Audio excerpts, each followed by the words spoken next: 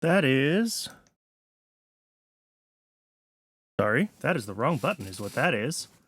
Hey, Starfighter, good to see you. All right, we are back in kOS-only. We will see how far we can get. Nuked my partition table today. Excellent. Not on purpose, I take it.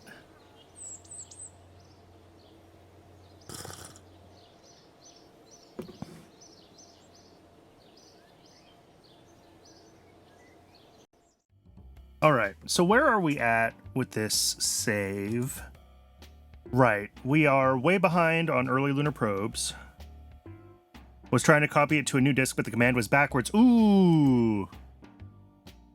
That's rough.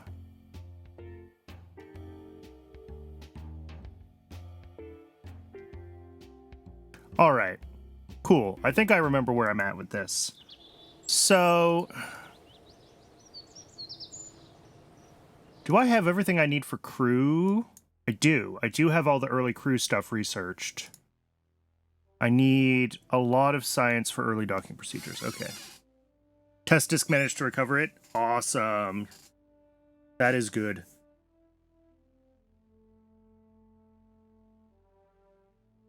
Nobody needs bootloaders anyway.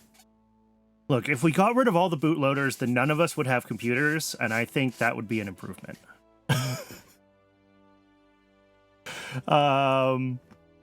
Okay. So last time, I started working on a couple of things. We have another navigation satellite coming up. I think we have 3 of these in orbit already, and the 4th one will finish the constellation. Yes. BC2, and we're going to have D shortly. So that will be the full constellation of these navigation satellites. And that'll complete that contract, which is another step towards finishing the commercial program. We check in here, early commercial applications. And then the one after that is figuring out these transatlantic and... potentially transatlantic and transpacific television. We might be able to get away with, like, one satellite that can nail both of those if it's in a relatively flat orbit. That would be cool. But we'll need to figure that out, what that looks like as far as where we need relay connectivity and actually designing those relay satellites. So this program is nearly done, but it's also given me money, so I don't necessarily want to rush to finish it. We can just let it sit here and give us money for a little while. Early lunar probes, we're so far beyond. The deadline was 26th November 62. It's now 24th November 64. So we're literally off the end of the chart at this point. So Lunar Orbiter needs to happen, and Lunar Orbiter will also get us a bunch of science, so that's definitely worth doing. And I started looking into this a little bit towards the end of the last stream. And the other program is Crewed Orbit, and the problem with this, well... I was intending to just, like, jump right to essentially a Mercury Atlas, to get all of these contracts done basically all at once. But we potentially could do, and I know it was never done in the real world, but instead of a Mercury Redstone, we could look into like a Mercury Thor and use the launch complex that I was using for commercial contracts. If our schedule starts to get tight for manned orbit, and we don't yet have... if we're not done with Lunar yet, because Lunar right now is using up the Atlas launch complex. So, Lunar Orbit. I was looking into this, and I was contemplating my life choices last time, and I was trying very hard to get something light enough that it would work with our Atlas. Currently Luna 6 is what I called it. With our, like, Atlas Aegina setup that we were using before. But if we forget the whole Aegina thing, and we realize that we have in fact unlocked the RL10 engine, we can build this monstrosity.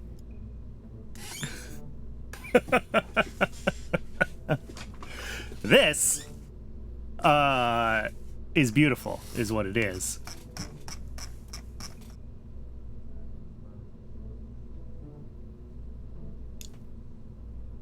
That's not right.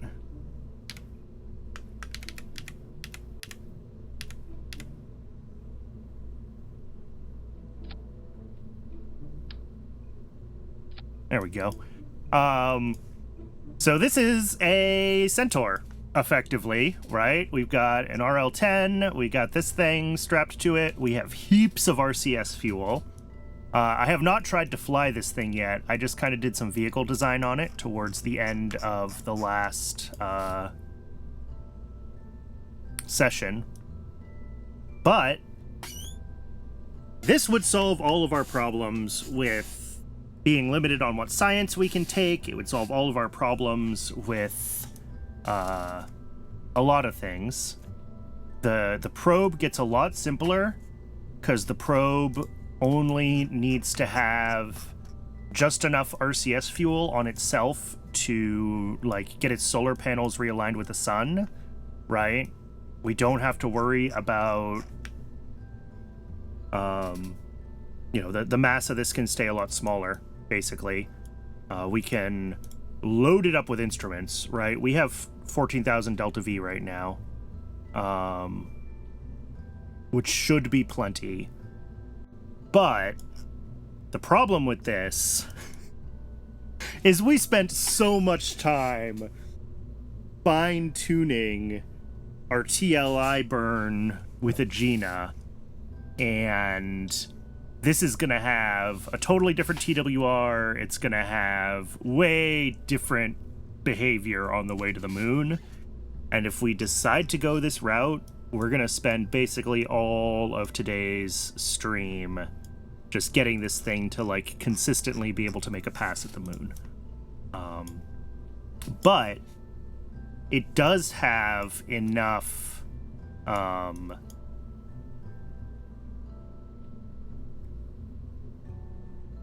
think it has enough Delta V that it can get into basically any lunar orbit I want. At least as far as, like, AP, PE, eccentricity. Not necessarily inclination. Obviously, plane changes are expensive. But it's an option. But it's not an option I love. And also, this early... The tank looks really cool, doesn't it? The other problem is these early RL10s are not super reliable. Oh,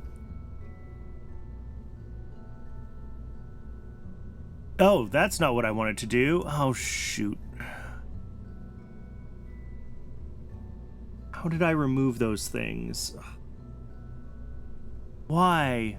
Why would you do that? MacJeb? Delta V stats? Oh, nope, they're still gone.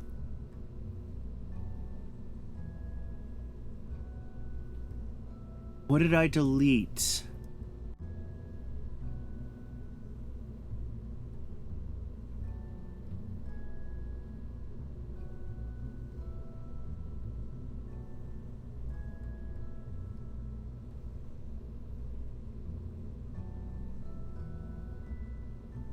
Nope, that is not the original preset. Dang it!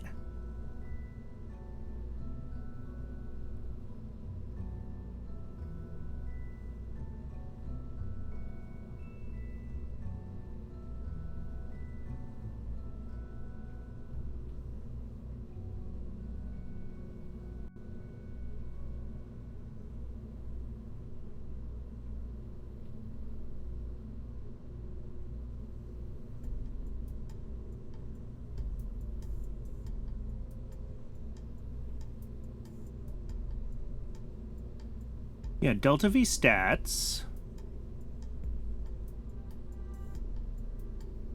Oh, there we go. Hide 0? No. Show 0. There we go. I fixed it. All right. What I wanted to do is click this one. So yeah, we have a 7-minute burn and MTBF is 28 minutes. So our chance of failure sometime during this RL10's burn is high.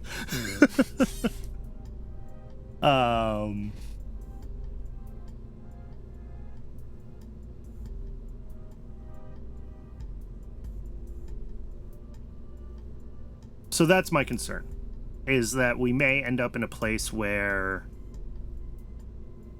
we just can't reliably lob this at the moon. But, like, the RL10 is a good engine long term, right? If we start getting data on it now, it's gonna help us out. Just the early variant kind of sticks. The other thing that I want to do, of course, is adjust the science on this. If we check, this has some things, but we can strap on the actual experiment like modules, and we're gonna want to do that, right? We want to grab magnetometer boom somewhere. We want to grab, we've got the television camera, we've got the infrared radiometer. We'll need to figure out what all of our experiments need to be, right? But if that's going to be there, then let's pop that open. Let's get RCS build aid up.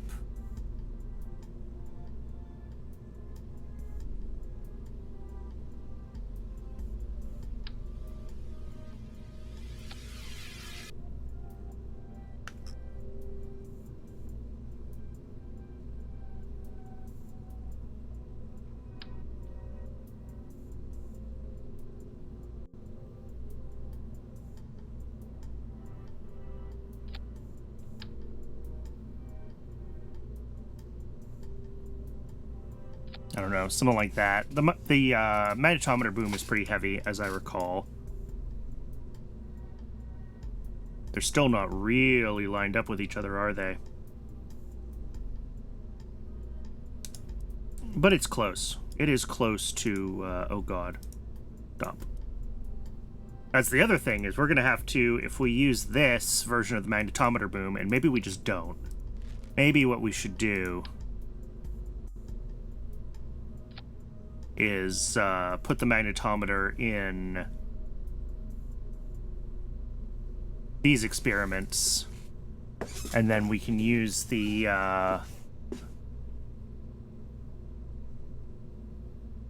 magnetometer boom.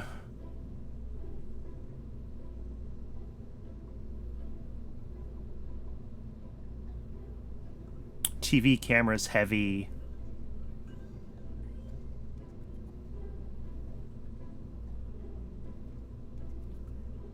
Orbital perturbation is only 1 kilogram.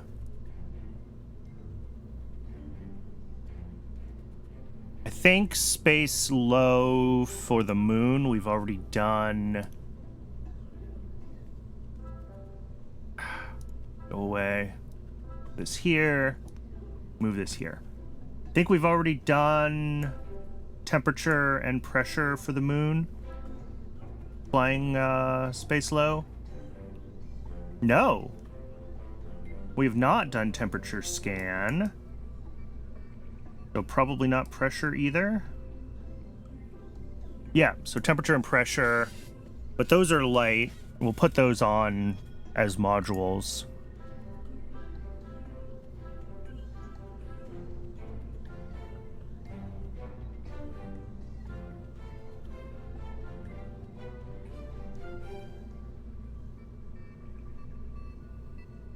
Ah. Stop. Stop. Oh, I love this bug. It's my favorite bug.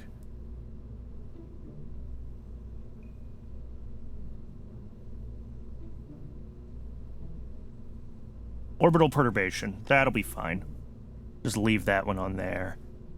And then For extra ones, on the actual outside, we're going to want a barometer, a thermometer,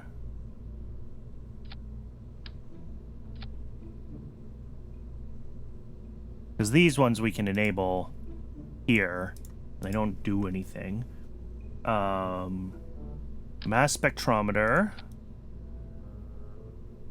a Cherenkov detector, and let's double check all of these that we do in fact still need to send them.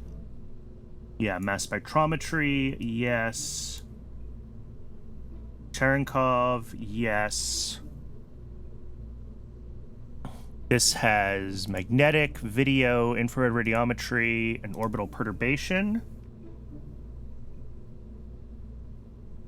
Micrometeorite detector, we need. And I guess that's the last one. Cool. And this is kind of an annoying big one. Put it in the middle bottom there. Double check that we actually need it. Looks like the answer is yes, we do need it.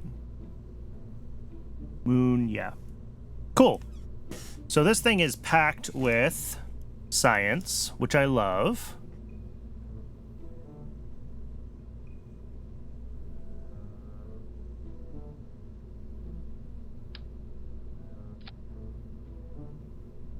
It's got 13.8 kilometers a second of delta V, which should be plenty. We check our 2 hours without our panels, and if we deploy the panels... Ooh, only 4 hours. Okay, so we need bigger panels. That's fine. That's just because I added all these extra experiments, right? So...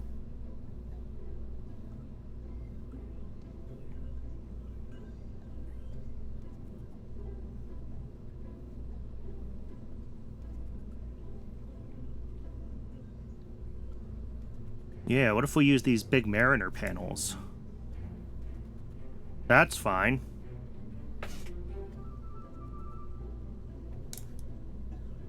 And is that with our avionics on? Oh no, that's with avionics off.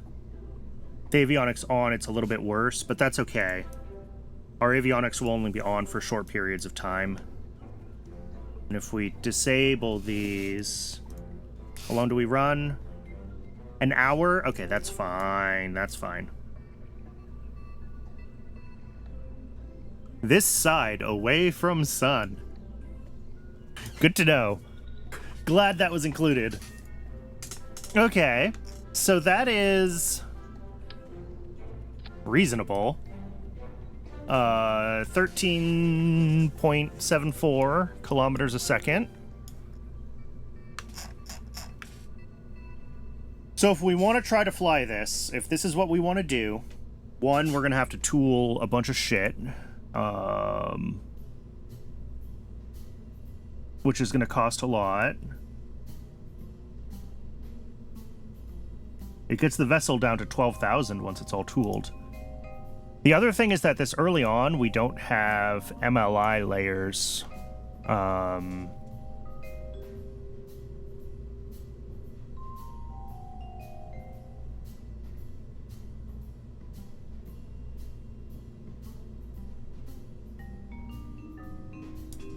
So, questions of, how bad is our boil-off going to be on the flight to the moon is also very much a thing that I don't have an answer to right now. But this is a rated burn time of 7 minutes 10 seconds, and I've got it at 7 minutes 45, so it's actually a little heavy.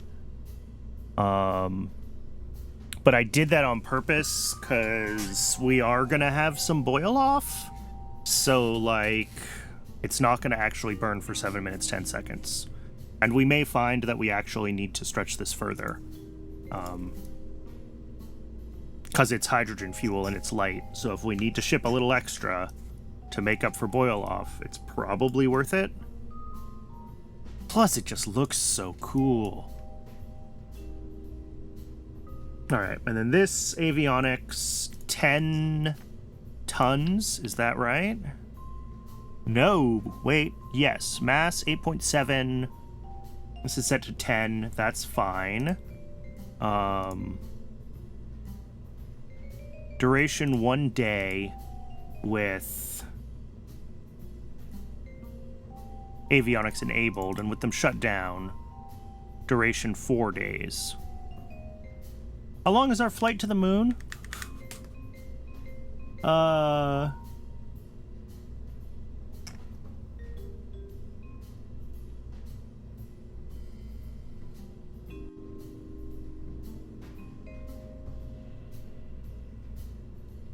Oh, we calculate that. And like, yes, we can point ourselves at the sun and we can deploy these.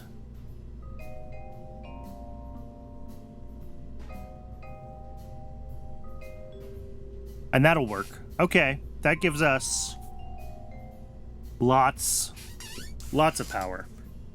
We just have to make sure that we... Now I just need to extend the main partition. Yay! I'm glad. I'm glad you didn't completely blow up your computer.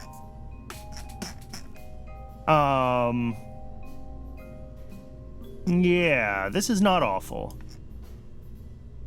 So we're going to want to point the whole thing at the sun.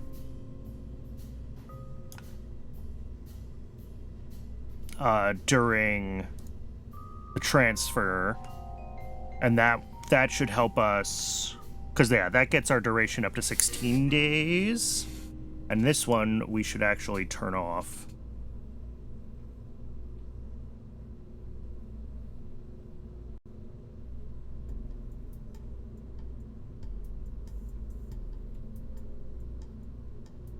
SG disk. I don't know that one.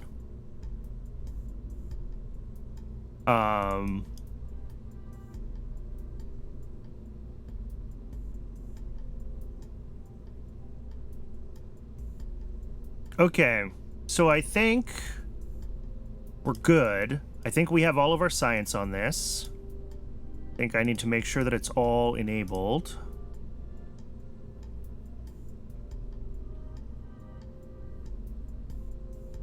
And then this is called Centaur Avionics.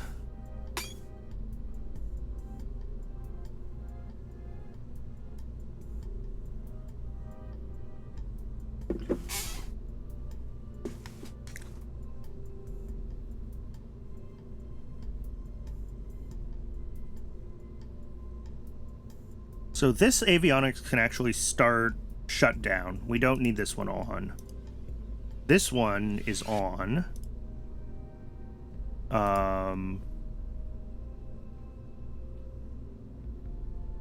That's all fine. And then this one should also be on. Yeah, 160 tons. What's the mass of the whole thing? 159.29. Oh no, the launch pad's only set up for 120. That's fine. We'll have to upgrade the launch pad for the fuel for the RL-10 engine anyway.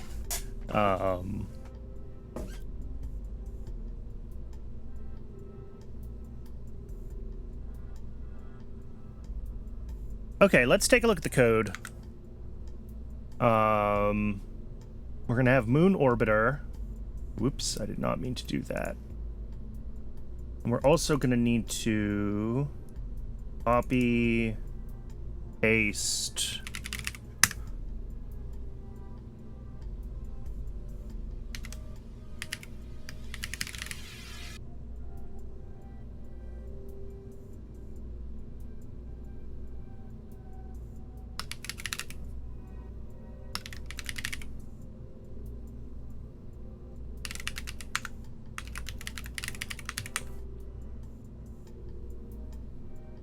All right.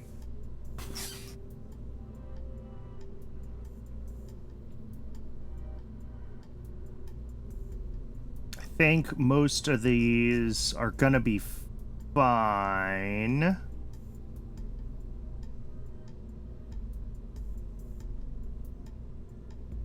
So it's mainly going to be in this Moon Orbiter script where we're going to want to replace, again, a Geno with Centaur.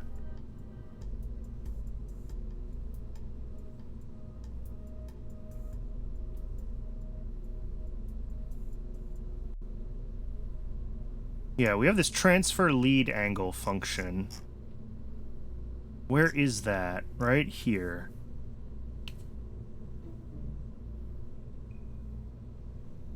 Ooh, alright. So yeah, we're gonna have to refactor this, because this is not based at all on, like, our burn time, which is really what it should be. To be clear, that's what it should be.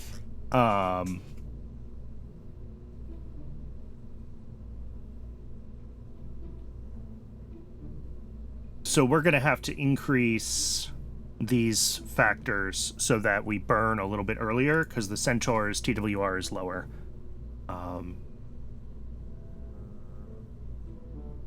Because we are in the realm of long, slow burns. But that's fine. And then here, we don't actually want to stage. And honestly, I think the whole adjust phase, we just skip.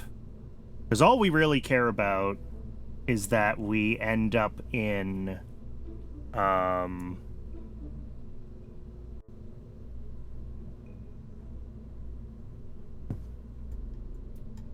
I trying to say? All we really care about is that we end up near the moon, not like on the moon, right? We're not trying to hit it. Because if we look at the impactor script, we've got... yeah, all this, like, altitude adjustment stuff, and we probably can just skip this whole chunk of the phase. We just have to be, like, near the moon. And then we will point ourselves to the sun. We're not going to shut down the root avionics in pre-transfer. We're going to shut down... it's going to be Centaur. The Centaur power down. Yeah. And then wait until ship orbit body is moon. Lunar arrival. And then this needs to do stuff. So it points retro, and then right now it's just going to stage, which is going to deploy the probe. So it's not actually going to do a, like, capture burn, right? It'll just get to the moon, it'll get to PE of the moon, and it'll deploy, and I'm fine with that. Because I want to be fine-tuning this phase here. And I'm going to get rid of the adjust phase entirely, because I don't think we need it. I think all of that is nonsense. I think with the Centaur, we're going to be over-burning a lot less than we were with the Aegina. Because remember, with the Aegina, we were getting to, like, the very bottom of its fuel, and our TWR was very high. With the Centaur, we're still going to have a bunch of fuel left, because we're planning to do a capture burn.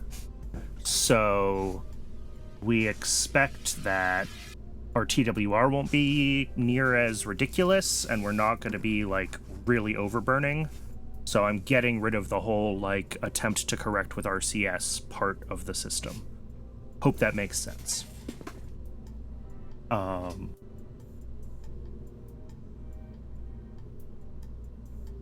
then, yeah, we point ourselves to the sun. We power down the Centaur. We do lunar arrival. We do stuff.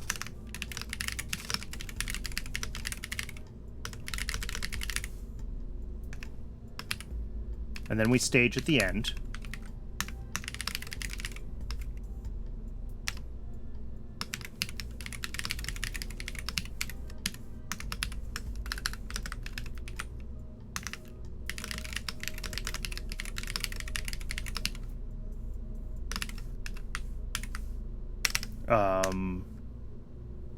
This, yeah, let's get rid of that. We're not going to want that part, because that's here. We turn on our avionics. And then here, we actually want to do a Centaur power-up. All right, so what we should see when we arrive at the moon, and we're not going to hit the moon the first time because I really should change this transfer lead angle to be like a burn time calculation and then base that on like our angular velocity, but whatever.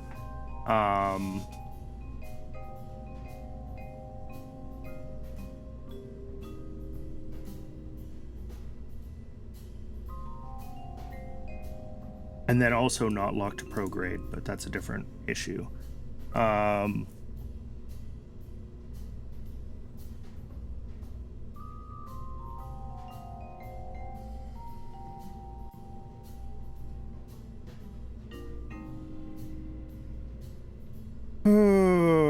Okay.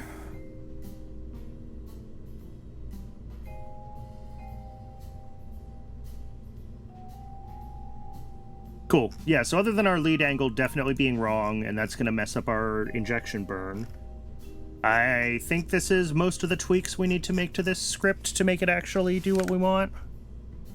Let's make sure that we are set to the right script. We are moonorbiter.ks. This avionics starts disabled. Yes, that's good. We could start this one disabled, but I don't care. It's only the first few minutes of launch.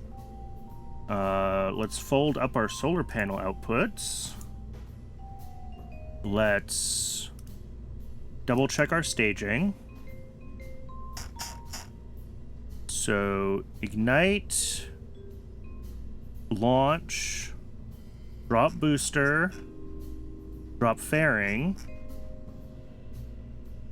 deploy Centaur, Centaur engine ignite, deploy satellite. All right, that looks right.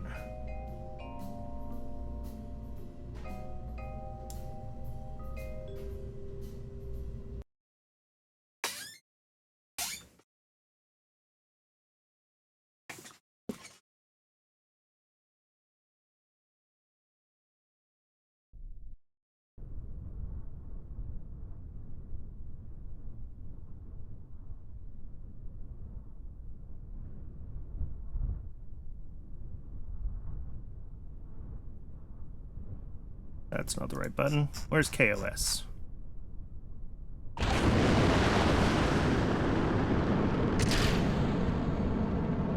Oh, that launched TWR. Oh, we almost need the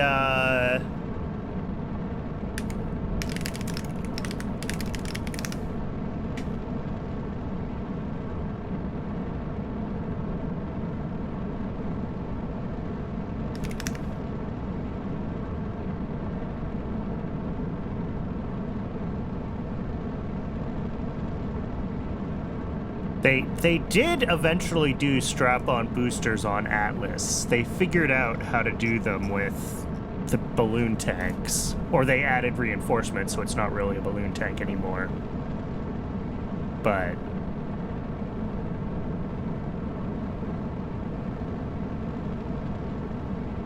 this is going to be a very aggressive gravity turn, and we might need to play with our parameters there, because the Centaur's just a very different payload. Although actually, it seems fine.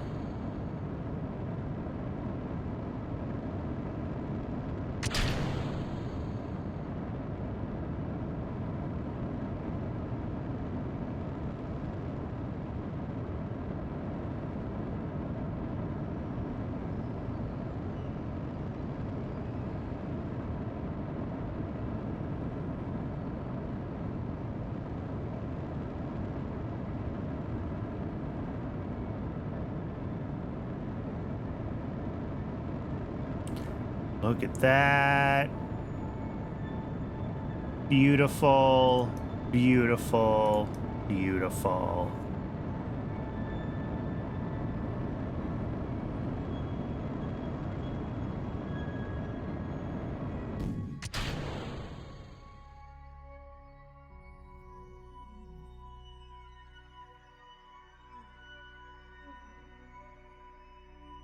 What do you mean insufficient avionics? Don't love that.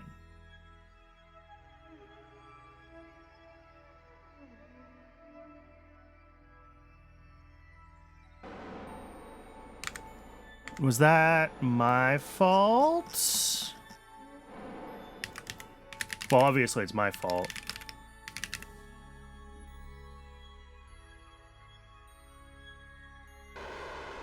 I think I left that avionics disabled in the VAB.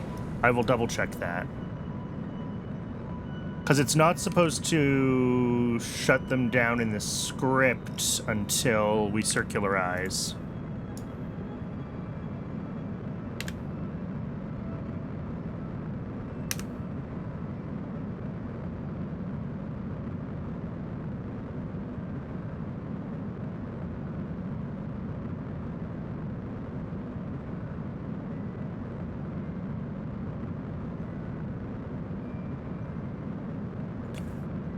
Very pretty.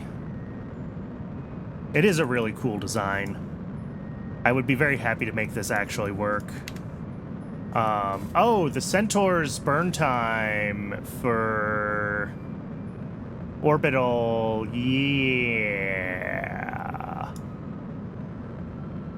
This is going to be a very long burn time. I think we might have to finally give up and start calculating burn times.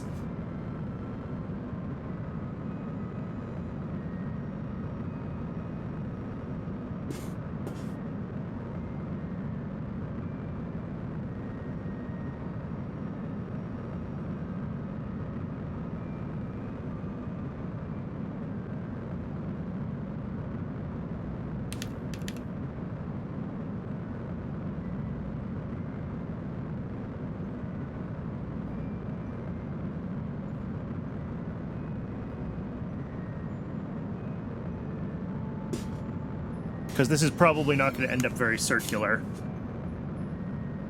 Although maybe.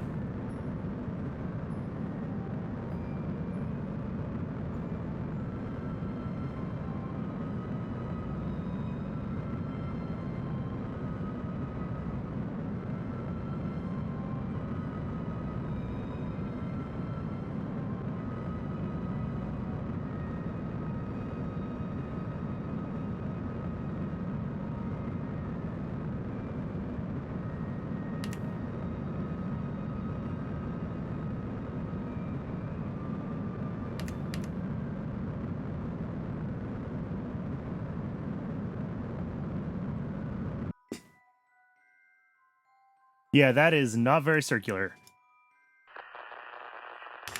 And that is going to cause problems, almost certainly, in the rest of the transfer.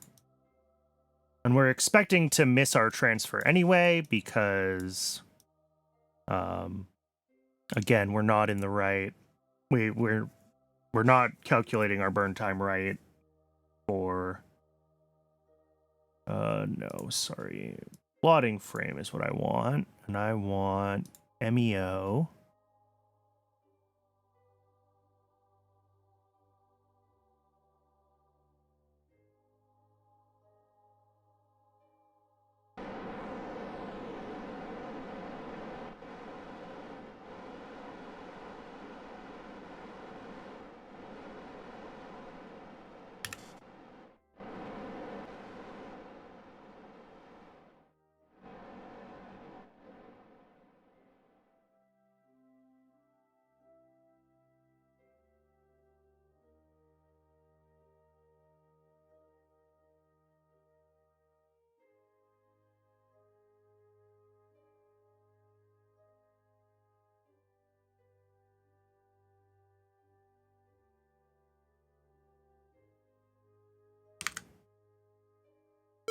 Oh. Yeah, that's probably right. Yeah, because that's not the name of the engine. It's ROE dash something else. ROE dash RL10 fixed. Okay.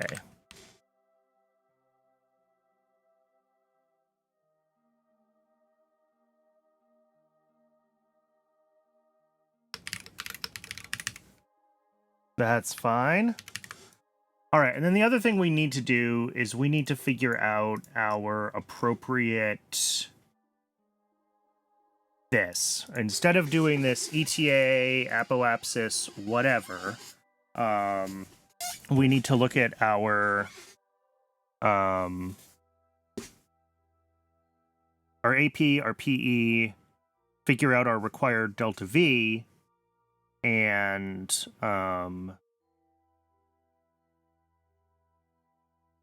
go from there.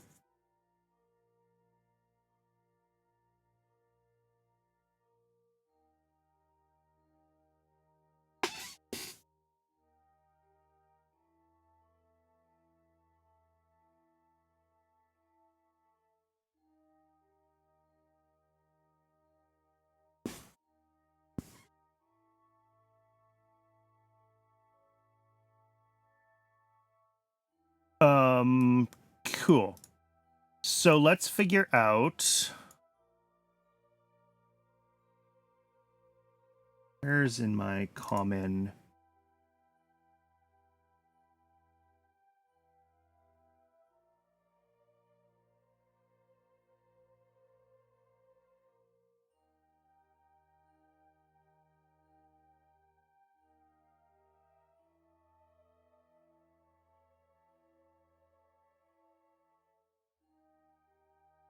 the heck am I using Homan transfer DV right now?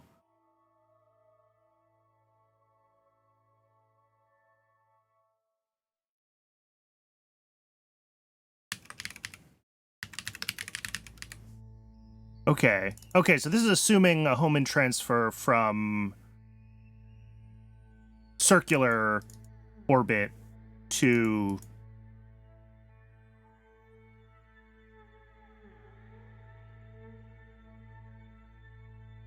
Sure. Yeah, we have the circular vel, and we want, like, a...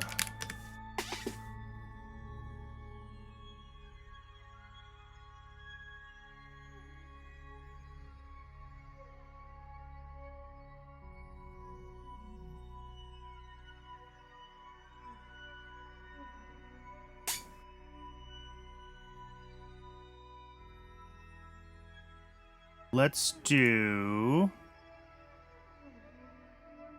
Add a new tab, thank you. What I want is velocity at apoapsis. Sure, Google.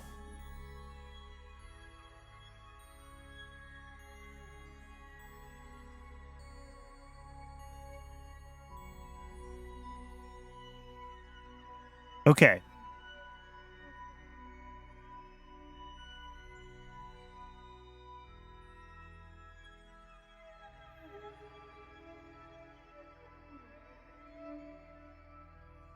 Is this what I need? Oh, that opened a new window. Sorry, no one can see that.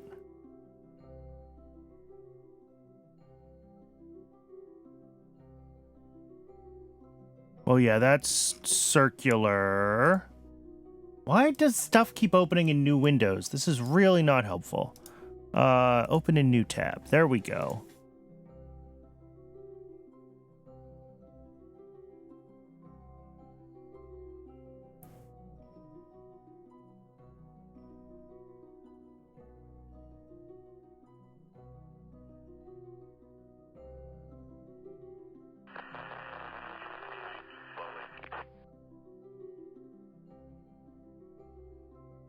This has everything but... I want the apoapsis velocity, not the periapsis velocity.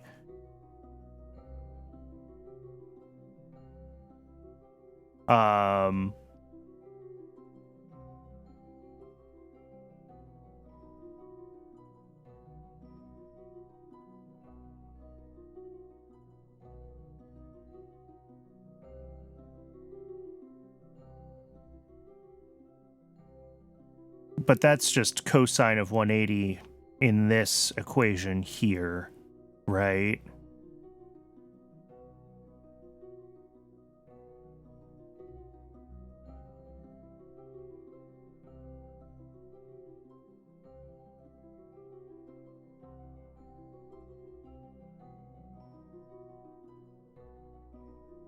All right, what they call K is just mu, right?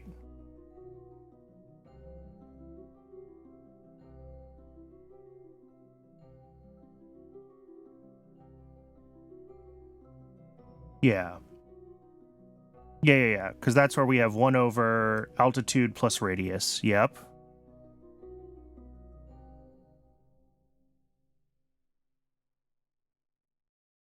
Which for us... Yeah, R is always A for a circular orbit. Yes. Okay.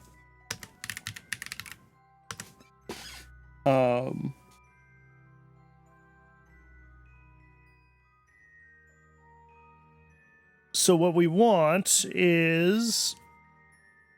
let's make this parameterized. And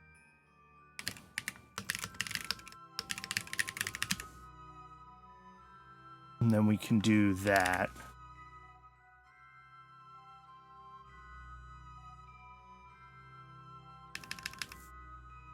Now, if I take...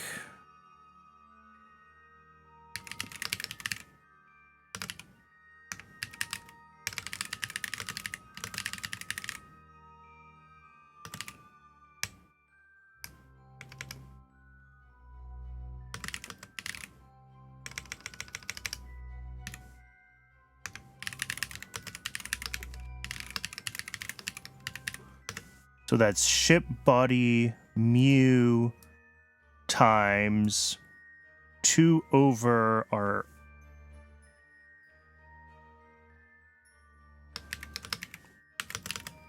two over R, which is our altitude, minus 1 over orbit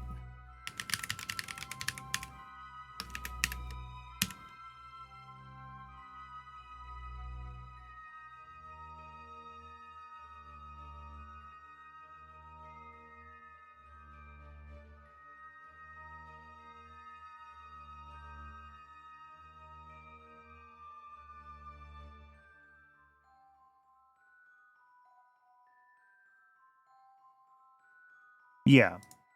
And then when alt is your semi-major axis, which is when you're circular, yes. Cool.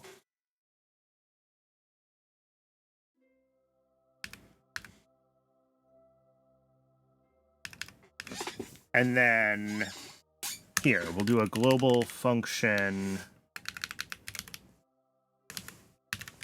circularization dv. And what that is going to do is that's going to take circular vel at ship orbit apoapsis. It's going to subtract orbital vel at ship orbit apoapsis.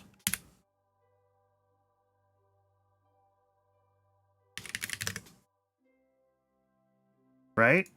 And that's our delta V for our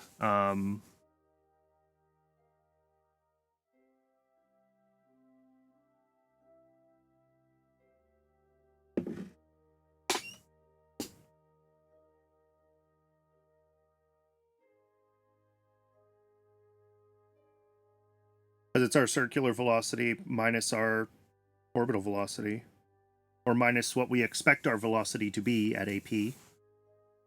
Sure.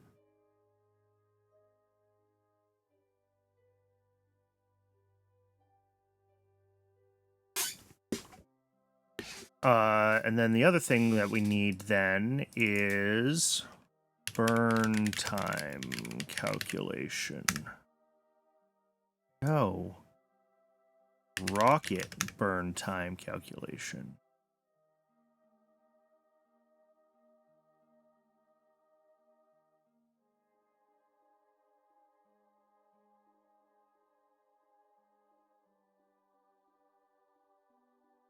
Yep. ISP times G0 times natural log of initial over final.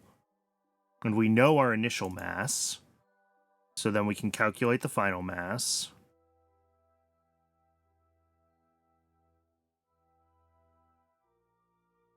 God, I feel like there should be a better way to do this, but sure.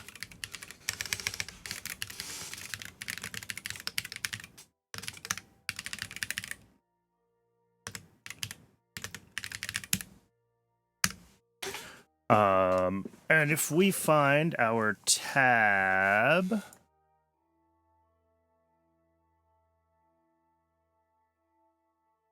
Structures, vessels and parts, engine.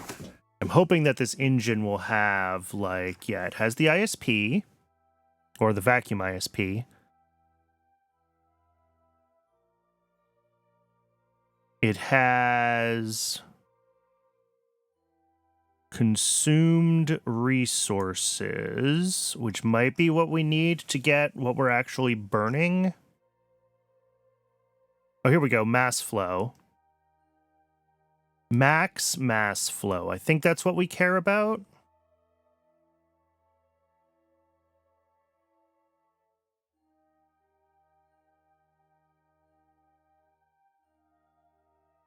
Here.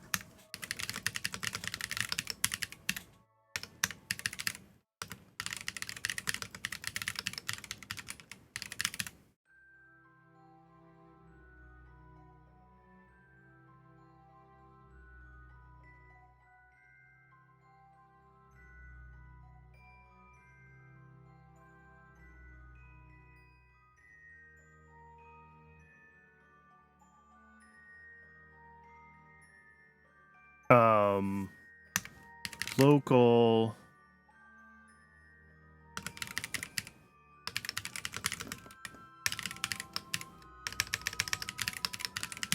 Can I do that? Is it just ship mass?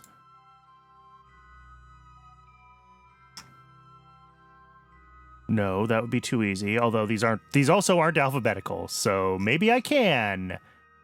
Or maybe orbitable has a mass.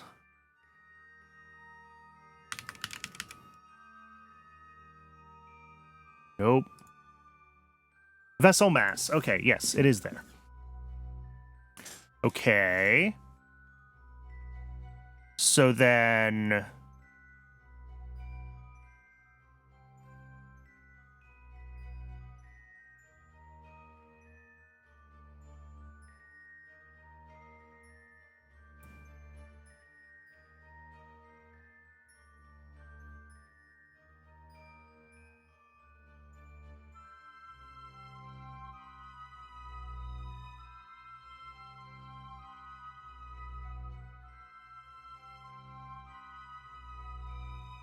Thrust divided by mass flow rate gives exhaust velocity. Okay. That's fine. So that's max thrust here. Let's grab the things we need. This is the equation we want. We need our exhaust velocity is thrust over mass flow rate.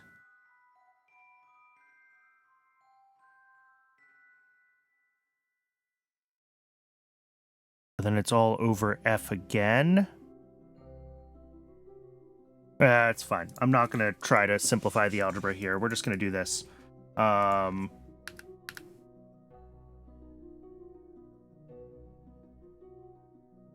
Local exhaust vel is thrust, engine max thrust, divided by engine max mass flow. Except actually dividing, not subtracting.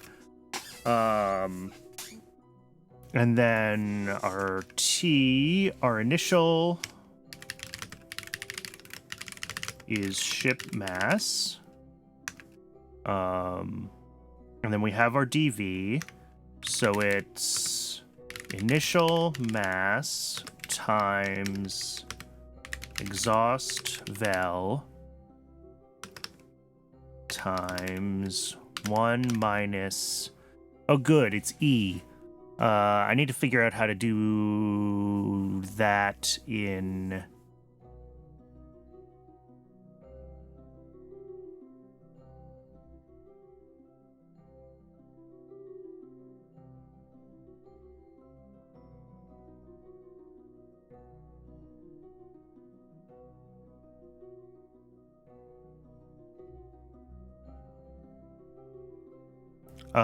yeah, I need to be able to do E. Mathematics. Basic math functions. Identifier is constant E, all right.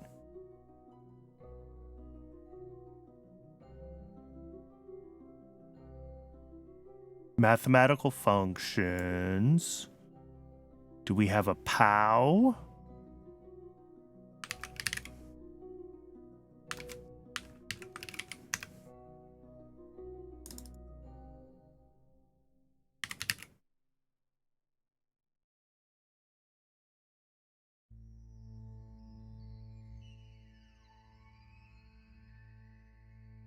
Oh, it is just a caret. Okay.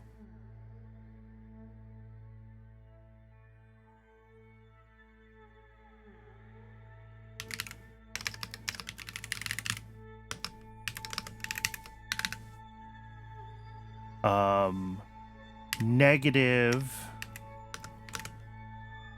dv divided by exhaust velocity. And all of that is divided by engine max thrust.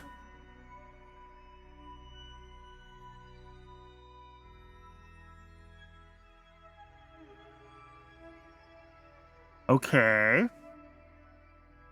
That should be our burn time.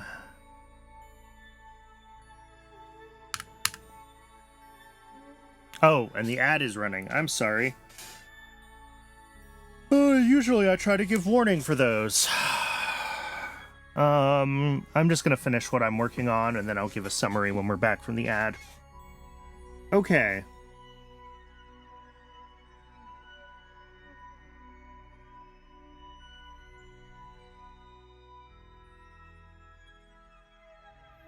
So if we go into the Centaur...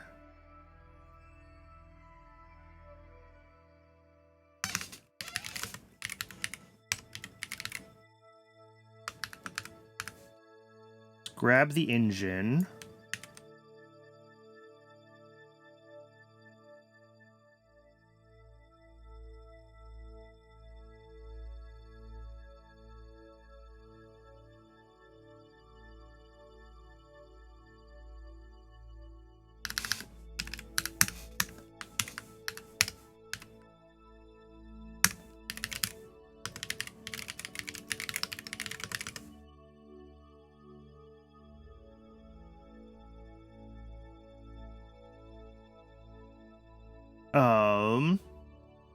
So our circularization time is burn time of our circularization dV. All right.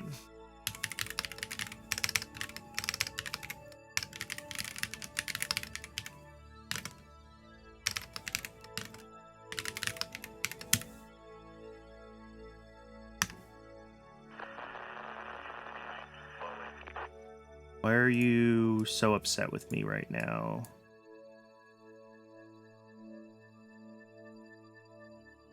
All right, welcome back from the ad break, folks. Sorry, I usually try to give warning when those are coming up. I think we were working on this, and I believe that I have correctly encoded this function into this. So we will find out. So we set up this circularization time, which it's just not happy with. Oh, too many parentheses. Now it's happy. Okay. And then local. So we want like...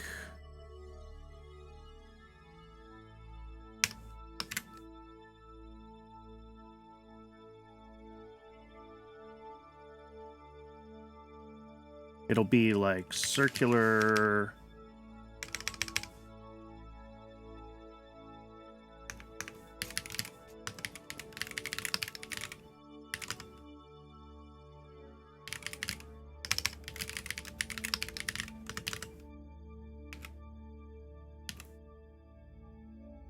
And then we have a wait 3 here, so this is going to be like ignition time plus 3. Actually, here, let's do that. That way, fewer magic constants.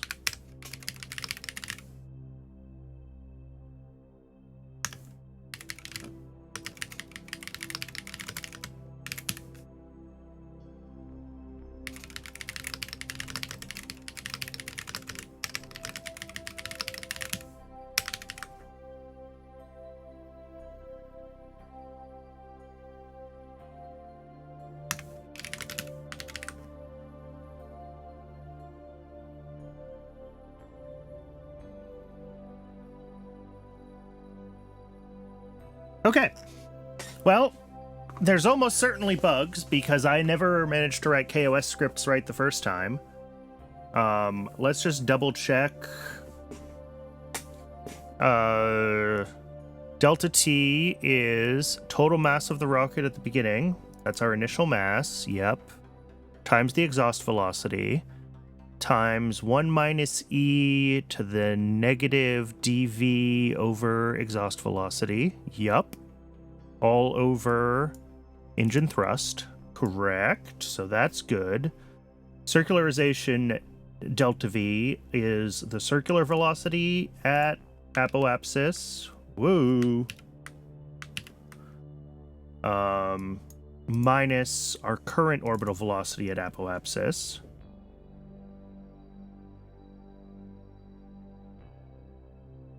And that all looks fine. I trust those functions, more or less. And then this would be... no. Alt plus ship body radius. There we go. Found a bug.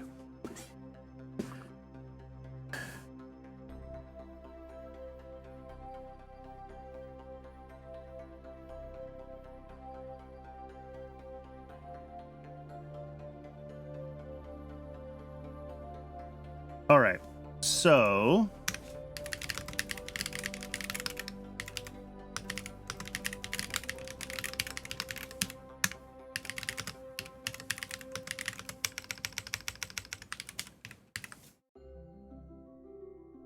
oh, nope, can't do that.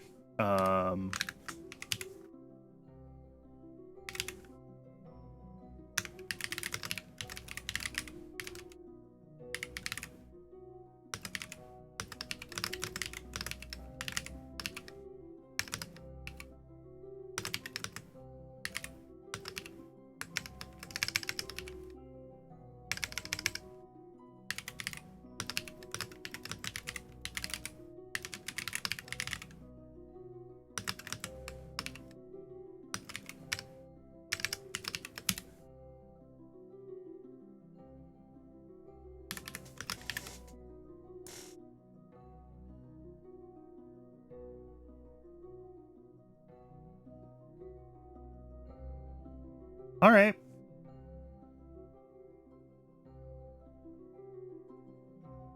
That seems right. And then we'll need to do something similar for the actual moon.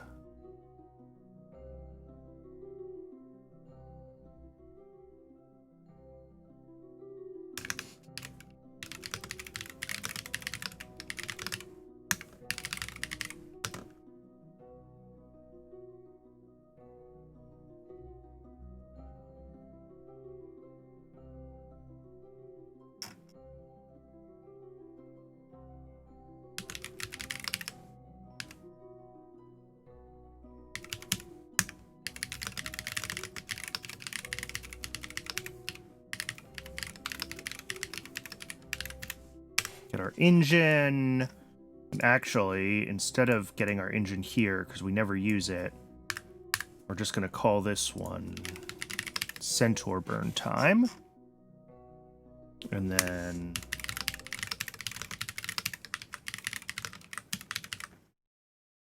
And up here...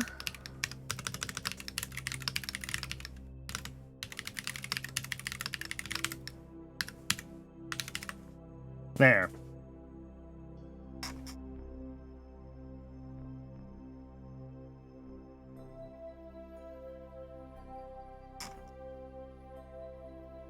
So now, in the Moon Orbiter script,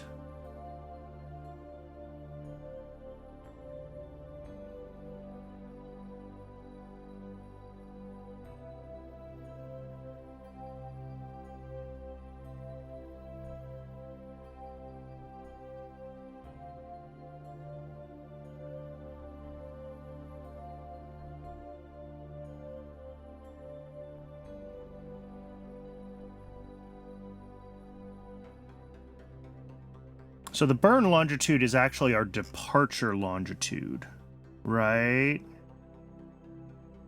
Yeah, because we wait for this lead angle. Okay, I'm not going to call it burn longitude. I'm going to call it...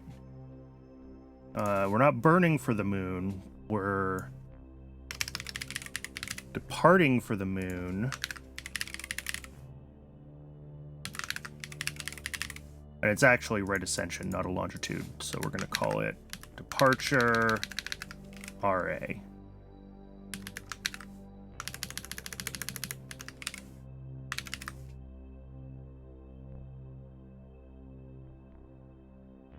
Okay.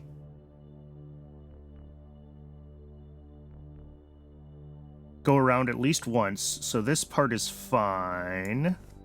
You know what? I am going to call it no, we're going to... Yeah.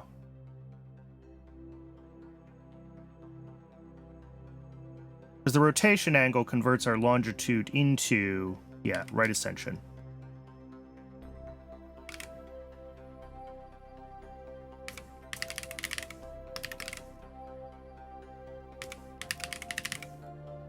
All right. So now we get to calculate our burn.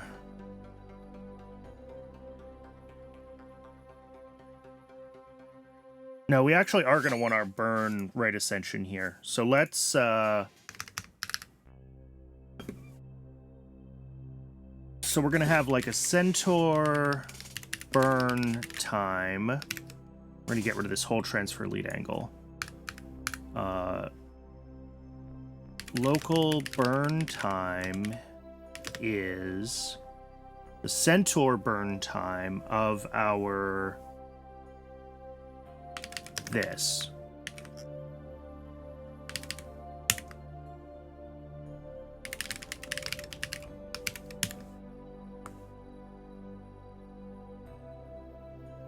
Except we should be, I mean, more or less circular.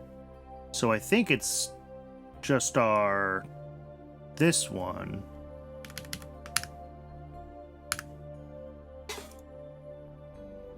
And then we want to get our ship's, like, angular velocity. Structures orbitable.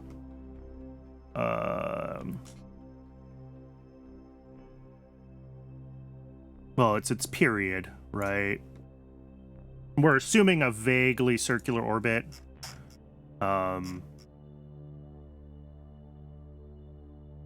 Yeah, so it's going to be ship orbit period. And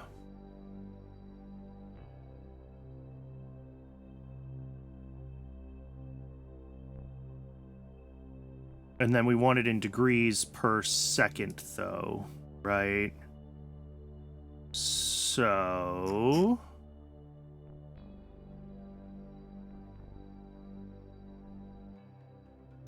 local burn angle is burn time divided by ship orbit period times 360, right? That's how many degrees we're gonna do the thing. And then local burn rate ascension is the departure rate ascension minus the burn rate ascension plus 360 mod 360.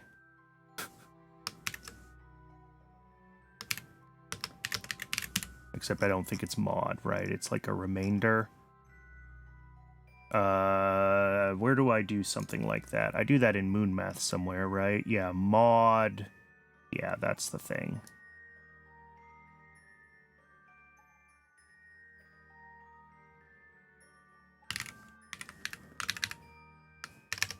It's not burn RA, it's burn angle. Okay. So we take our departure rate ascension, we subtract our burn angle, and we burn at... Yeah, that's fine.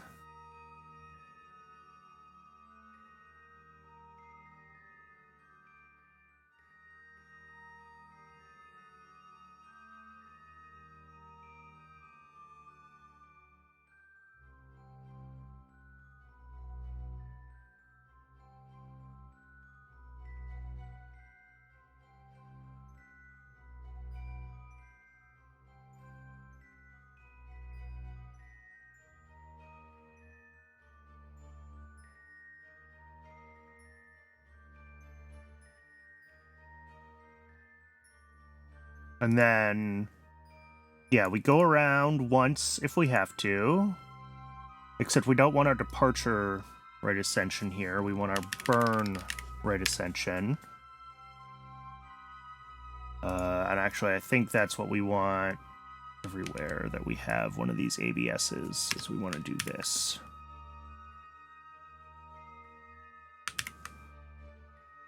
Yep, physics until we're nearer-ish, and then when we're within 4 degrees...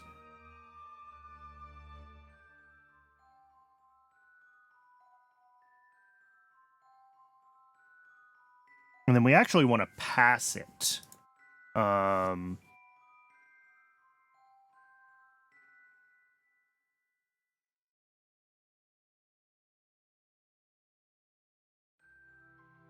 So I think what we want is we want to wait until our ship rate ascension is greater than or equal to our burn rate ascension.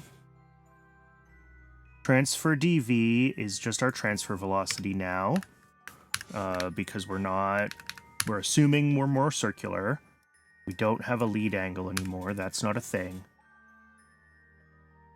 And then we will do Centaur transfer burn.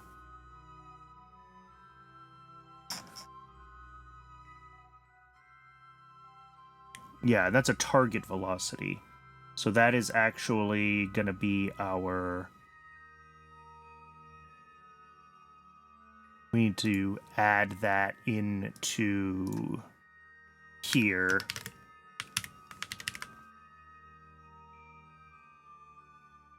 Actually, we should rename this. It's not transfer vel, it's our transfer dV.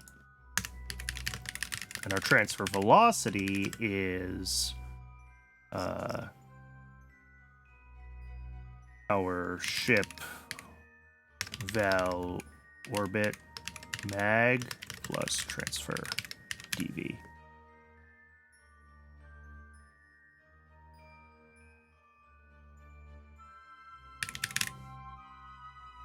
And then we need to make sure that we're using transfer dV and transfer vel in the right place.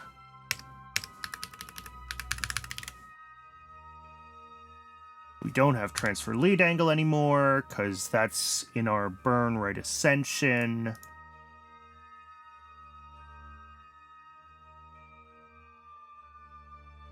I think this is, right.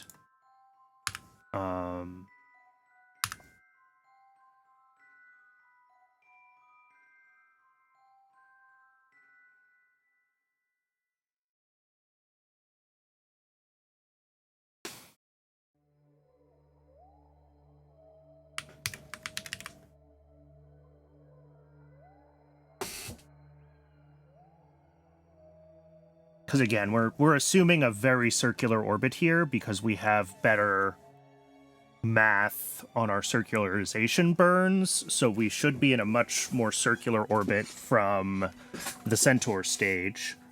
I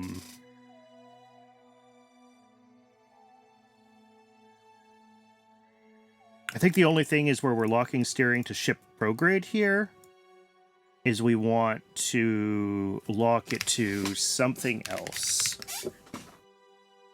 It's going to be a heading, and our pitch is going to be... Because we want to be burning forward at our departure longitude, but we're starting our burn a little bit earlier. So we want to be pitched down by... It's like... our ship RA minus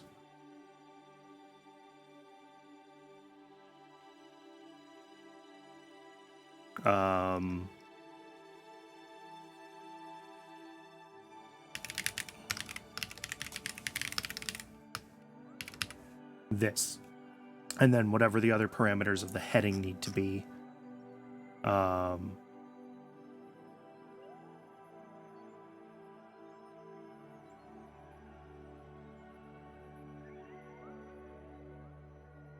I want to get the ship's heading, actually. And then it's the yaw pitch roll for the heading command.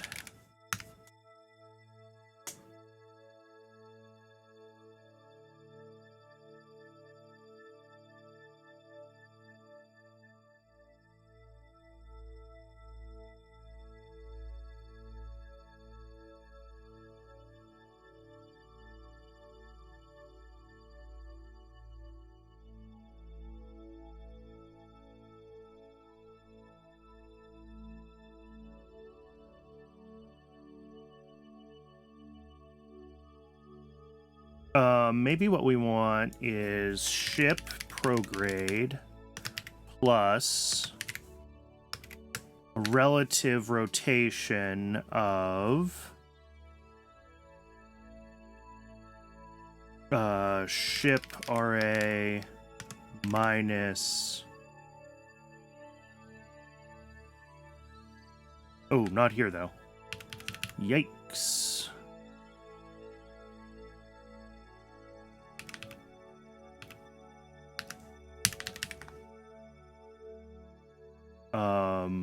Here, it's going to be ship prograde plus R of ship RA minus state at departure RA.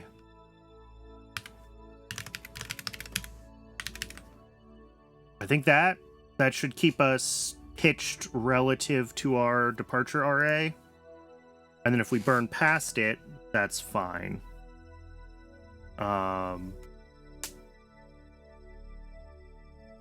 And then we lock to sun direction. Power down the Centaur. Do our actual transfer, blah, blah, blah. The only thing is that if all of this math is now more precise about our departure times and everything, I will laugh if this actually gets a clean lunar impact. All right, let's I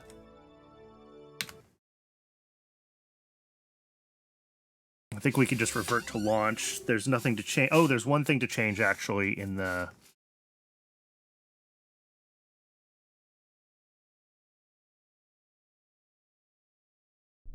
ship. Because I think, well, it bonked anyway. Let's go back to the VAB. Because I think the avionics on the Centaur are set to disabled right now by default, and I need to enable them.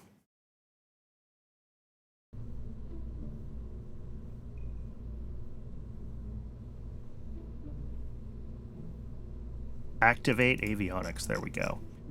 These ones are shut down, right? Yeah. Because these ones we would want to basically just disable immediately at launch anyway, because the Centaur is doing our full lunar transfer maneuver. So there's no sense turning those ones on. But the Centaur, and I could add a like Centaur activate avionics call to the whole thing, but not needed. Right, let's figure out why we're bonking.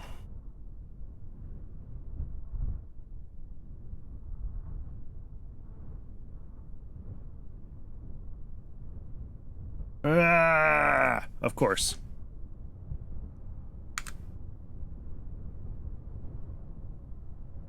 Parameter. I need to give this another name other than alt. Orbit alt.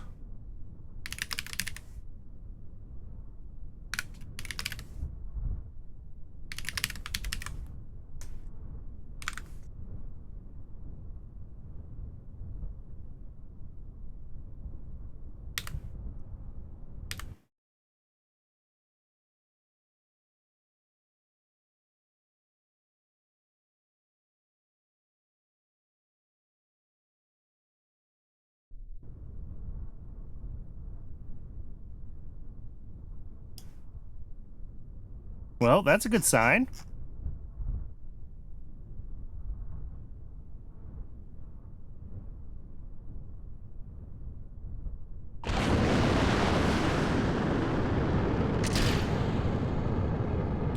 Heaving ourselves off the launch pad with that 1.1 TWR.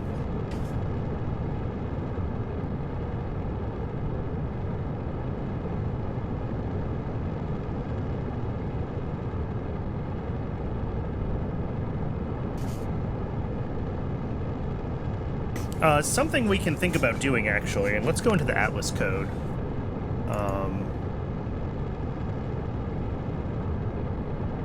Because somewhere in here we have this, where I do this, like, symmetric clamp thing, where it won't let itself steer, and this is stupid.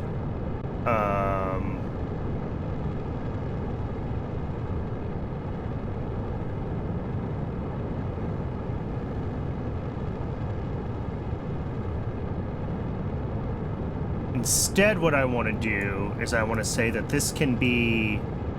I think I want to say it can be negative, not positive. So we only want to clamp it on...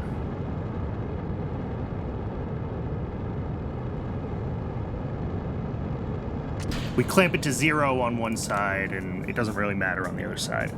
And that should stop it from doing its weird pitch-up thing.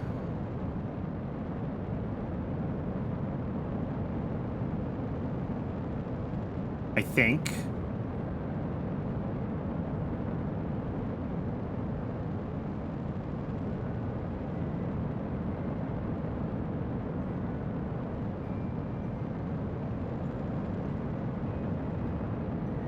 I don't know. I don't really remember how that code works, so...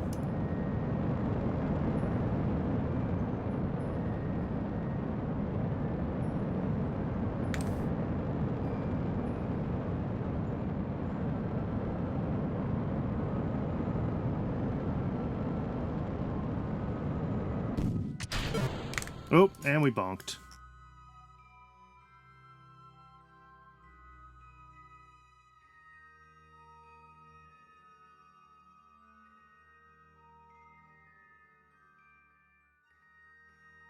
Undefined variable name orbital underscore val in colon.ks line 71.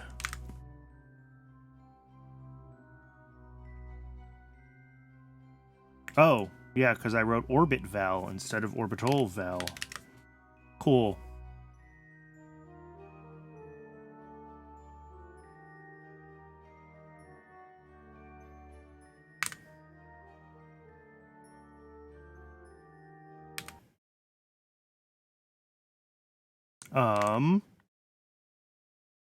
Can we load a quick save there instead of doing the initial launch again?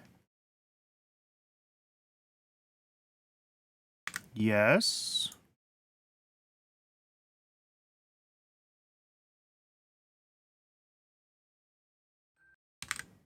I think circularize is where we're at.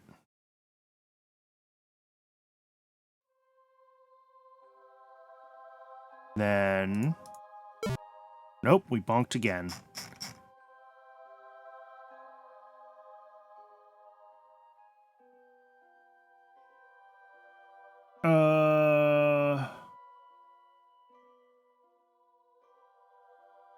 Body underscore radius? Oh, I probably just did something silly.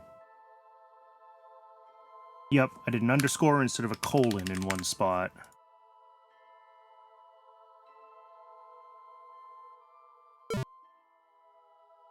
Undefined variable name engine.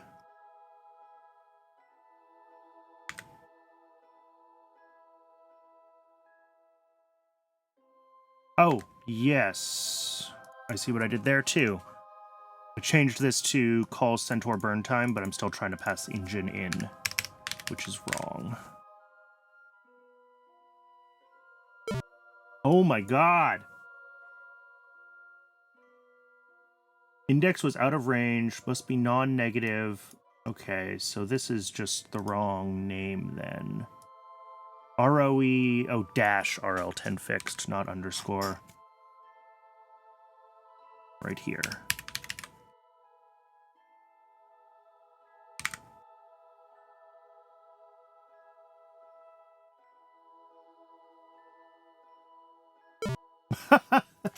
Undefined variable name exhaust vel. That's gonna be in common somewhere. Yep, another typo. Exhaust vel.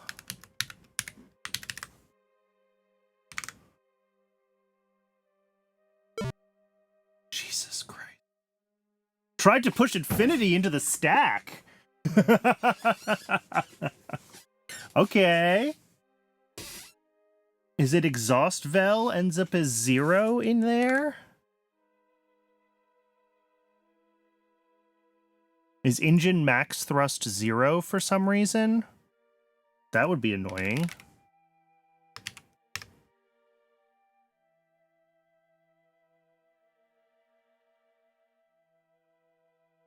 Let's check. Set engine to ship parts dubbed ROE RL10 fixed.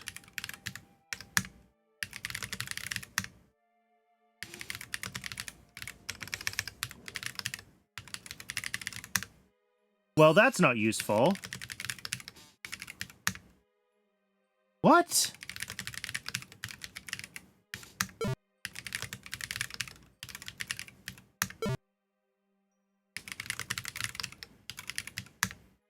Okay, so we do have a vacuum ISP that we can pull out of it. But why is max thrust 0? Probably because it doesn't have ullage right now or something like that.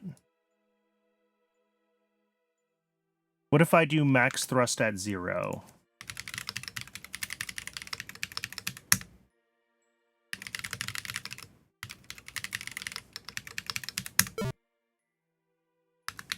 Can I spell? No. It's all zeros.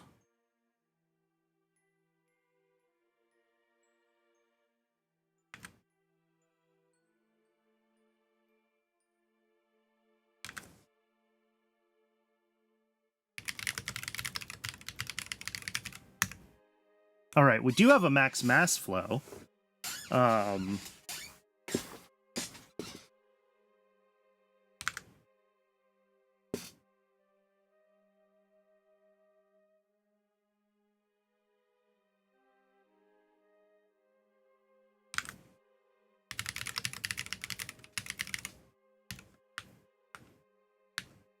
Possible thrust? Is this what I need? There we go. That's what we need. We don't need max thrust. We need possible thrust. Why? I don't know. Oh, 0 if engine disabled. Possible. Okay, that... These names are...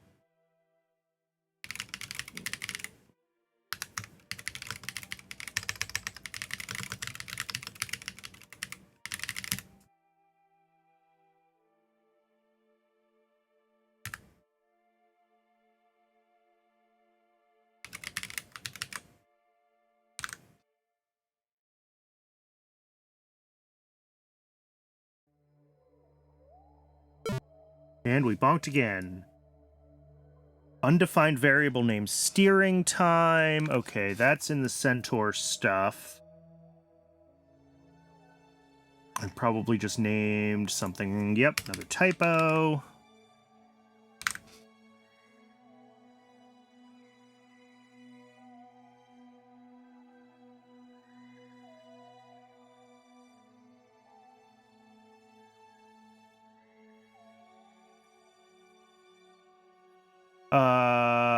Yeah, that's not gonna work. So with 300 seconds, this needs... I mean, it's like a 5-minute burn to circularize, which doesn't surprise me. But what this is showing is that it, because of how we burn out, or because of how long it's taken me to get here, we don't actually have 5 minutes to AP. And things got weird. So let's load that.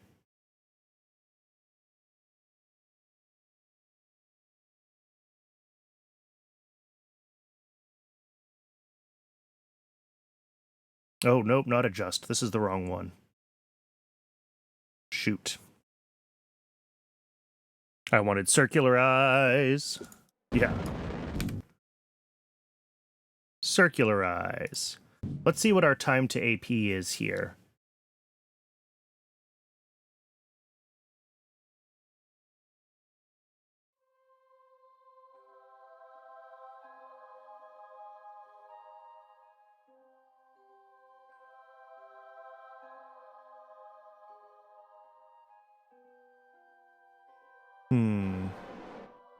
Oh, there we go. Yep. It waits until it's like 2.5 minutes away because it's a 5-minute total burn. Cool. That's great. Locking heading.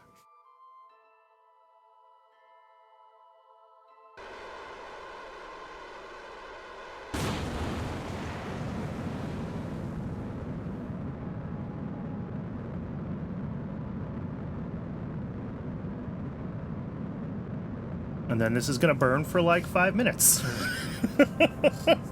And we're going to see if we end up with a nice... well, we're not, right? Because we split the time evenly between the two...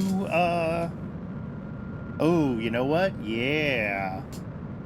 I should do this so that it splits the... velocity evenly between the two halves, not the time evenly, I think. If I want it to actually work right.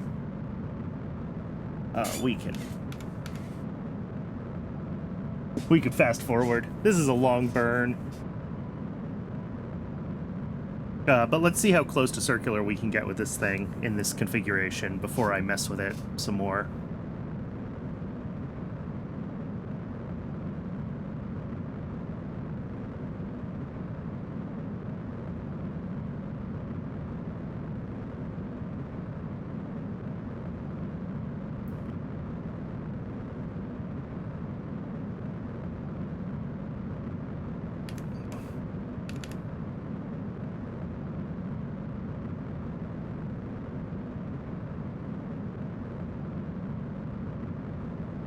Even at 4x, a 5-minute burn is still a long burn.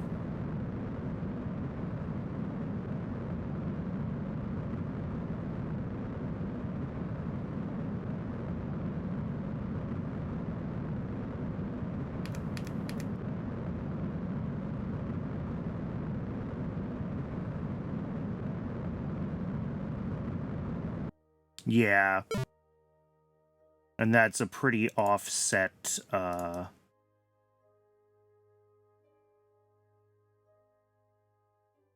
Oh, ORBIT. Where is that? Center done. Moon orbiter.ks line 76.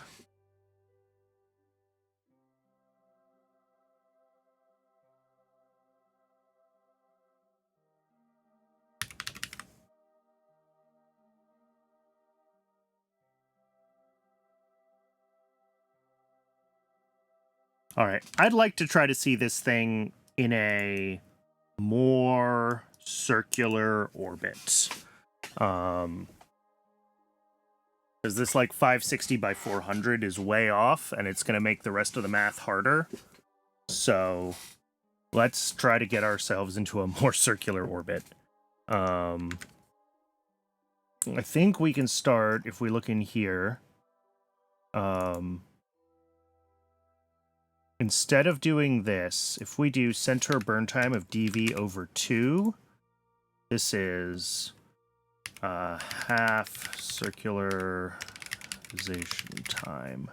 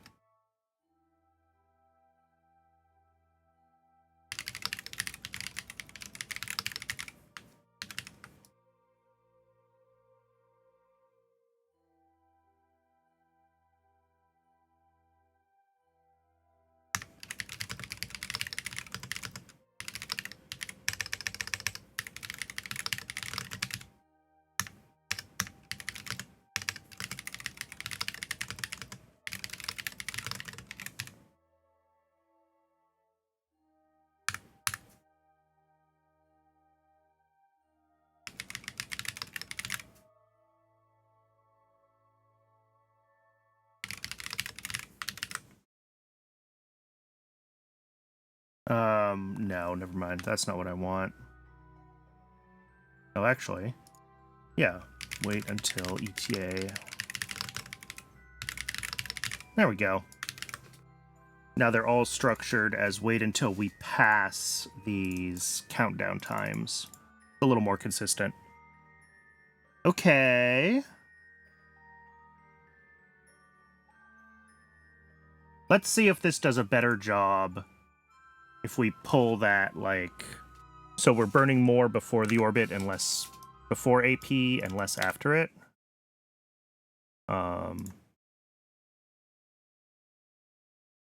We might have to try to adjust the atlas so that we have more time sort of between when the atlas burns out and... Oh, and we bunked. Oh, wait until... Oh, that'll do it. My bad.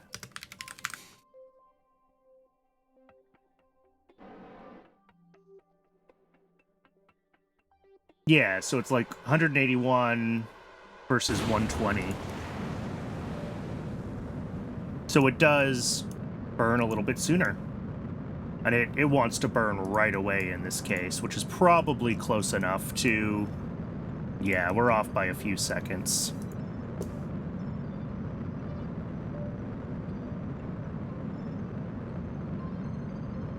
So if we can tweak the Atlas launch profile so that we have a little bit more time to AP, you know, it would be better. We'd ideally have like 3.5, 4 minutes, so we have a little bit of a coast phase. But...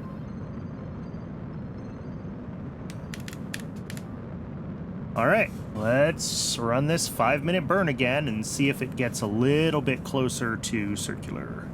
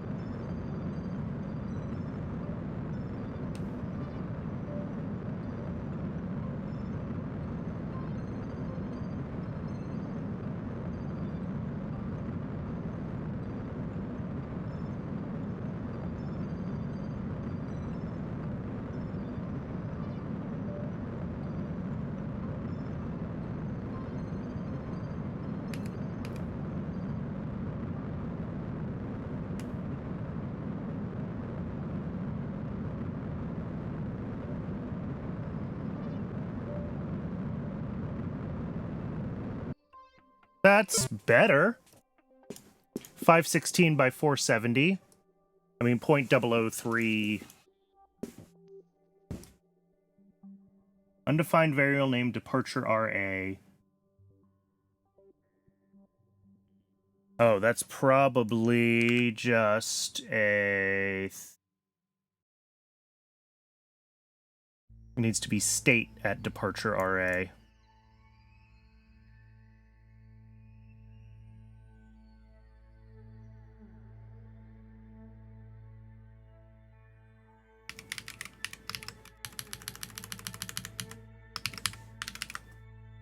All right.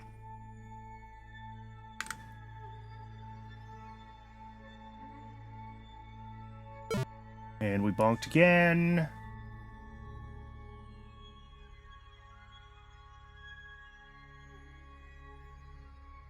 Oh, I missed a 360 and a mod. Same line, in fact.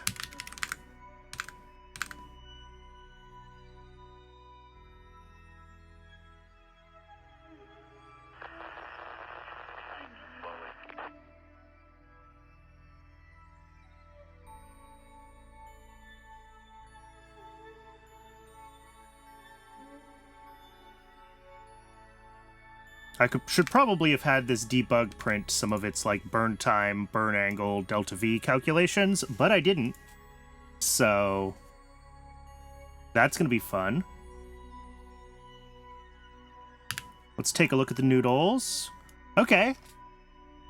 This looks good. And we are a ways away from the descending node, but like again...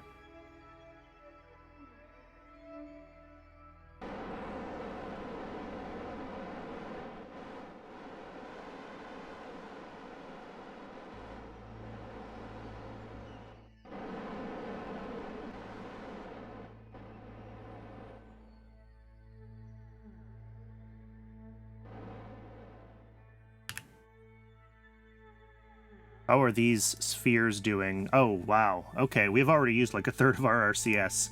I might need to put bigger RCS tanks on this thing, or better modular RCS parts.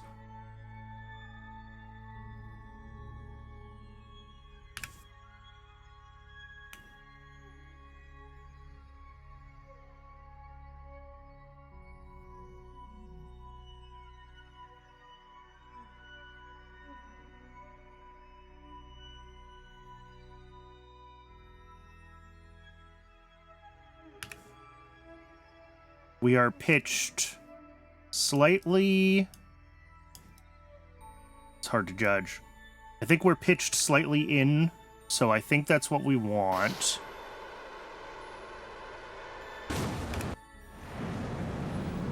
The engine is activated.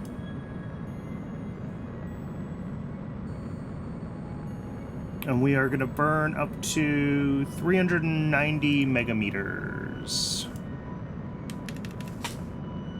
Which is a long burn. But if we did this right, whoops, we should burn out very close to this descending node. It's not going to be exactly there, but...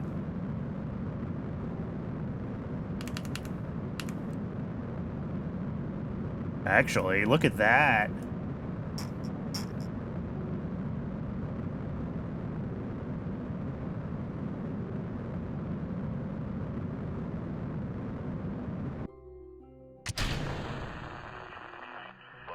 All right, well, we missed by a lot.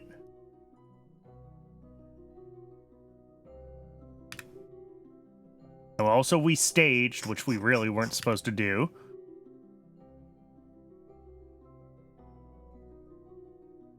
God, I can't select Earth.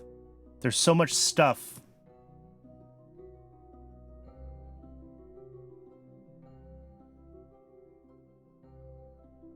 There we go.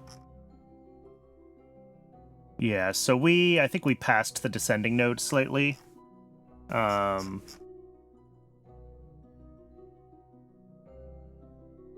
Did we very nearly achieve a free return trajectory here? Oh, that's relative to the moon. Earth-centered inertial. Very nearly we have... Yes. Well, no. We're just in an elliptical orbit. We burned too hard. We overshot significantly. Okay. So maybe we do still need the adjust phase. Maybe we're still way overburning.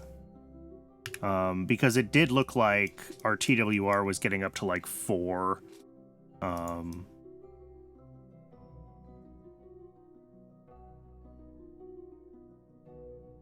Oh yeah, our AP height is 600 and what? Okay, something's wrong there.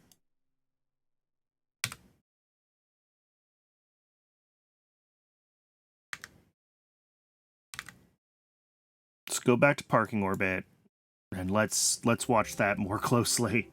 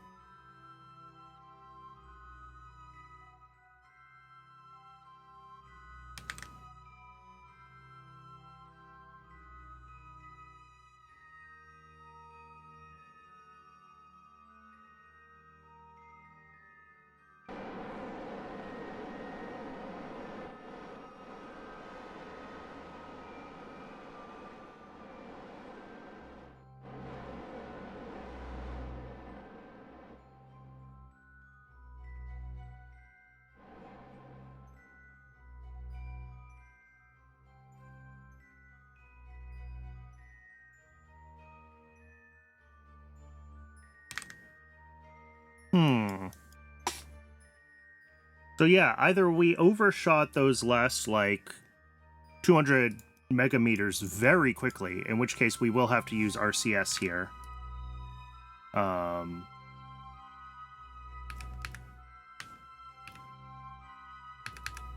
We'll bring the adjust phase back, is what we will do.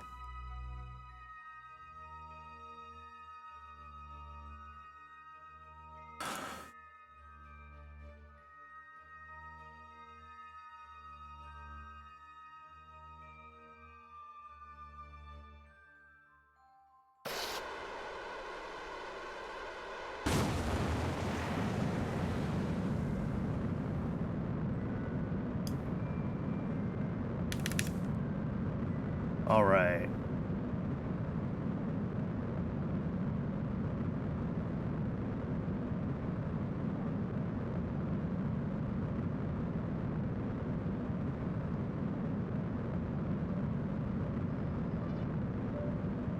Let's see what this does. Yeah, that TWR is going up pretty fast, isn't it?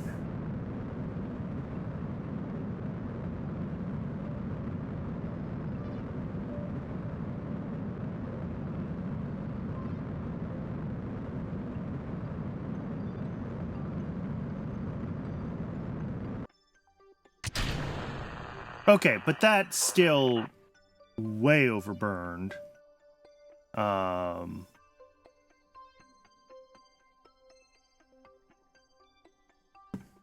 So something is wrong there.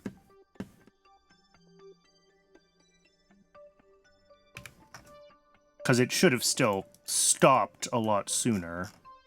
And maybe that's because we assume a circular orbit relative to our semi-major axis, and we're not that.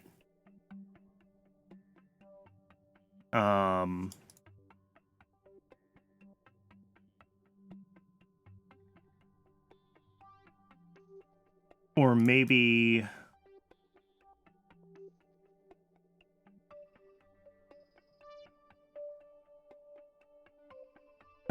Let's,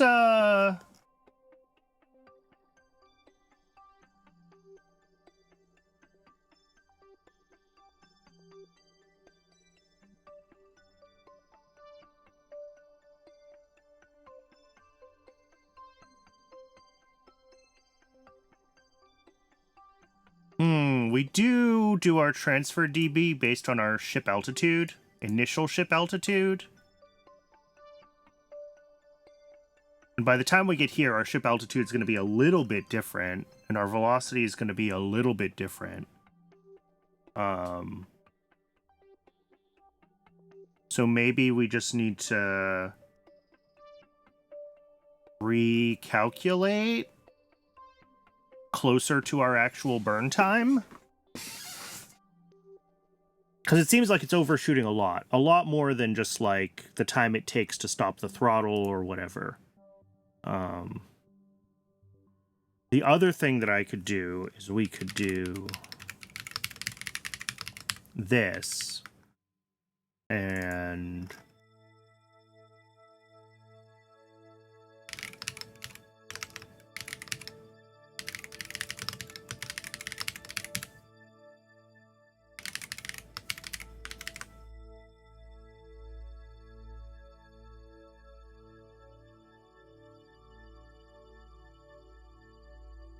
is pass in the apoapsis instead, and maybe that'll be more precise.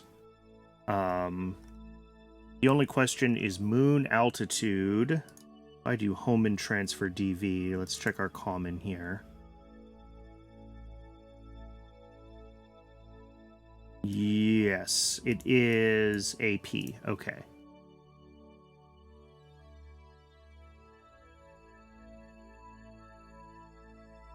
Yeah, let's try this. Let's see if this does a better job of halting.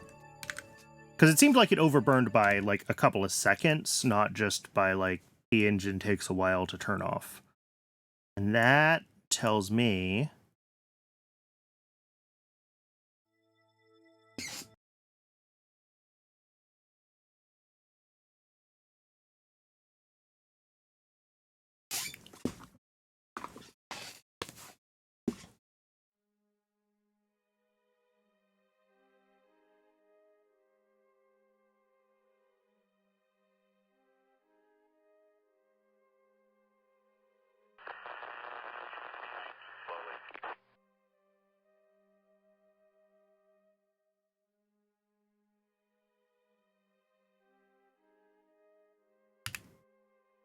And the other thing I want to watch is I want to see how close we are to this DN at burnout time.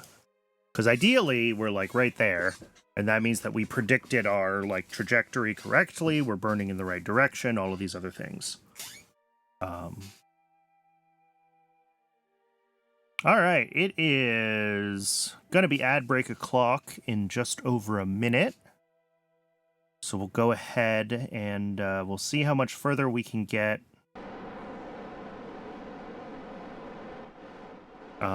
Testing this. Yeah, we're aligning for the burn. That's fine.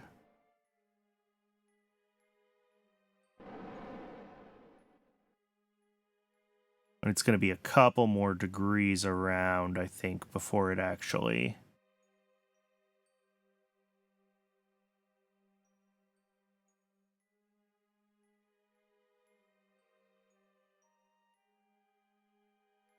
before it actually ignites.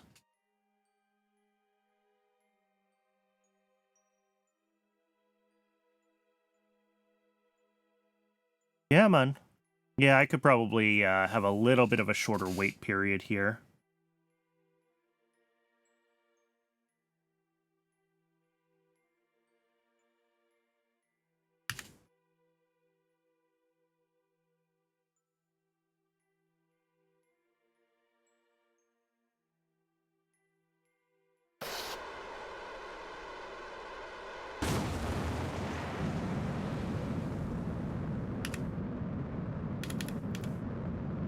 All right.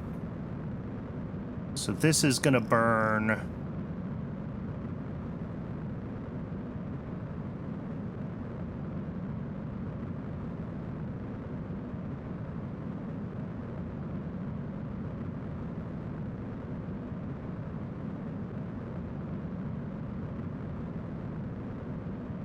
20, 30, 40, 50, 100, 200. Oh, look at that. 396.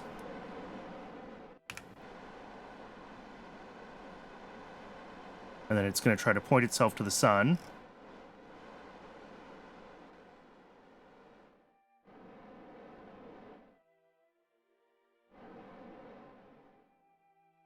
Should deploy the solar panels. Maybe it won't deploy the solar panels. Oh, God. And it's sending itself off to the moon. Which, Oh, hey. What is our PE relative to the moon? 35 megameters.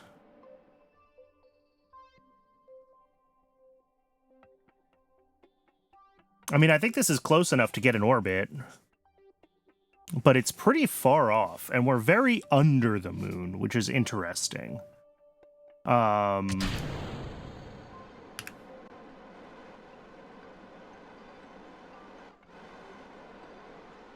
this is going to try to point itself back at the sun. And we might have to extend the solar panels ourselves. So yeah, we do get somewhere.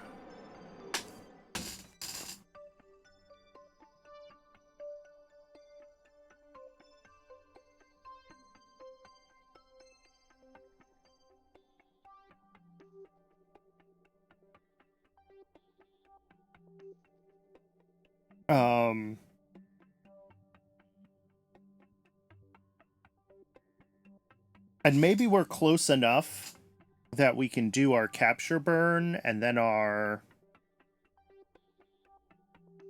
like circularization burn and we'll be fine. I'm not really sure.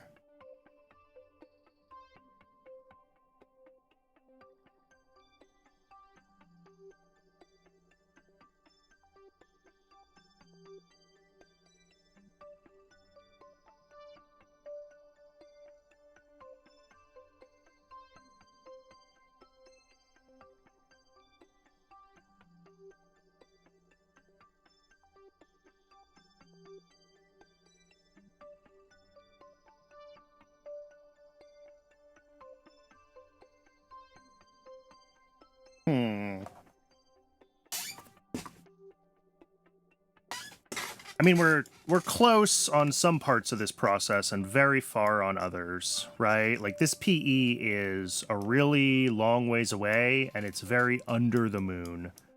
But it does look like it's about the right altitude, right? Like, we got the right sort of overall something. We're just not clocked right. I don't know if our departure angle is off by a couple of degrees, if like because our burn time calculations are wrong. And we can certainly just like add a fudge factor again, although I would prefer to have things better calculated.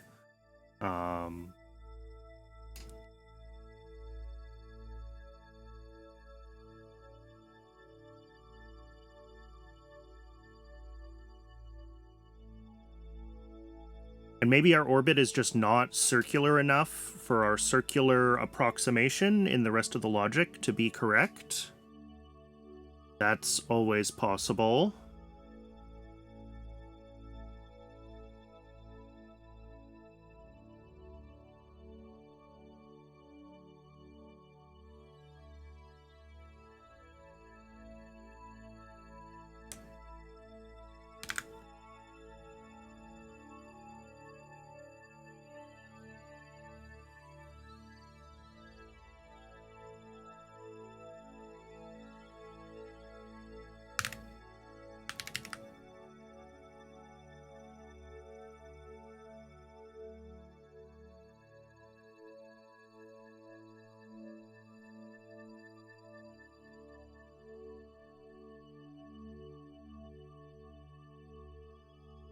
It does seem like we're calculating a slightly too high transfer DV, and that's not surprising because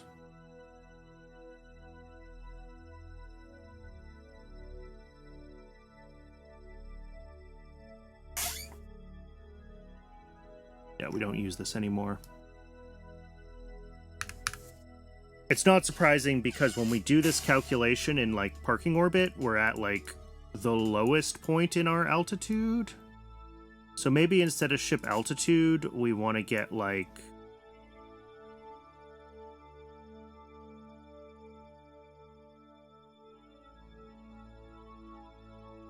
because this is gonna basically, it's always gonna be the worst case right now.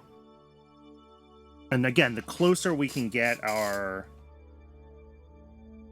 velocity to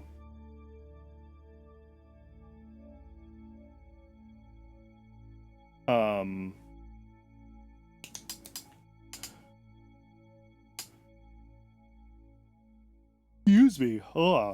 The closer we can get ourselves to an actual circular orbit, like right off the bat, the better. So that's also part of the problem.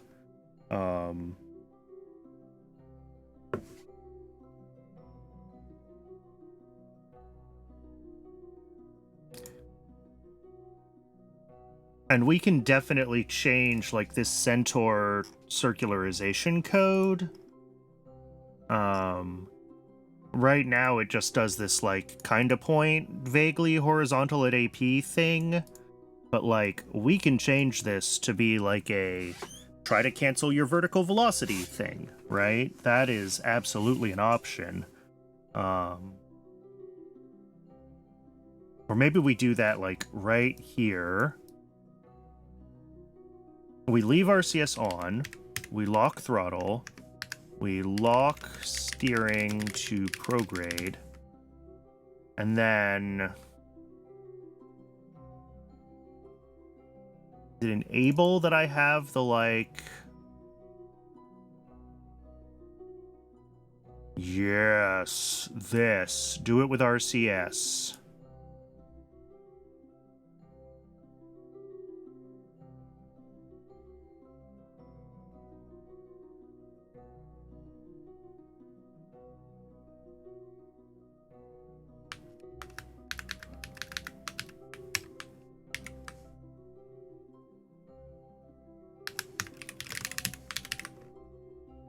So this is the do it with RCS. So this gets ourselves mostly circular, and then this will do everything it can to, like, fix that.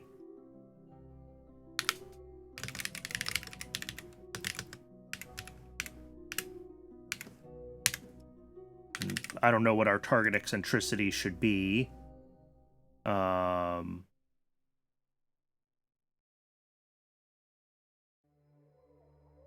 But small.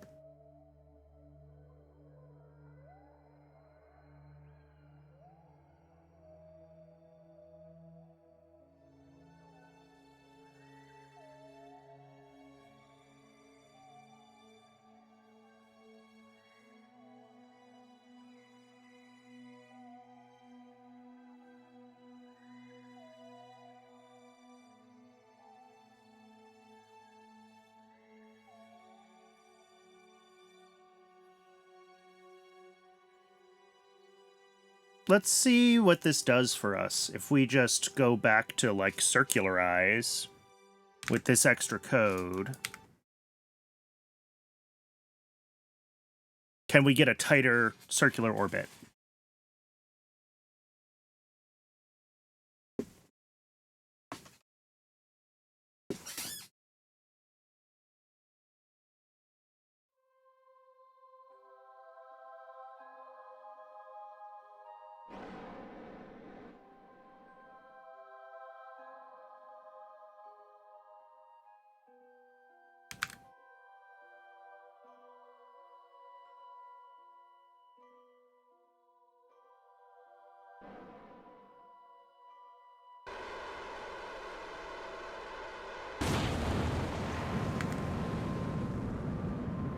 And the other thing we might want to do is just lock steering to prograde for this burn instead of trying to do this other funky stuff, especially now that we have the correction.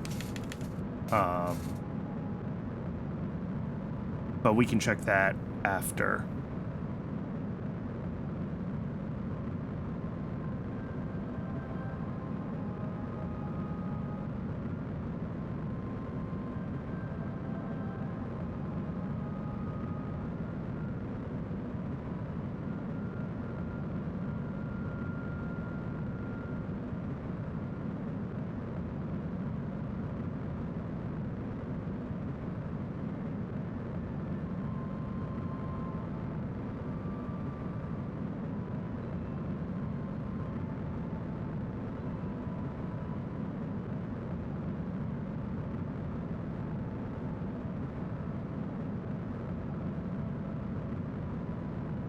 Oh, this is such a long burn.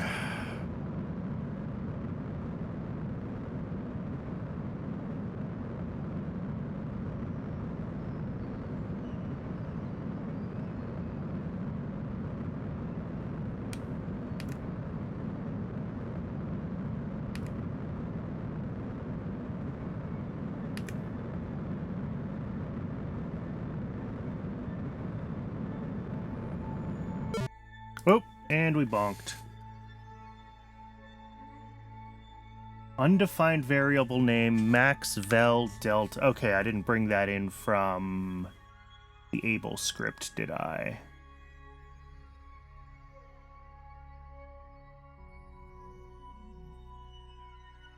Ah, there we go. Max vel delta 0.1. That's fine.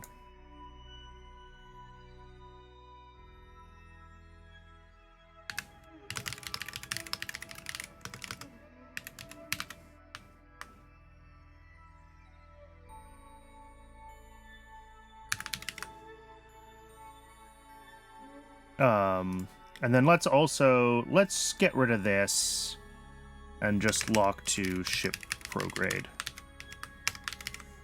Because I think that's what able does as well. Yeah, lock steering to ship prograde.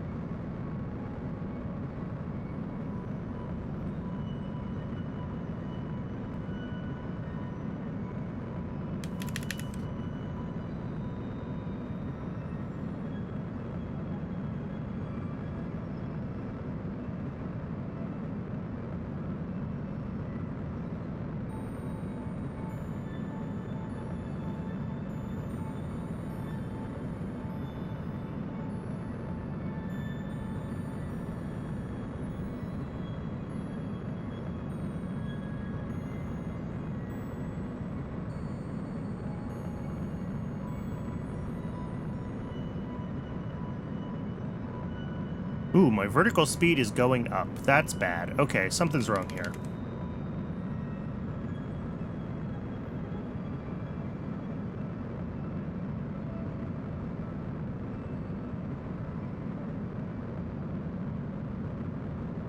Yeah, we're tilting more and more up. And we're way off of prograde, which is not where we want to be.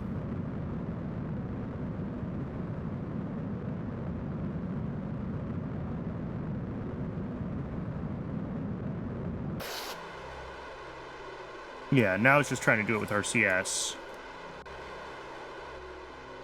But why are we so far off of prograde? Shouldn't this,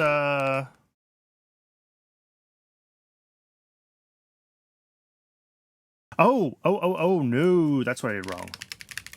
We locked to a single prograde vector. We weren't adjusting as we followed the curve. That was... Okay. Fixed. That was the problem. Oh, so many little things that can go wrong. So many easy to make typos.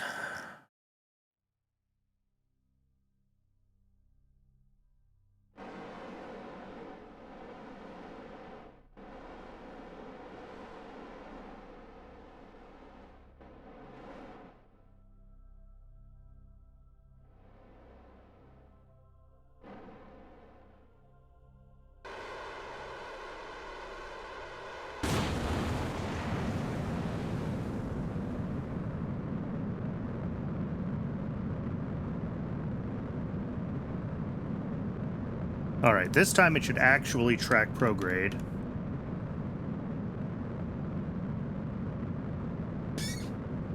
There we go. Vertical speed is dropping.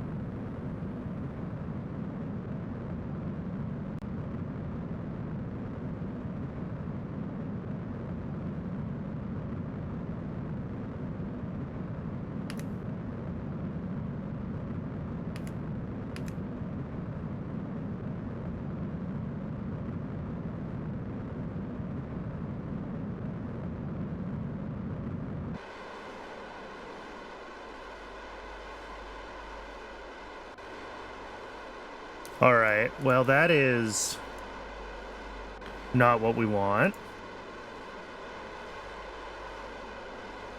Oh, that is also not what we want. These are the wrong RCS blocks, or they're in the wrong place. Because these are 45-degree angled ones. I just realized that's been wrong the whole time.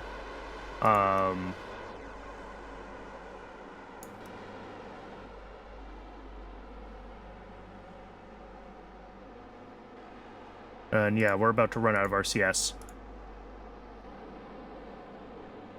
Because we're wasting half of our RCS fuel. We're also we did not get the vertical speed anywhere near as low as I would have liked.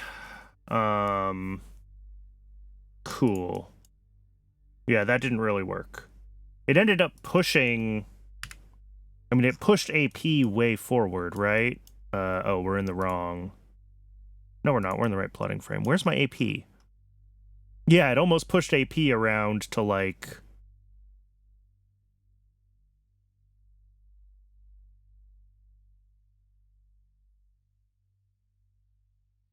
the other side of the planet, which is not ideal.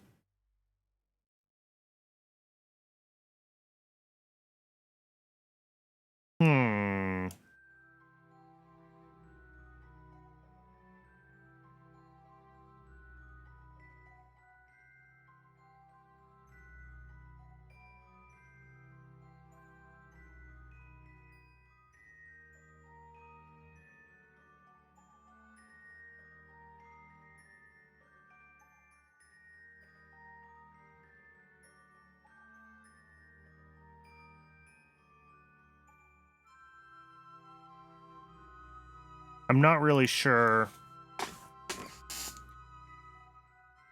what the best way to do this is. I do want to fix the RCS blocks, though, so let's... Space Center. And then we trust the revert to work correctly across quick saves, which it does.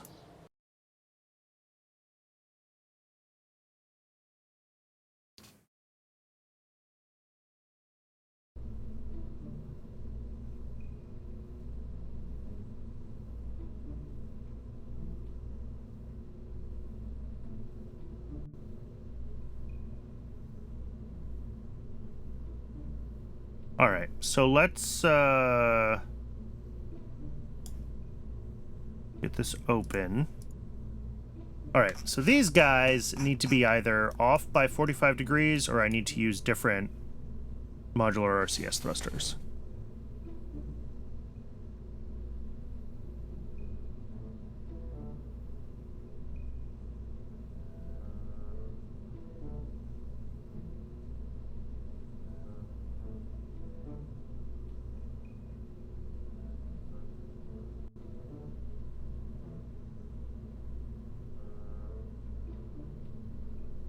I do like the restock 45 minis. They look nice. Okay, let's just fix our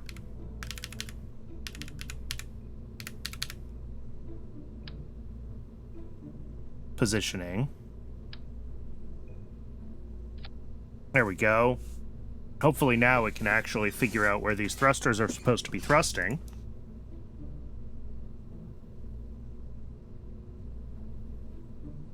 And then the other question is really of, like, trying to figure out our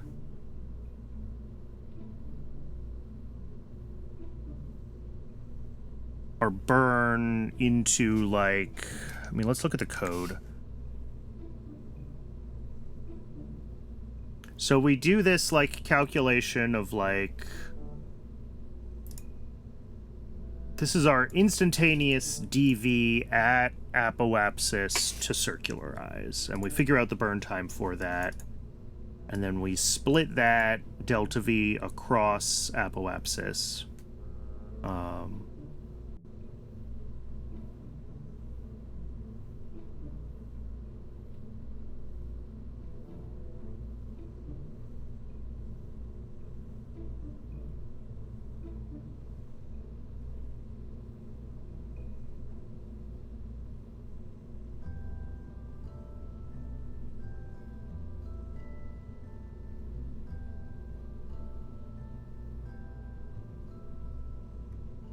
And then there's, like... So here we just locked a prograde, and that seemed like it was worse than the previous program, so I'm going to go back to this. We're going to set this.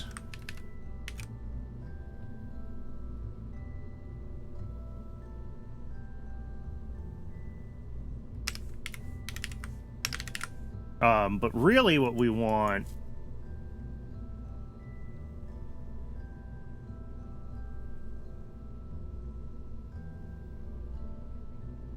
Maybe we want this.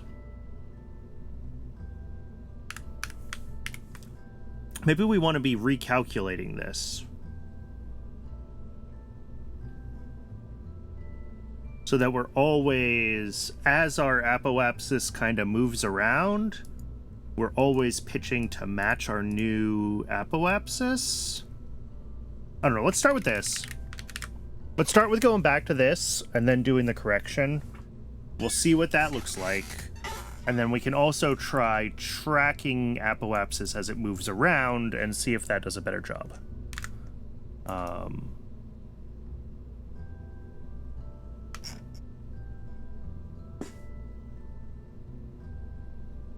So let's re-sim this. We made some physical changes, so we do actually have to relaunch it, unfortunately.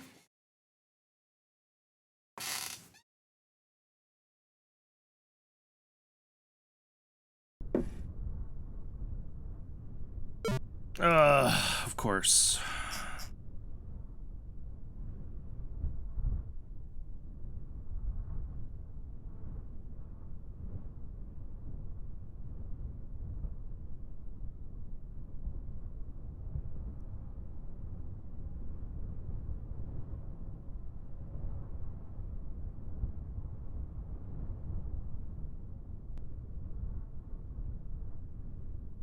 What?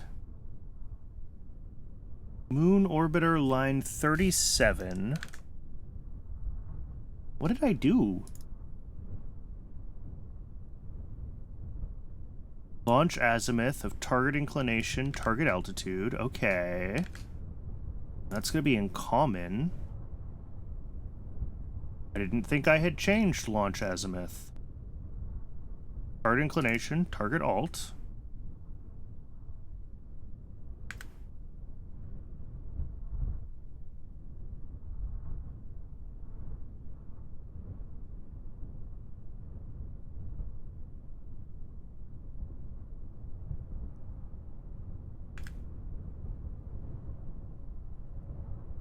Orbital vel.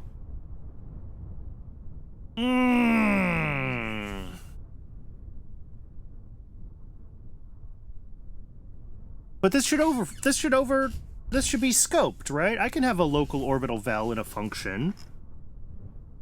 Oh, but this is a global function. Hate everything. Okay.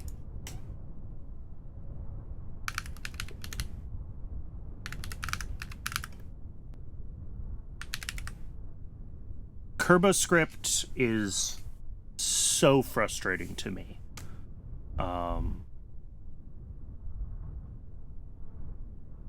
I don't even need these things to show up in, like, any namespace in the actual interpreter, right? Like, I want all of this to be optimized away anyway, and this should all just be one big equation. I have been seriously tempted in the past to write my own language for the KOS interpreter, and I continue to be very tempted to do so. Stuff like this is why. Okay.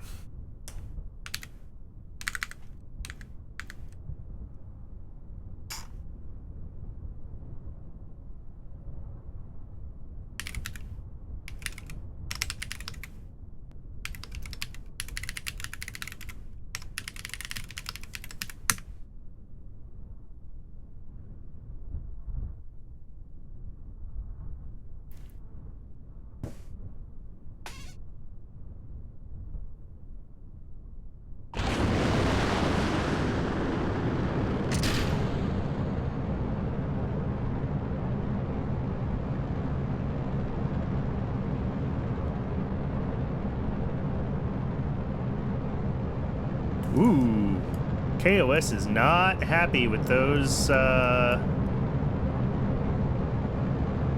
with trying to stabilize this thing.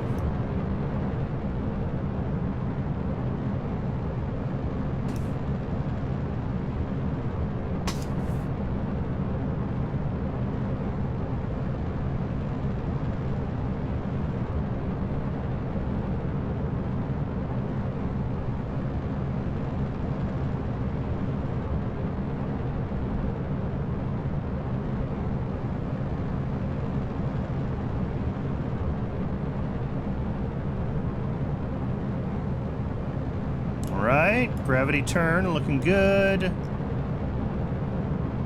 KOS remains unhappy. That's okay. This is roll control, is what it's unhappy with, and there's ways to tune this so it won't flap around in the breeze. I just haven't cared enough to actually do it.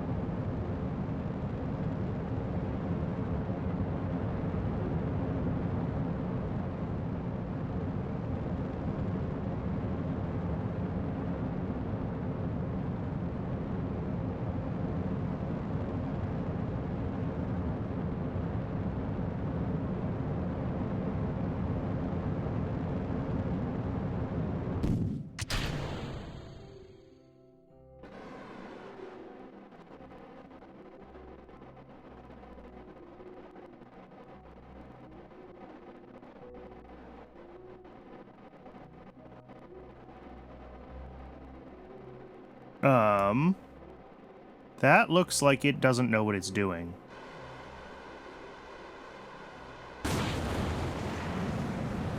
Yeah, why are all of those just going like that? That's every thruster going at once. Something is broken. Great.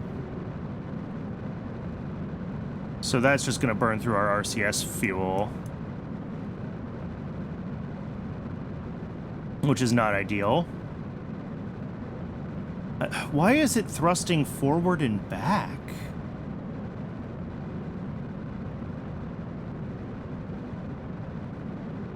So this could be like a pitch control thing, a yaw thing, a roll thing. I'm not sure which one it thinks it's controlling right now.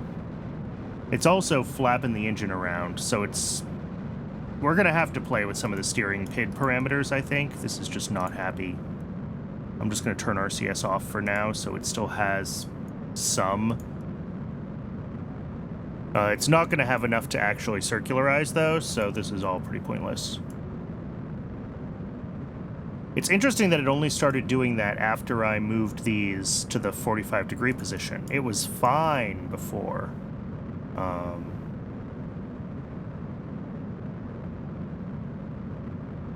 Which maybe is just these engines not, like, correctly having their directions associated, and maybe I need to not use the 45-degree ones, even though they look nice. That is a possibility.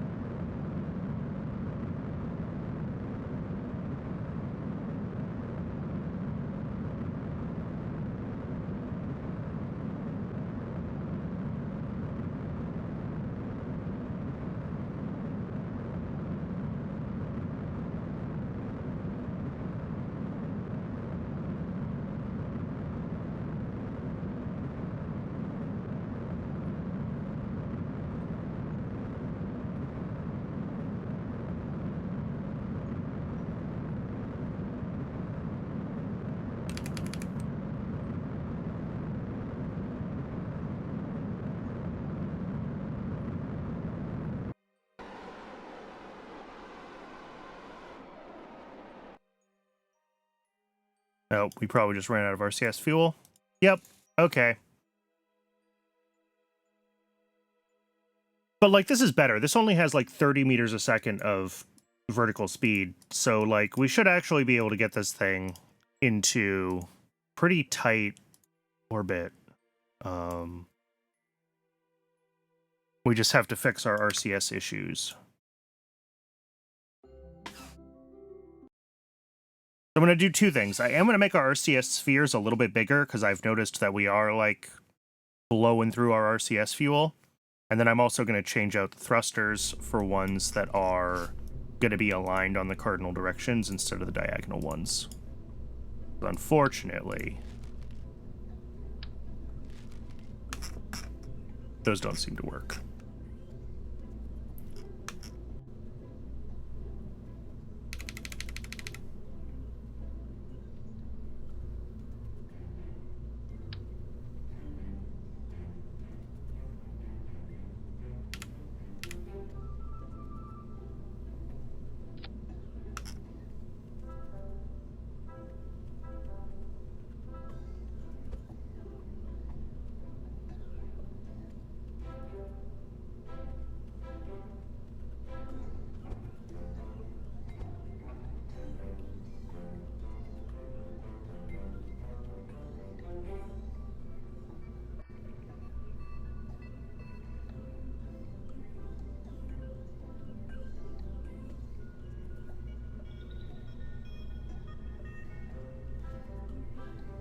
How's that look? I think that's okay.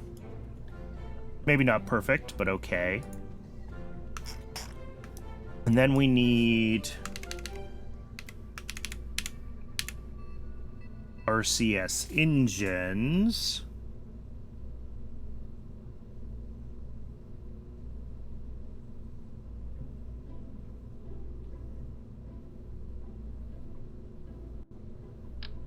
Which I guess we'll do the modular RCS again. We'll just pick a different three-way engine that isn't as fun.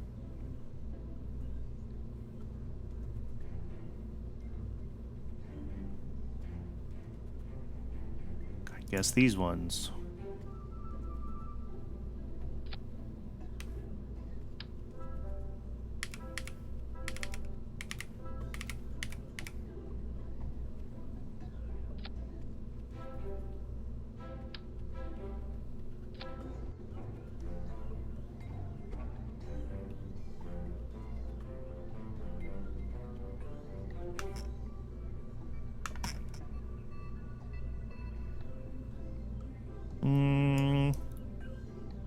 Yeah, that's fine there, I guess. And same with these, bring them down a little bit. And I gotta do it this way because they were showing up kind of, if I tried to position them at this point, they started to follow the curvature of the bottom of the tank, and that's not what we want, right? We want them to be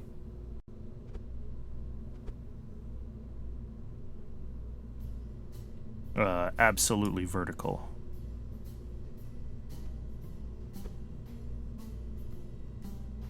Like that. And I will do the same thing here, just to make sure they are snapped where we want them. Okay.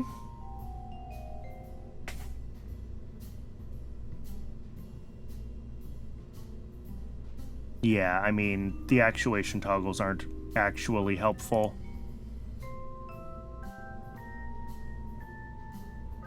And then, yes, nitrous oxide, is that what's in these guys? Nitrous oxide, okay.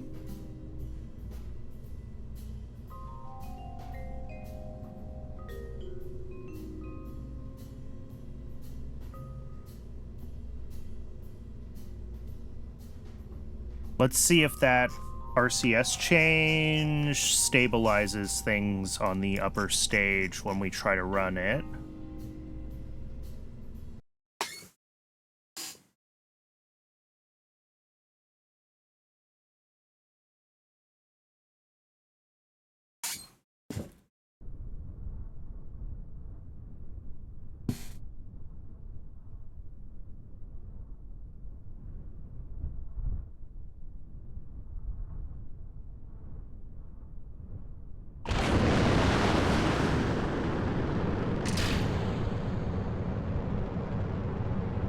So, other things that could be affecting our arrival, we go to moon math.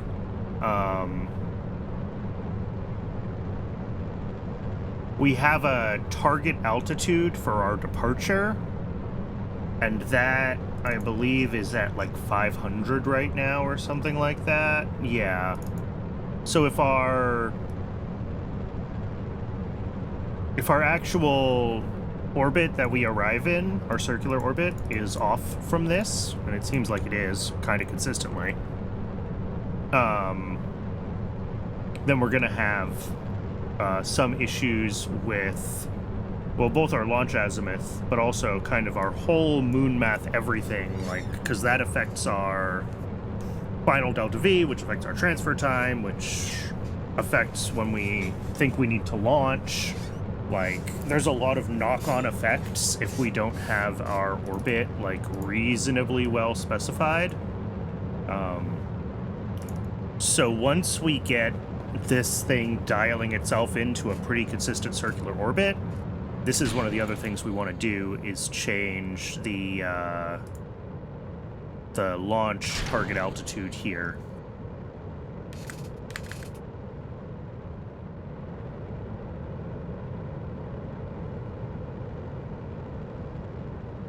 And, like, we're getting close-ish to that half a megameter, but just the same.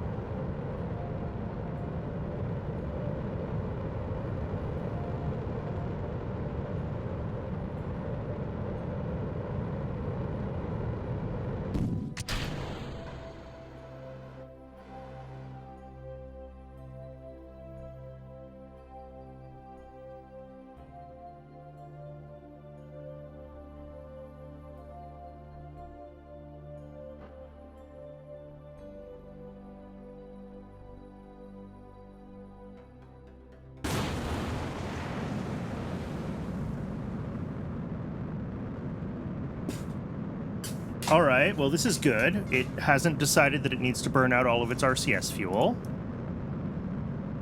We have a reasonable apoapsis.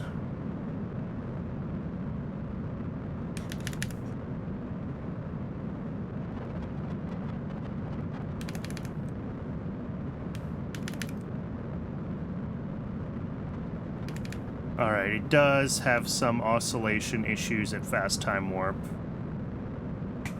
That's fine. We'll do 3x instead of 4x.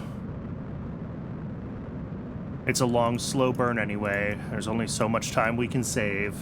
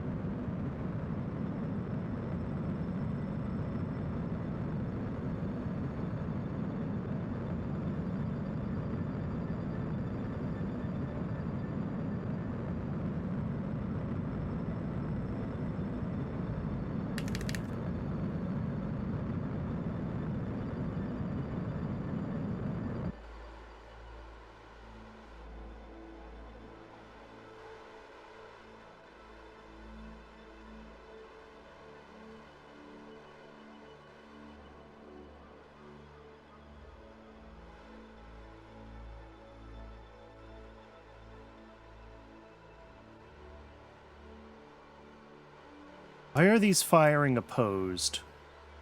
That seems wrong. But these ones aren't firing at all. It's like trying to rotate.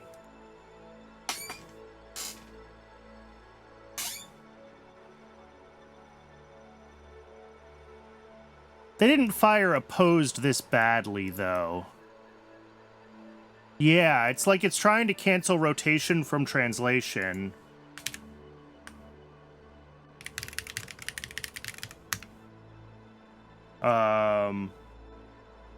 But like, why aren't these ones firing for translation?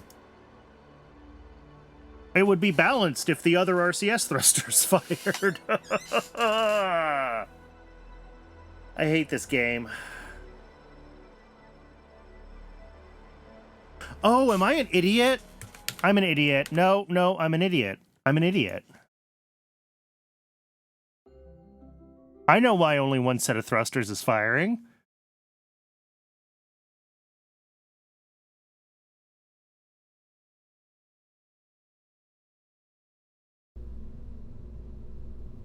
You know why only one set of thrusters? Yep, I didn't set the fuel.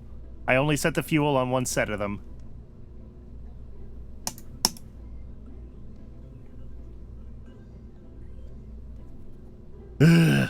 All right, let's try that again. Oh, before we do that, actually, let's go into the Atlas code and let's fix this.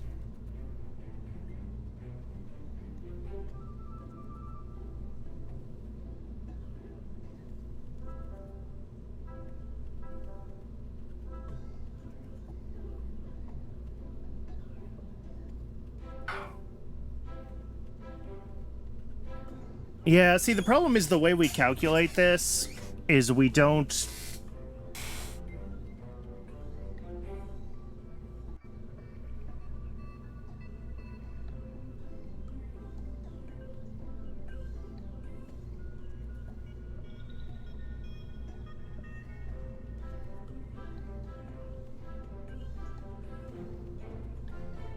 I'm trying to remember...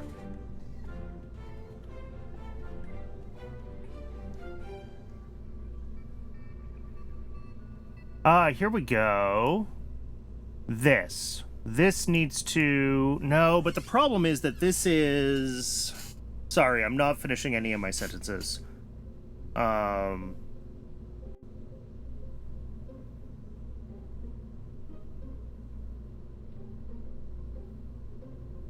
I wrote this in a stupendously stupid way.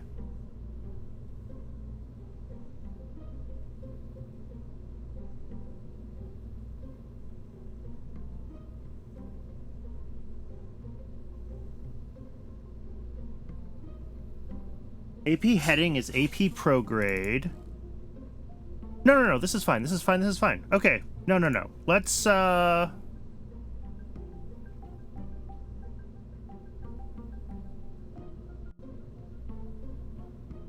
what I want to do is, instead of this symmetric clamp, what I want is, like, the max...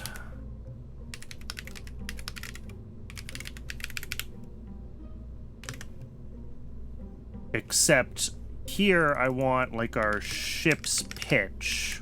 Can I just get pitch? Maybe.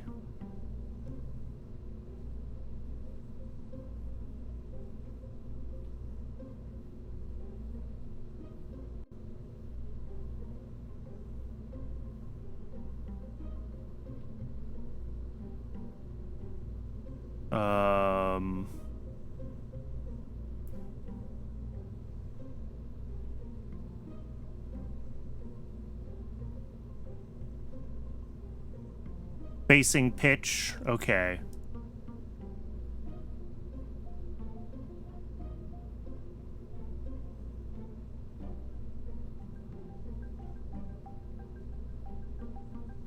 Okay.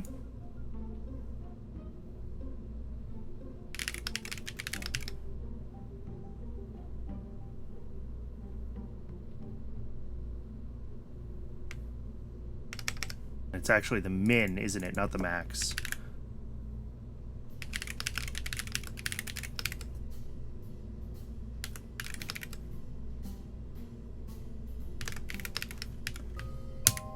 Okay. So what we're saying is, pitch down as much as you need. Don't pitch up more than the ship is currently pitched. So in theory, we will never... This should stop the little dance that it does, where it, like, really thinks it needs to push up its AP, and then it kind of overcorrects back in the other direction. And it will just keep burning at the same pitch for a while. Does that make sense? I hope that makes sense.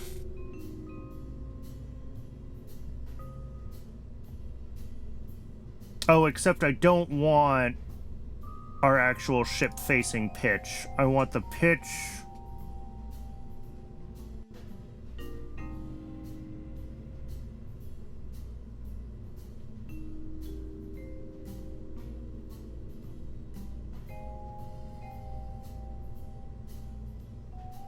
What do I want? I want our pitch relative to...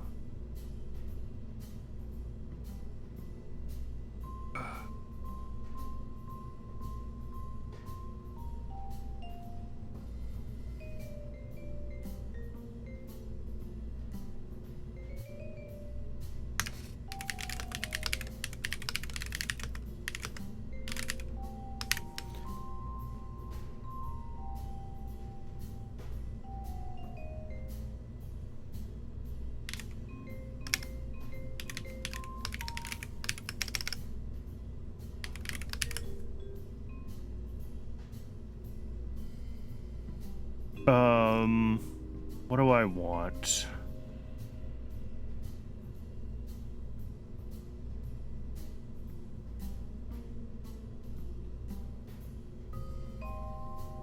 Ship.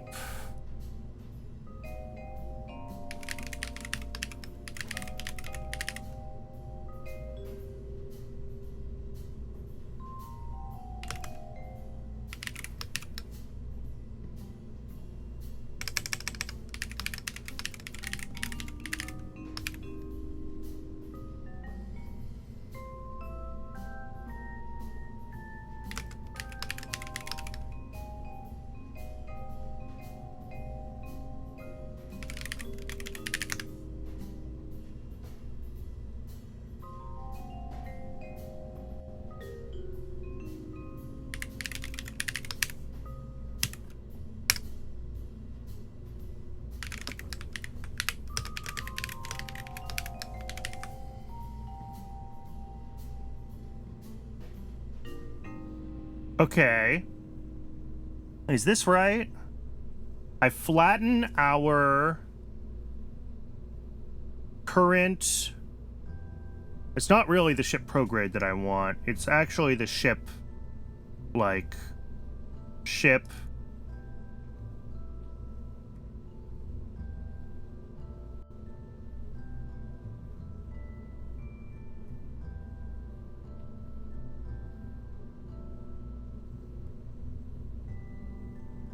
It's facing what I want, then?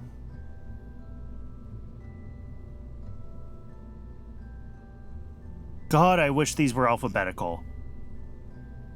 I am very frustrated right now. Okay. Oh, because it's part of orbitable. I was in the right place to begin with. Up points straight away from the SOI body.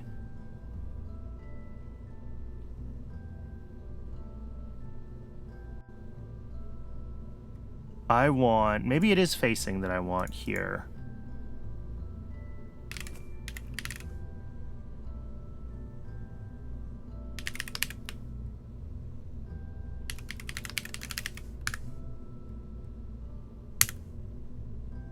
Alright.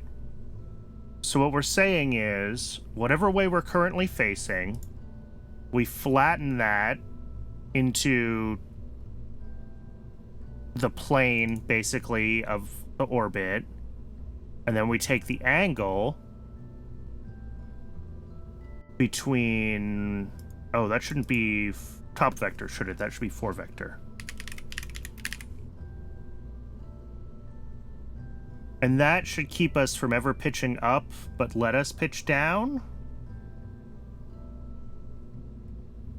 I'm unconvinced. But...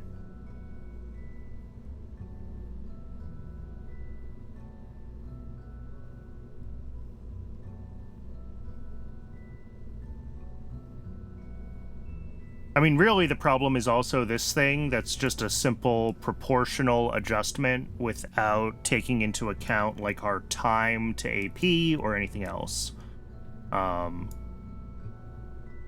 that's a different problem. I don't know, let's find out if this works. Worst case, the rocket flips upside down. We've done that before anyway.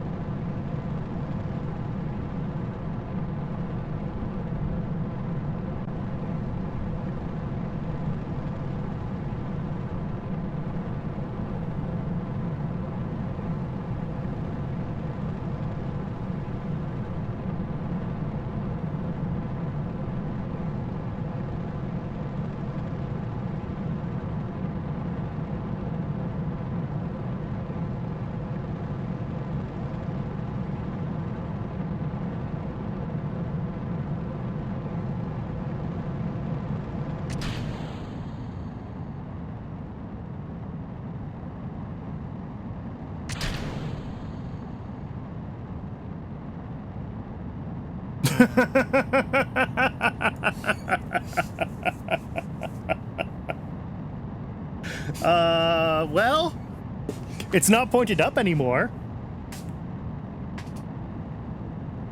Beautiful. Okay, what did I do?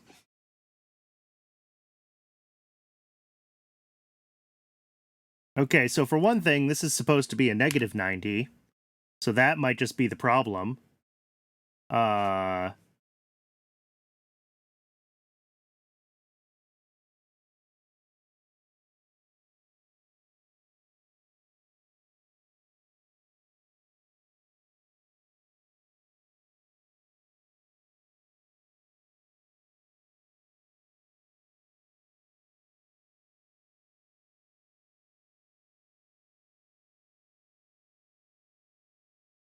Although that would have still set it to...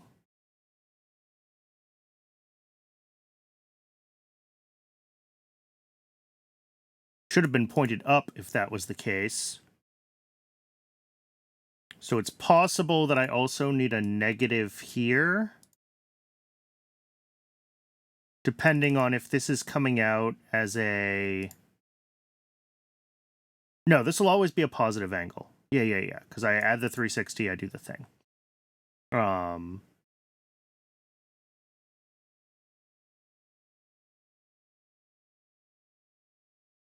Yeah, we take the ship-facing 4 vector and the AP heading star vector.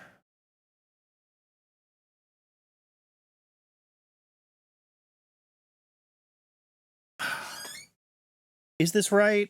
I don't know if I actually have the right... all the right vectors in my brain right now. But let's try again. Let's see if fixing that 90, negative 90 is part of the problem.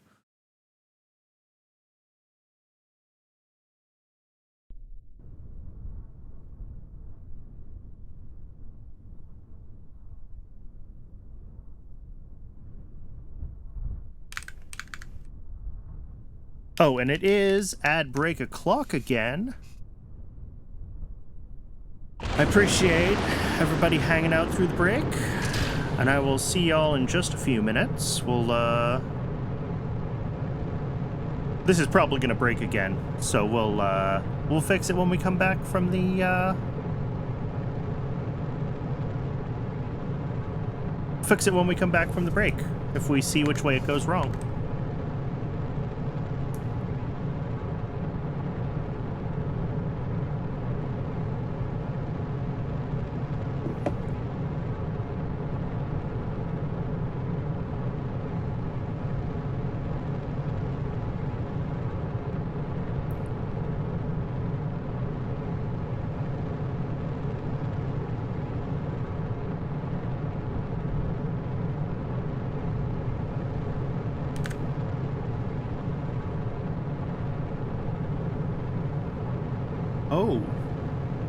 Oh,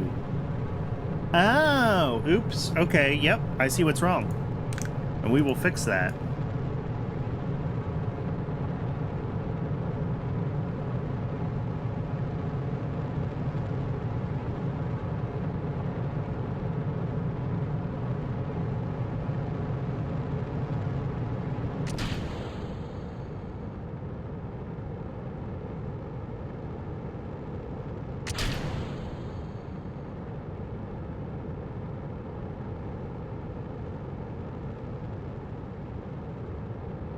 Yeah, and that didn't work right.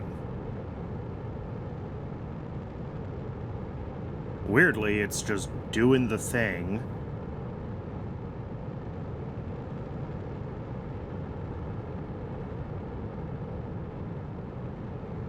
All right.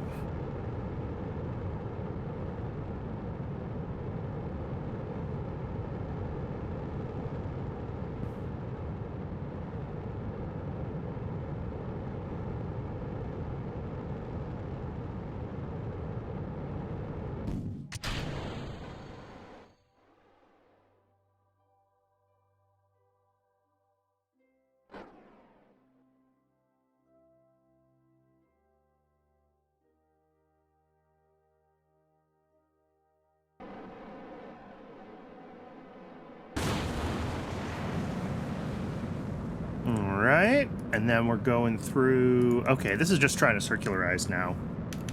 So we'll see if that works correctly. Now that we actually have RCS on all of our thrusters.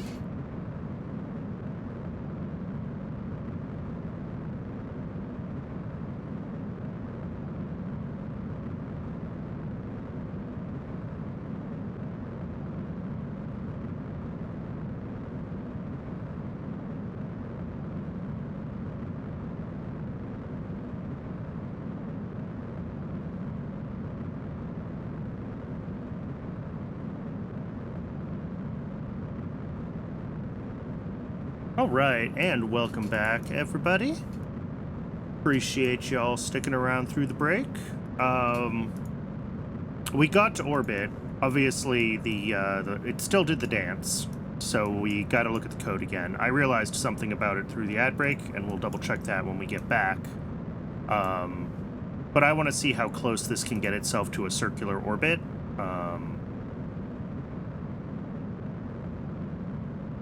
So I'm just letting this run right now through the rest of the code. We can always play with the Atlas code another time. Like, it would be nice to get the Atlas to stop doing the dance if we can clamp the pitch maneuver somehow. But if not, it's not the end of the world. It's kind of funny.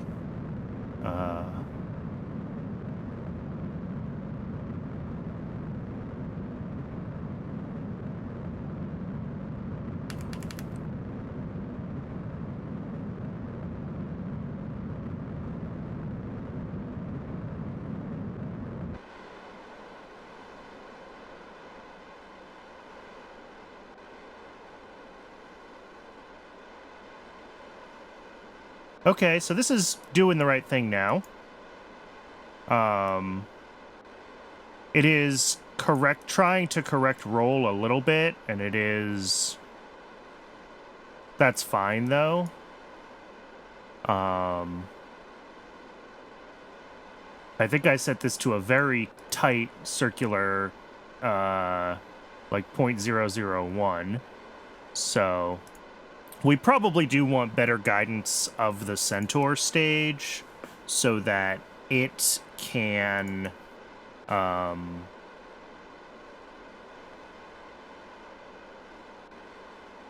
be trying to keep the vertical speed lower.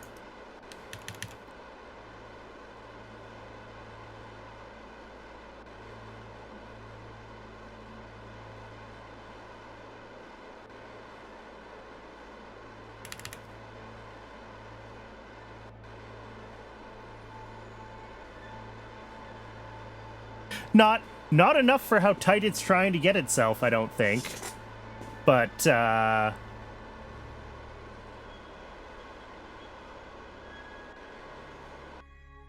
okay, now we're out of RC. Oh no, it got it. 0.555 is apparently what I set it to, which is very tight.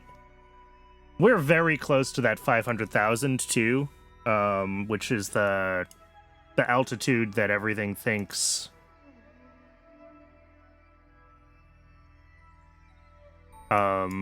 is our departure altitude for the moon. So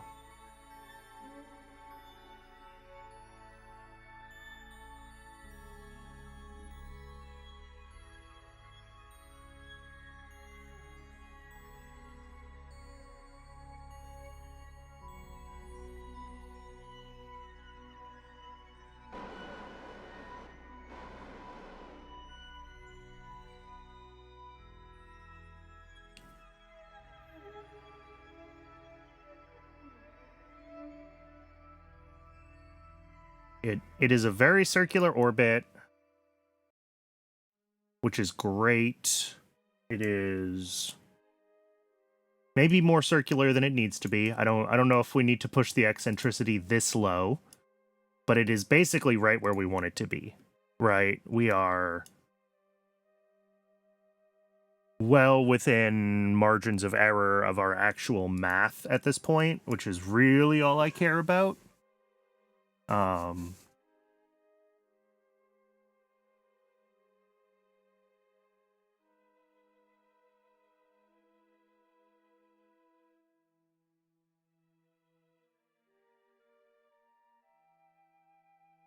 So now the questions are like, is our calculation of our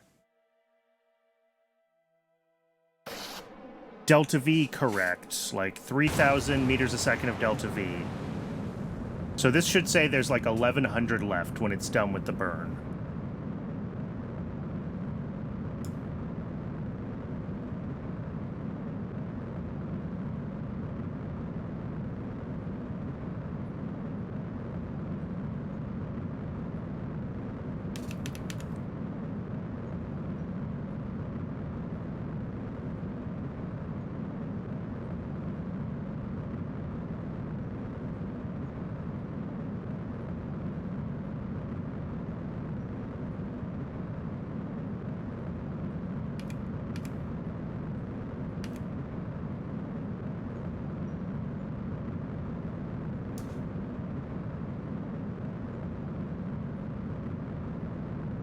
Yeah, and our TWR is already up to like 3.5, which is part of the problem here.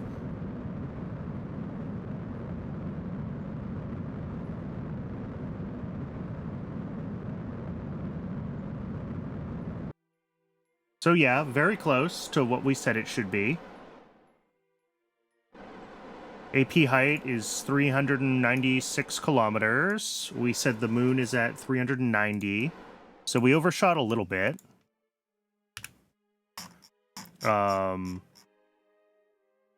We're definitely interacting with the moon.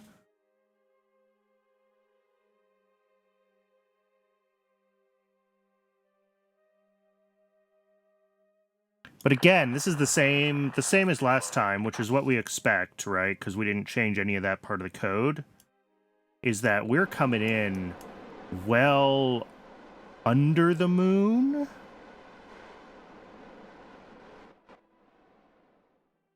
Hey, Simus, good to see you.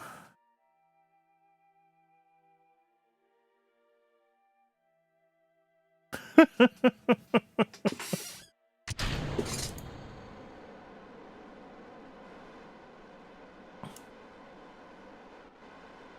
then this is just going to point itself to the sun and be done.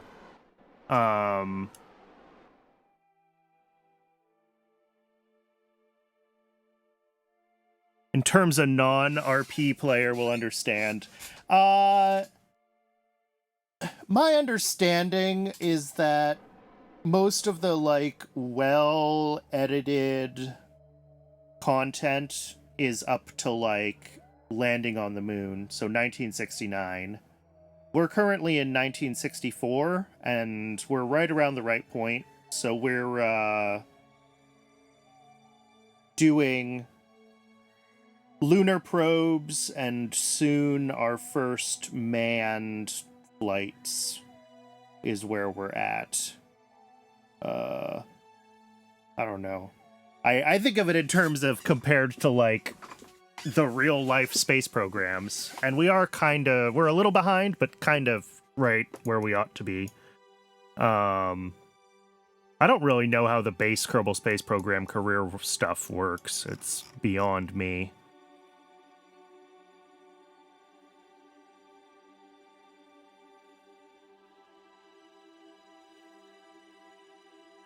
So we have done Lunar Impactor. I'm working on Lunar Orbiter, which in some ways is easier because, like, hitting the moon has been difficult, and all we want to do now is miss it.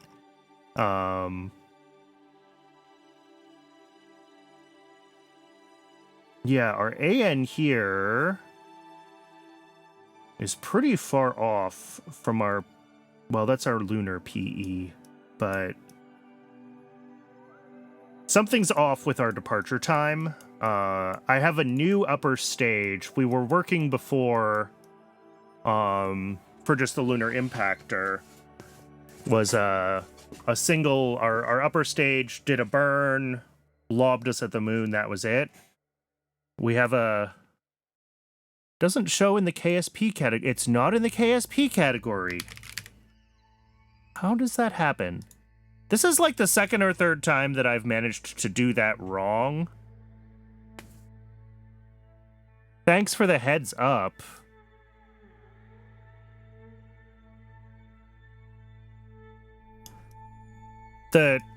I've had issues where I've like tried to edit stuff and it doesn't save correctly in the stream info panel in the past. I'm not sure exactly how I managed to do it wrong, but I've done it wrong before. Anyway, where was I? What was I saying? I think our departure time is not quite correct, is what I was saying. In 73, we can finally enjoy the dark side of the moon. There you go. I understood that reference. So yeah, I think we're burning slightly early.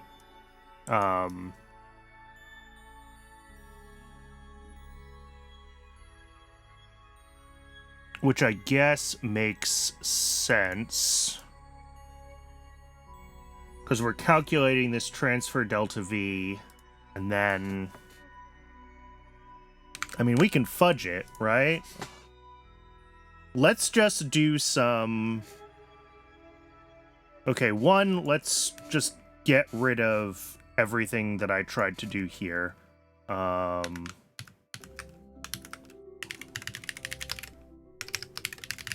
We'll deal with this later. This is not important right now. Let's go back to the moon orbiter. We are getting very close to this 500-kilometer orbit, so I'm fine with that. Let's maybe make our target eccentricity a little less aggressive. I don't think we have to be that circular, and we'll want the RCS fuel for later maneuvers, so let's be a little less aggressive in our circularization maneuver. That's fine. And then in the moon orbiter code, I think... I mean, we do this burn RA, blah, blah, blah, blah, blah, blah, blah, blah, blah, blah. I mean, what if we just add... Let's add 1 degree. Let's burn 1 degree later.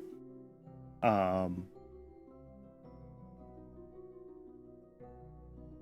I just want to see where that's getting us in our sort of orbit.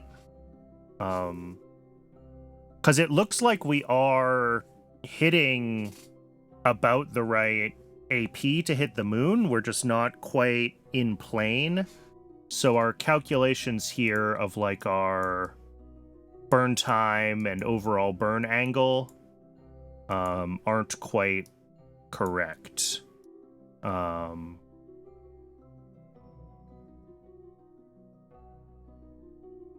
And that's part of why I wanted a very, very circular orbit, was that I wanted to make sure that, like, ship altitude is close enough within the different, you know, wherever our departure period actually is and things like that. But I think it is. So yeah, let's just burn 1 degree later in the orbit, and we'll see, let's see, which save do I want? I want parking orbit.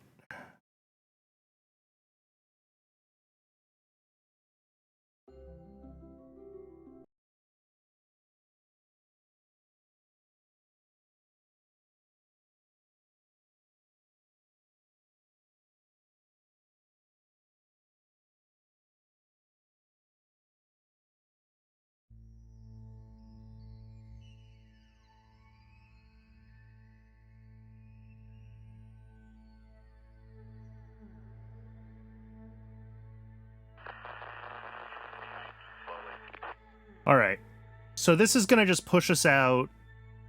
We're going to burn just a little bit later, because I think we are burning slightly too early.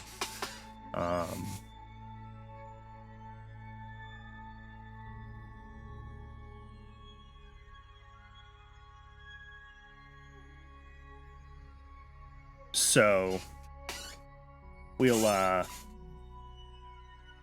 the other thing we can potentially do is we're doing the entire burn before the departure point, we can absolutely do the, like, transfer DV over 2, right? And then we do our burn kind of like 50-50 before and after, and that might or might not come out better.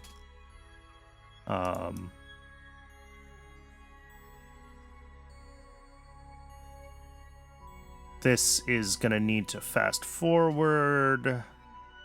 I think it's like gonna be like 8 degrees and change longitude. It is calculating this. It's not the actual Earth longitude that we care about. We actually do care about our like right ascension, and we're looking at the Earth's rotation and taking that into account as we go. So the fractions of a degree that the Earth has rotated in this time is taken into account.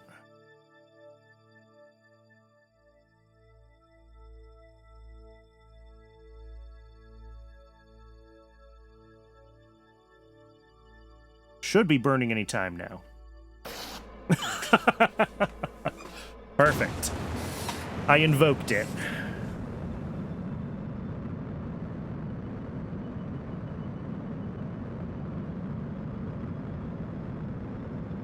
Let's take a look at the noodles, and let's see.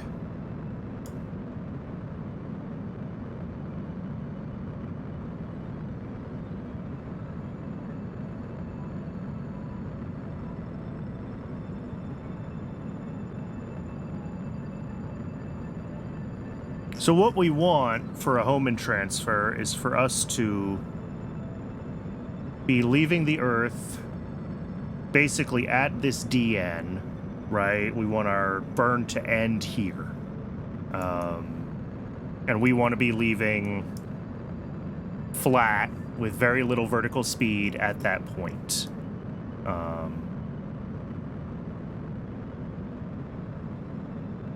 You can see that we are gaining vertical speed, which is not necessarily a good thing.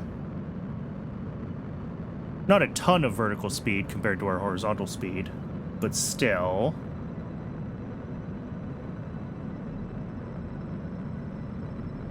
And I think we're also definitely still early. Look at that. That's very early.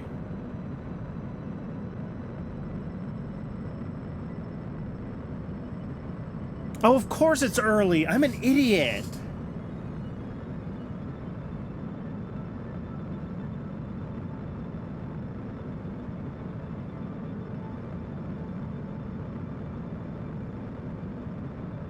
No, no, no. I'm not that much of an idiot.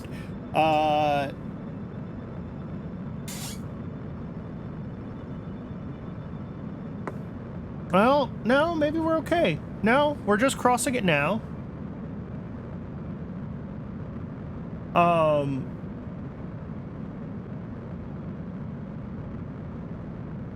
I think I need to do like the time calculations where I'm like, how long does it take for us to go around the Earth?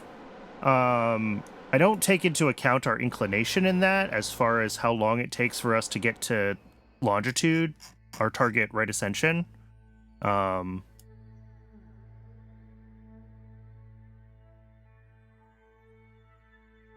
So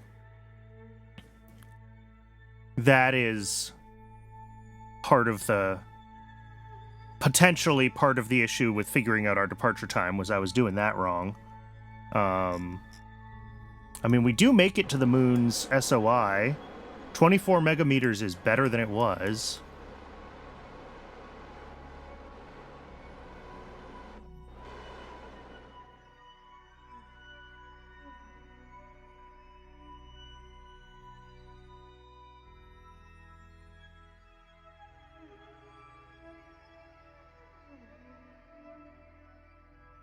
All right, let's make this more like how it worked with the Aegina stage.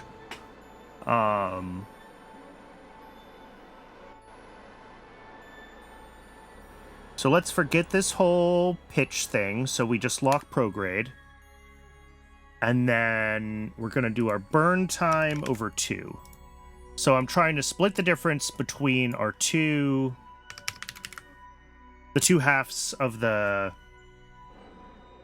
We're going to split the burn across the actual departure point, and we're going to be burning kind of through that whole crossing. And this is more, I think, how the old script worked. Although the old script was all fudged numbers instead of trying to calculate things. I mean, our orbit looks almost great.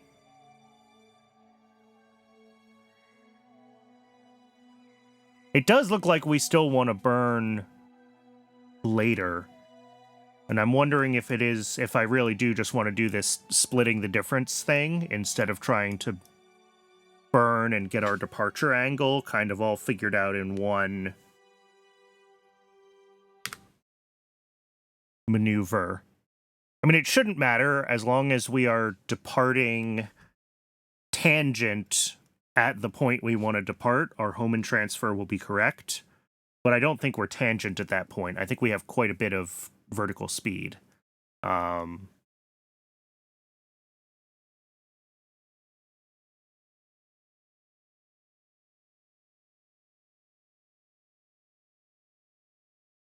So that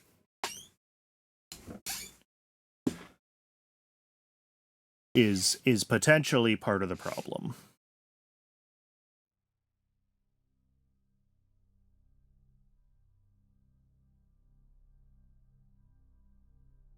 All right, open the terminal, toggle power.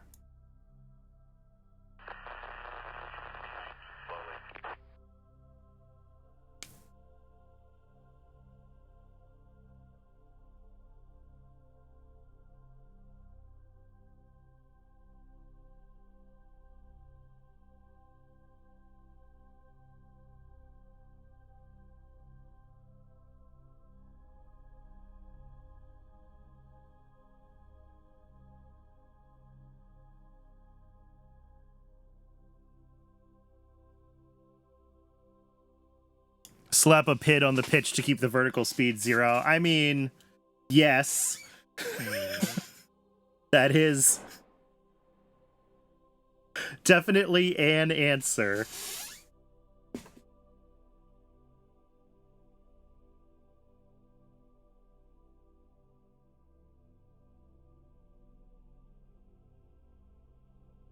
All right, and this is going to burn a few degrees later. I didn't actually check what our burn angle was, and it's not a debug print, so I don't know how much later it is.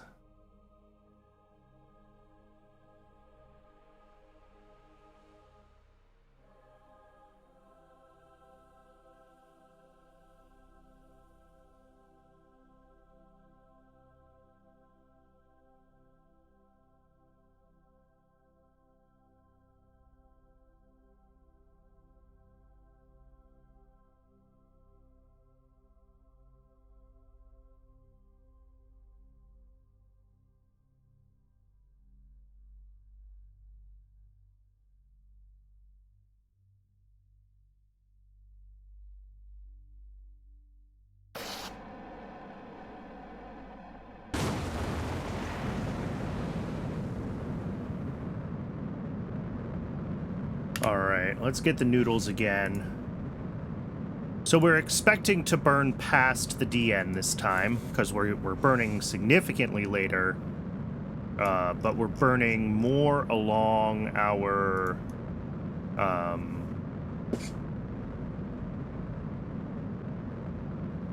we're always going to stay prograde, so we're going to follow a little bit of a curve, so it's hard to tell, like, our vertical speed will not be 0 at the DN, and that's fine. I'm just curious if this is going to be closer to what we sort of achieved with the fudged numbers with the Aegina stage. Because this is burning now significantly later.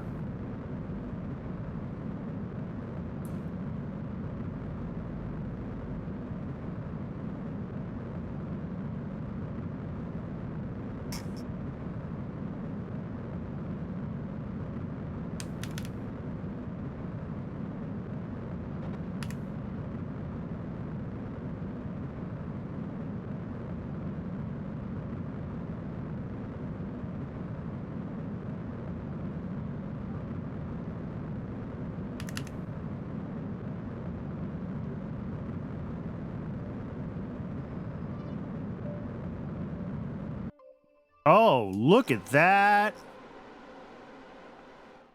That's a moon PE of 8 megameters. I'm happy with 8 megameters. We're not trying for an impactor. We're going for an orbit. 8 megameters is great. 9 megameters once it finishes messing with its parameters.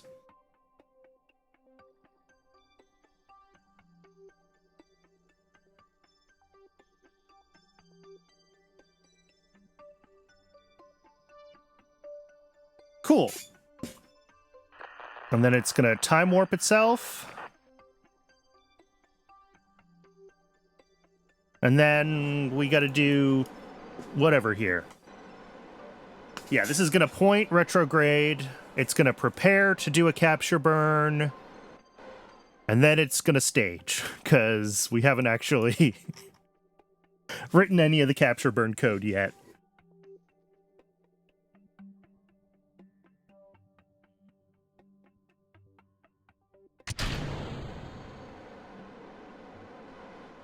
And then this thing will try to point itself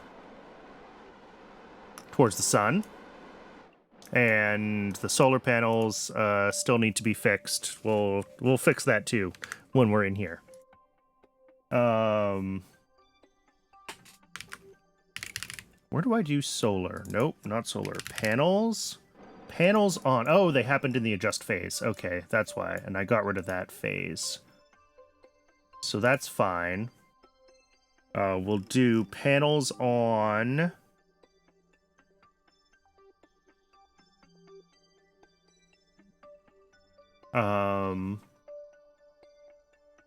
lock steering to sun direction right here. Panels on.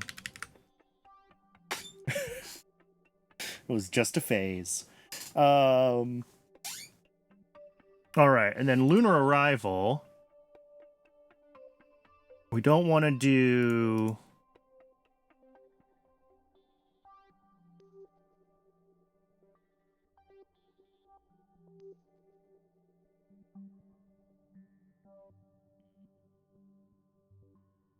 Yeah, so we wait until ship orbit body is moon. We wait until...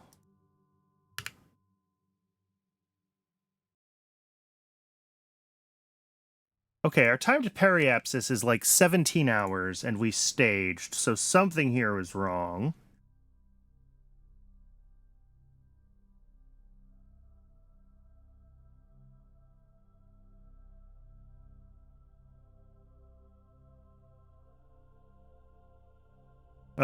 Maybe I just need another, like, wait one here.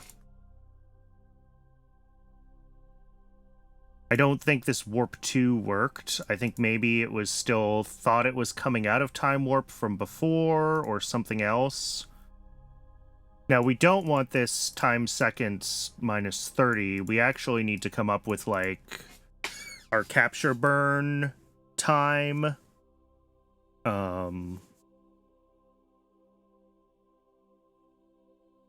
Maybe I don't necessarily care about that, but...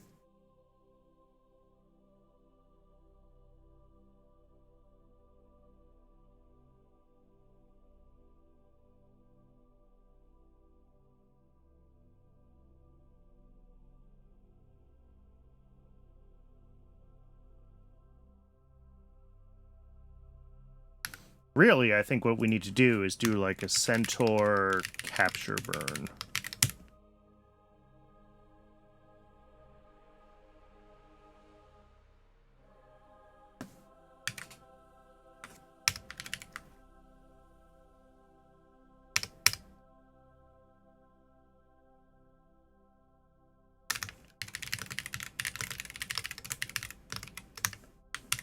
Throw all that in there for now. Add capture burn.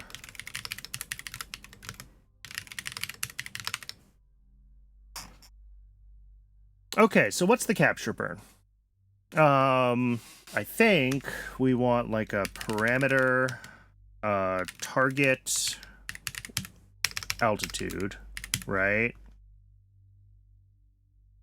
And the target altitude for us, we actually have something that defines our target altitude. And it is orbital perturbation.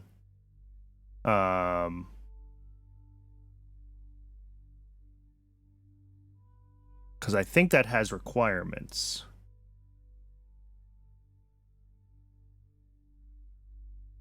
Oh, it just has inclination requirements. Okay, well, there's nothing I can do about that. We'll either be in a reasonable inclination or we won't at the arrival time.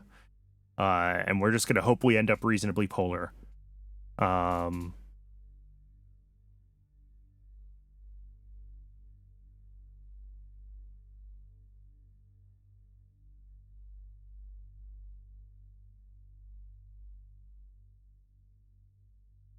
Does anything else have weird requirements? I don't think so.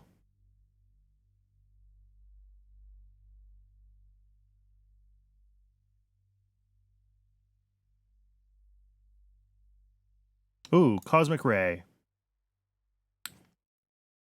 Why does that one not want to run? Minimum eccentricity of 0.04. Okay, that's fine. Because I think we do want to capture into a fairly eccentric orbit, right? There's no reason not to, because we want to be getting space low and space high. Oh, homebody. Oh, so this is just useless on a lunar probe.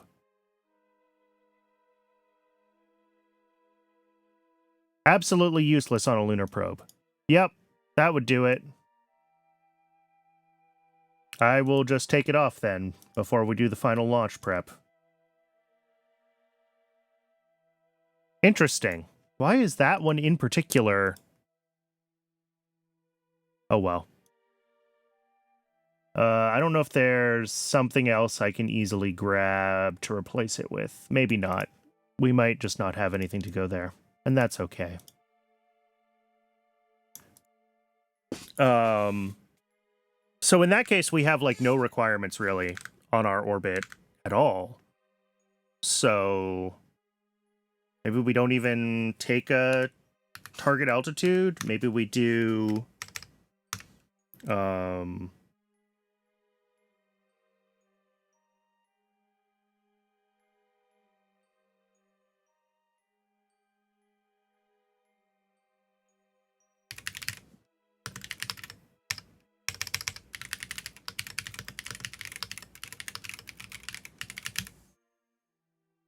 just there for the participation trophy? Yeah.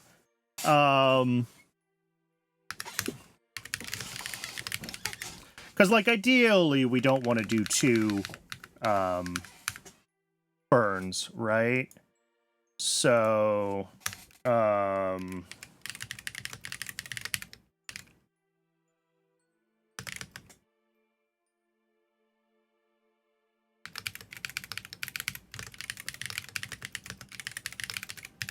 does that work?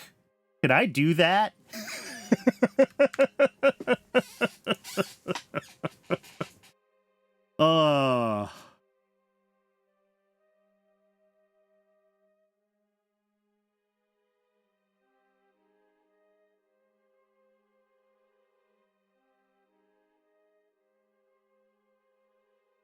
You know what? No, we'll just take a target altitude, and we're going to set it to something like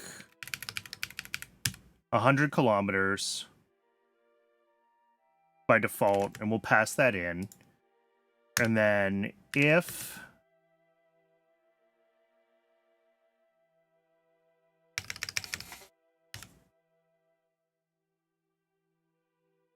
All right, so we warp to 30 seconds before the PE. We should change this to something smarter. That's fine. Wait until steering locked. Lock throttle to 1. Wait. Oh, no. Let's grab our engine.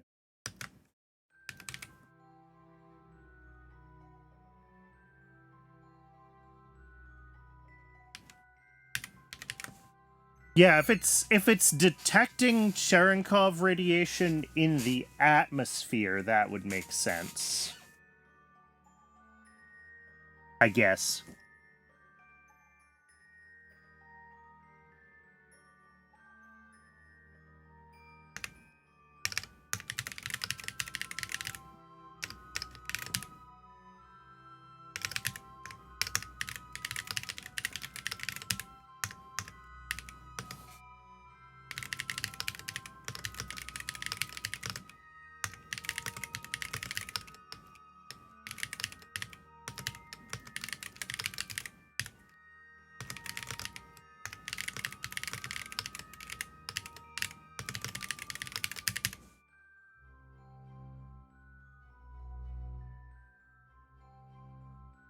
Right, local speed of light. Yeah. Let me find the Real Solar System wiki.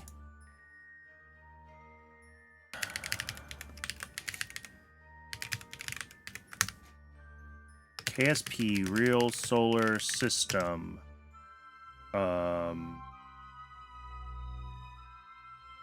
Space High Moon.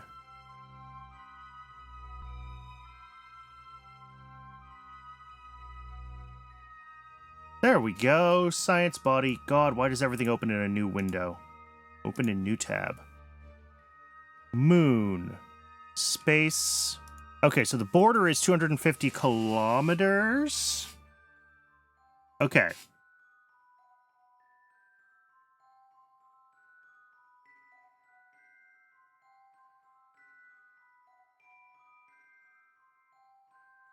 Light theme GitHub? Yeah. Well, I'm not signed into my GitHub in this browser in my IDE, so it's...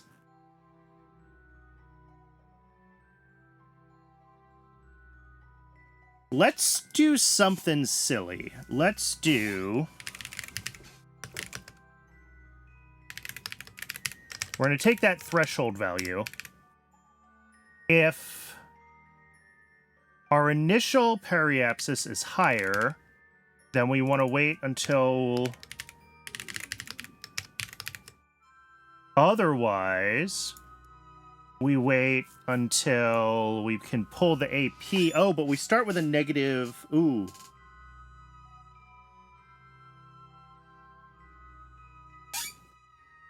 So yeah, if our initial PE is above our threshold, we want to pull in until we're down to what I'm calling threshold over 2. Doesn't matter. We want to be in space low and space high simultaneously. If somehow we come in with a very, very low initial PE, I think we need to wait until...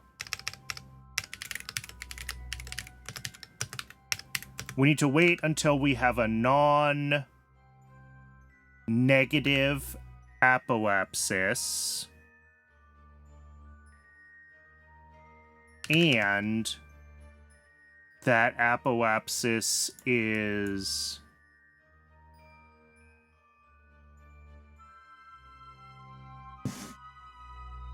greater than target altitude times 2? Or maybe this is all we want.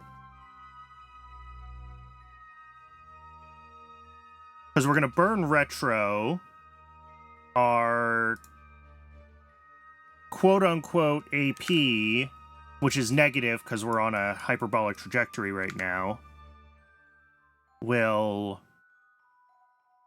what? It'll go up to negative infinity and then it'll start coming back down? Is that how it works? I forget.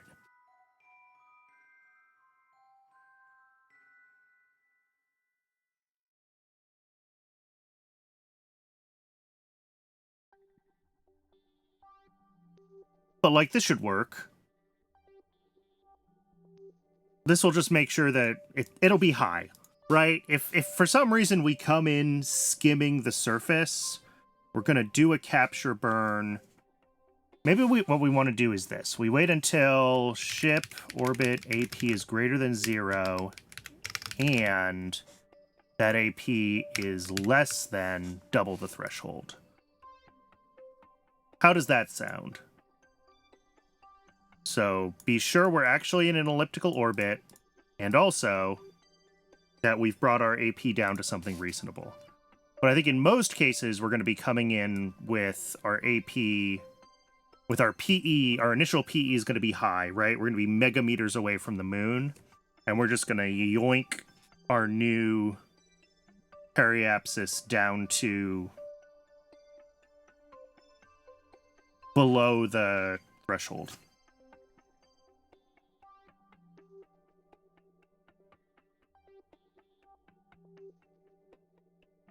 Oh yeah, I can check eccentricity is less than 1. Yes. That is a better way to do it. Good call.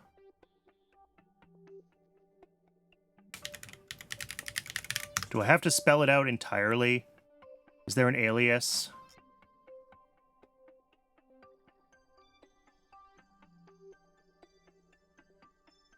Structure. I have to spell it out.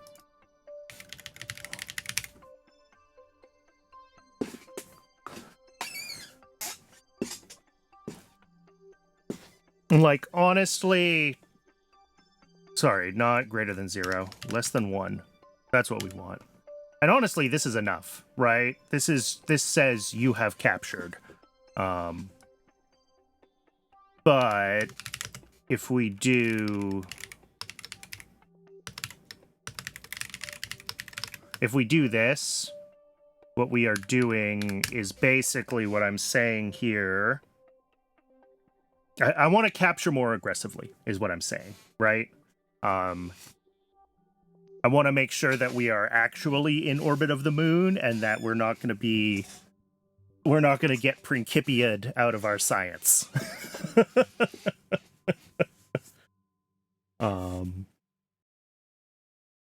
And then we take threshold as a parameter, but right now it's just set to what the moon needs, so we don't have to pass it in.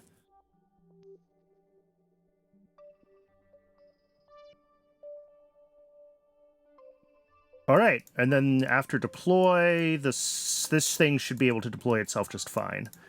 So as long as this capture burn function works right, and we get the right warps to our like periapsis, and then we'll have to check our actual burn times and maybe tweak some of these things, but let's load up.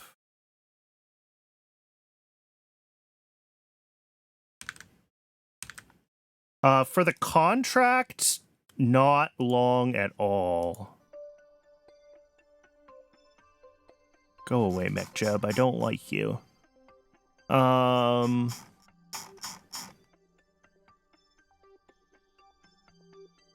Check for stable orbit, 2 minutes, and then transmit science.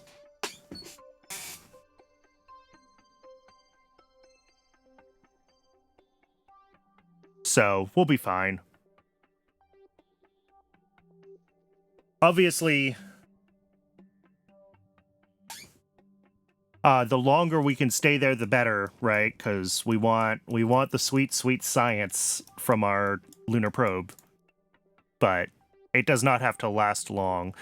Oh, and our AP has to be below 5 megameters. Okay. Oh, okay. So we do have to do this as a multi-stage thing.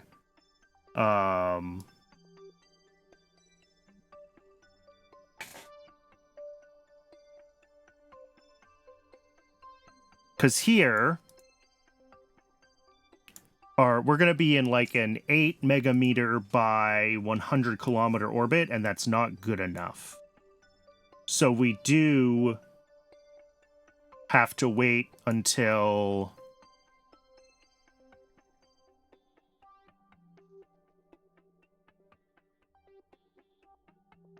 I mean, that's fine, right? So it's engine... No, we'll do lock throttle to 0, engine shutdown, warp to ETA, periapsis, all of this.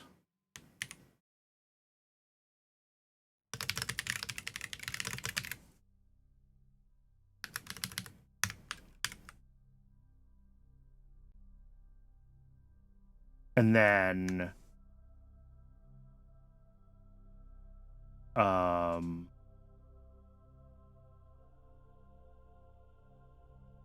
here, let's do also a Centaur.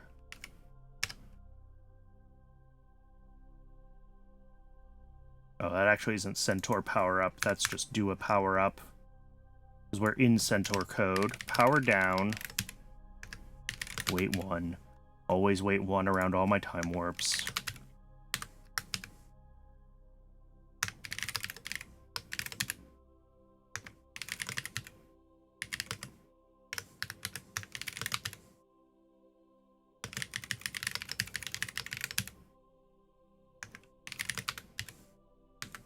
I shouldn't need that weight one, actually.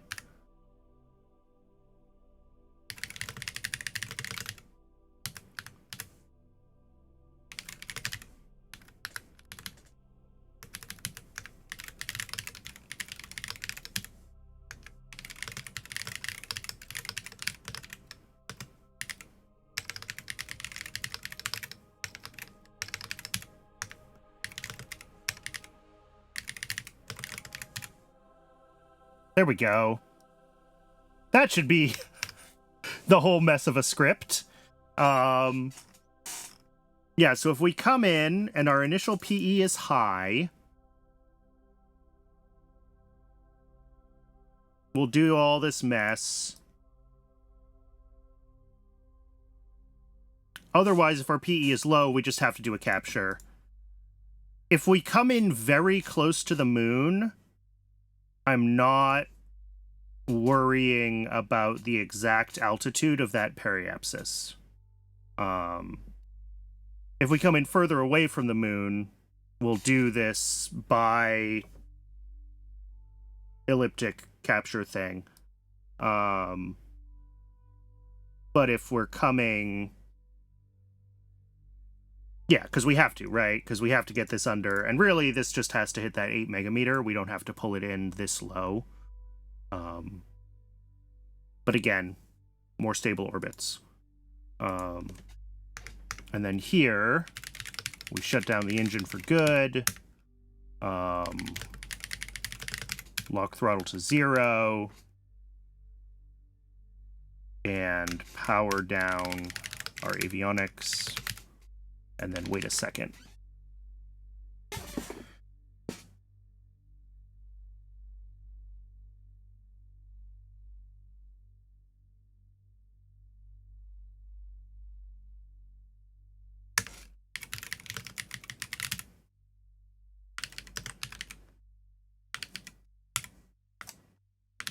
Okay. I think that'll do what we want.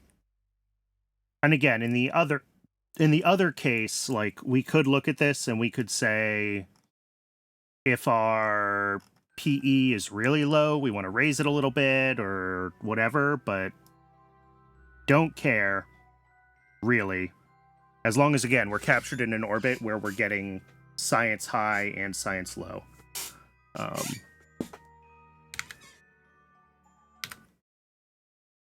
So let's load... What is our function that we want? Lunar arrival is the state we want to be in. God, I'm so glad I wrote that, like, automatic quick save through the mission phases thing.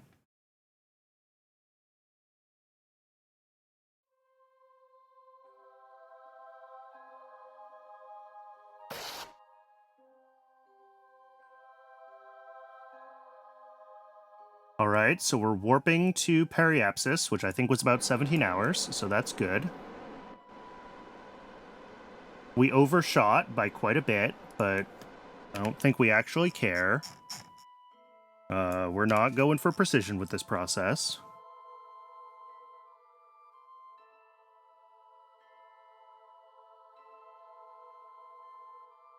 Oh, there we go.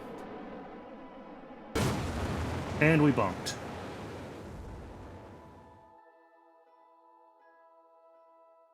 Undefined variable name threshold.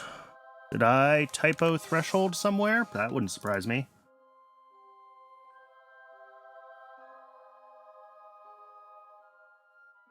Oh, threshold. Yeah, I did.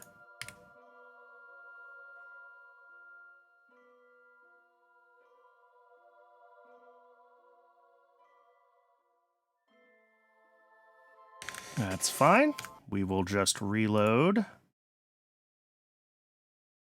the arrival script.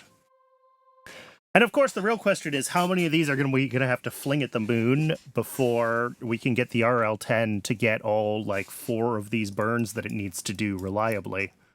Because that's gonna be a problem for us.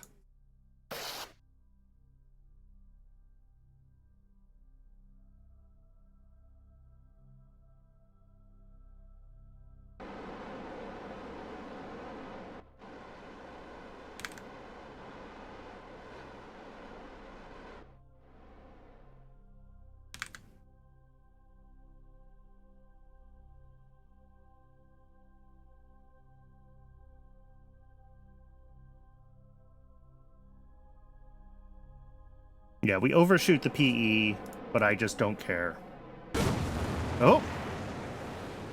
Oh, PE not... I have to spell out periapsis. And probably also apoapsis.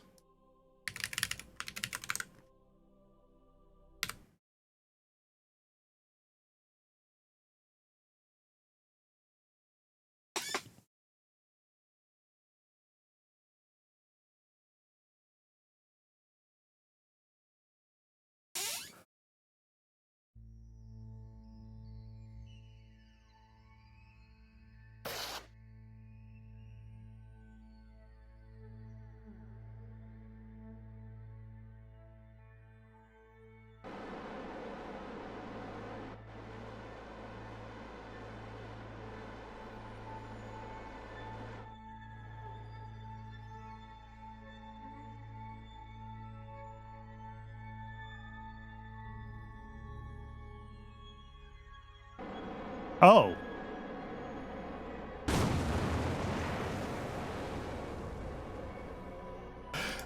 So remember how I said I wasn't sure how much of a factor boil-off was going to have to be, or how much we would have to plan around that, and how much extra fuel we would need to take?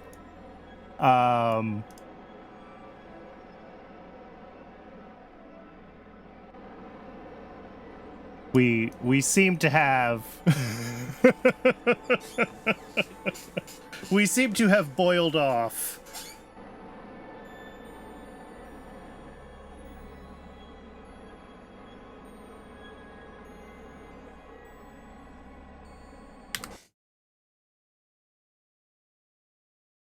Let's load... Which stage? I guess I'll grab pre-transfer.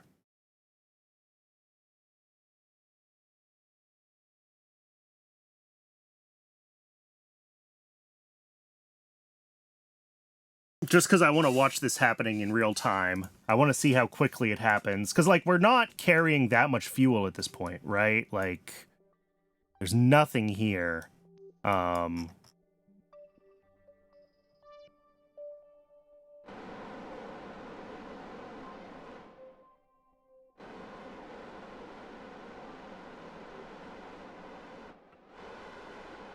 So we point ourselves at the sun.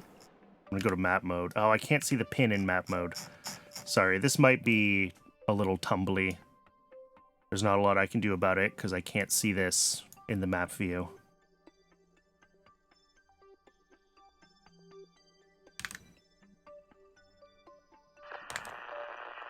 Oh, it's gone fast. Okay.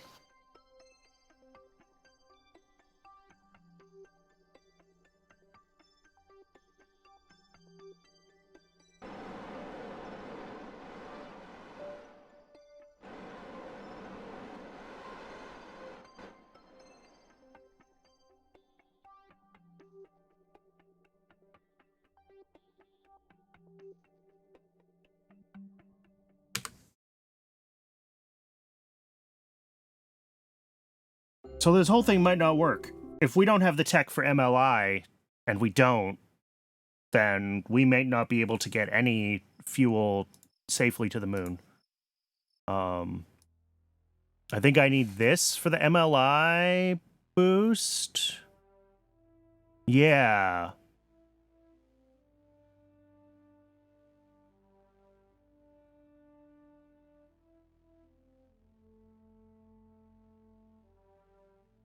Oh, and it also doesn't work on balloon tanks. Oh. This isn't gonna work.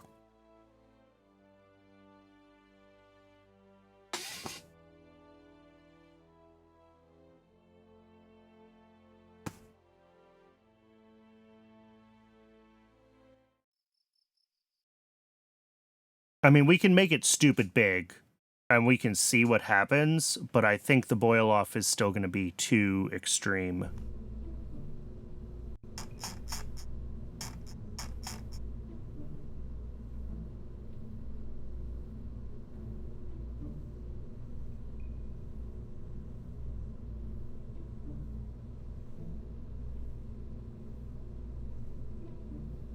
Because, like, adding another 50% fuel does almost nothing as far as my total delta V goes. So, in fact, it increases it, which is funny. Obviously, we can't burn this engine that long, but we can take along the extra fuel to account for boil off, right? So I think we could just see what that looks like. We can see how quickly it boils off when we have, you know, half a tank of fuel instead of almost nothing. If it's still a, you know, blink and you miss it sort of thing, then we're going to have to consider other options until we get improved tech, unfortunately.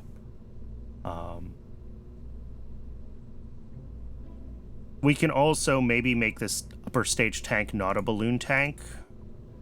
Maybe. Either way, it's ad break o'clock in just about a minute. Oh, it's running now. All right, I will be right back. I need to get some more water.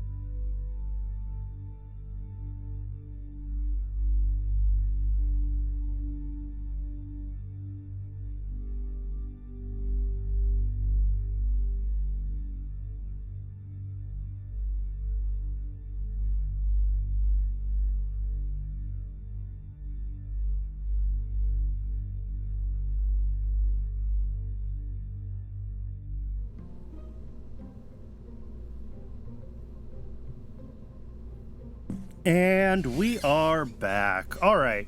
So as I was trying to say before the ad break, the ad kind of snuck up on me. I apologize. We can make this a lot bigger, and we'll have more fuel left to carry with us. I don't know how much that's going to affect boil off. It may still be impractical. Like, we might have to carry so much fuel with us that it's meaningless. And we could potentially do our capture with other engines, right? You know, we got to get potentially just like 2 solids, right? Would be enough. One to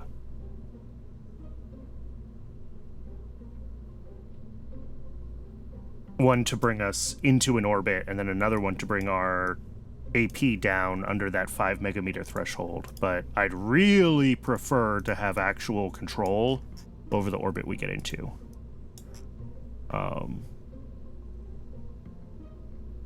But let's just refly this with tons of extra fuel in the RL-10.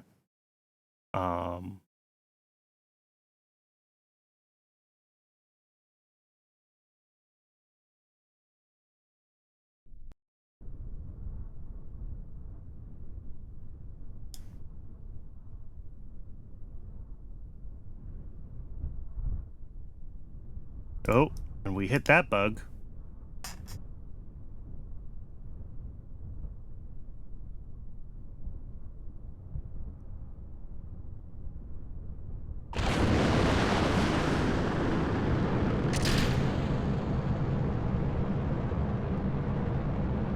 I'm still not sure why and how this can happen.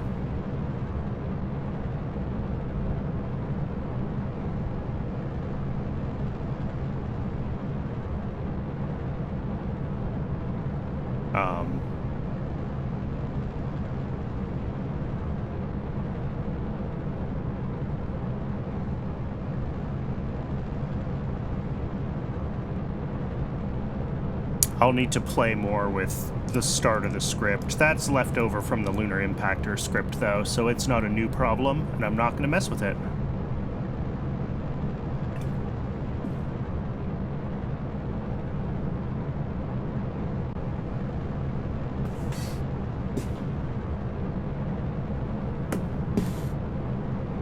So we're going to have to see how this does on getting itself into orbit, because I did just put a lot more mass on the front.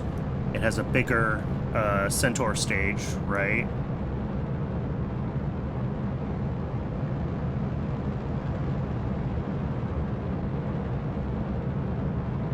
But it looks like we're going to be okay still.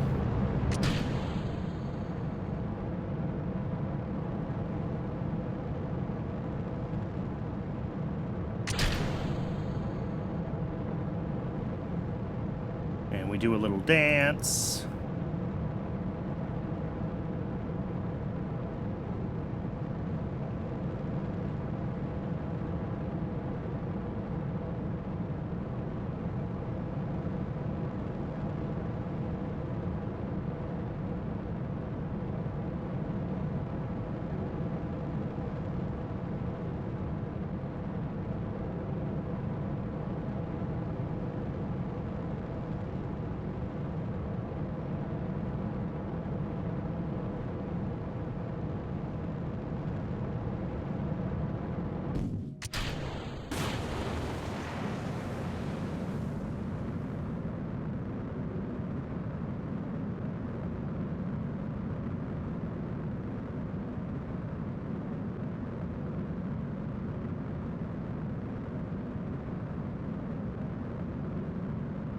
Right.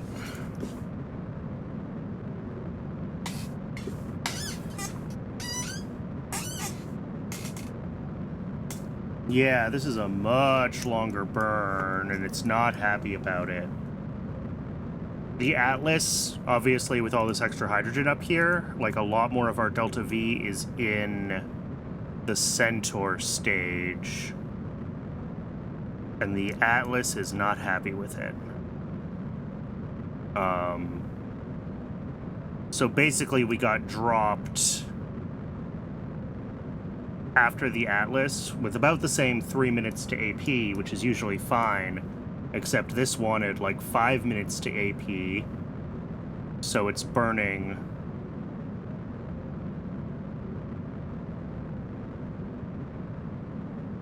Oh, also, you know what? It doesn't have...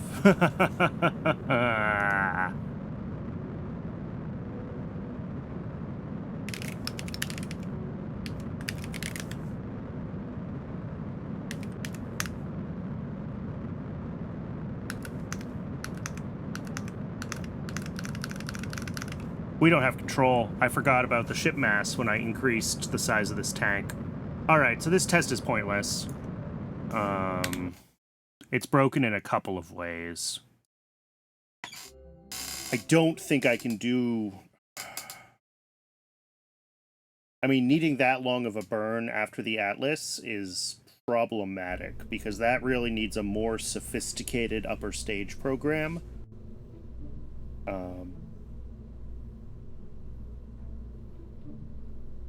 Which I don't necessarily want to write right now.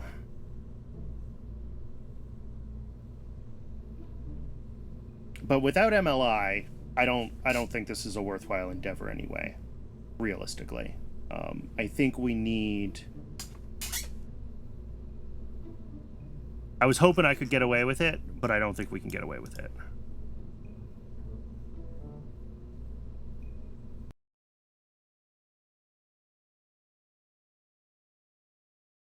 If the much larger tank that can maybe survive boil-off is messing up our launch profile that much, then I don't think it's going to happen.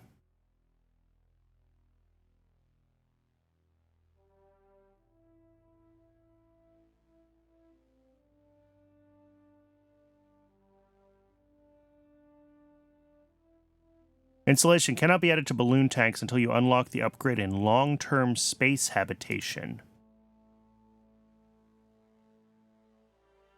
Oh, that's like 1986 technology.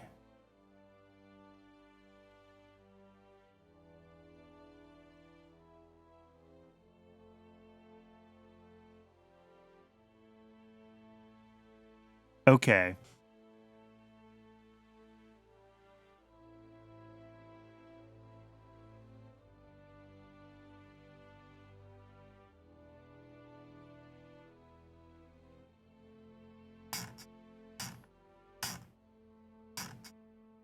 Cool.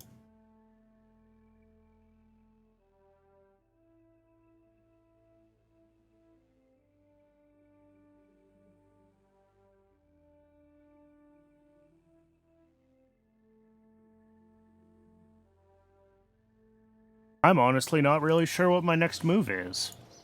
We could focus on crude orbit. That would be the move, right? Because that gives us the science for MLI, even if it is just, like, the baseline MLI.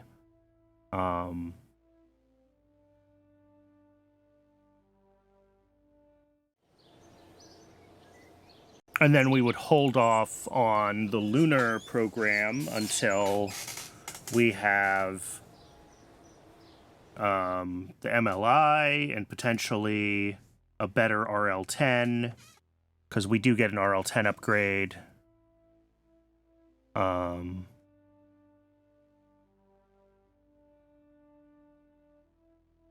So, I mean, that's a lot of tech. That's 85 science points. Can we get 85 science points out of Mercury?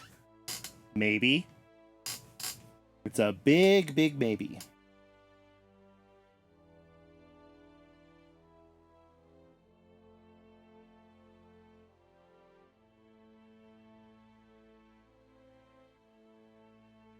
I am...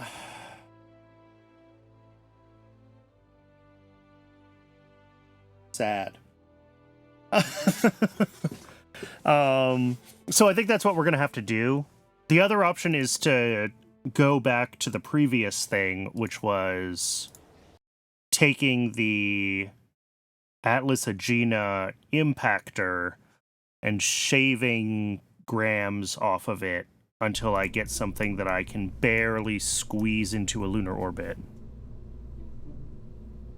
I probably have enough DV capability.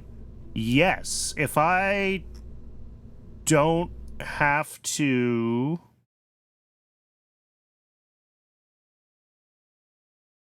Let's find out. Let's look at the program options. And I'd have to get more slots or get commercial or crude orbit done before I can unlock the contracts, but like... These are tough, right? Nailing Mars and Venus flybys and orbits are going to be really tough. I don't think there's anything... And I need to have early lunar planet... Yeah, I need to have early lunar done before I can unlock this anyway.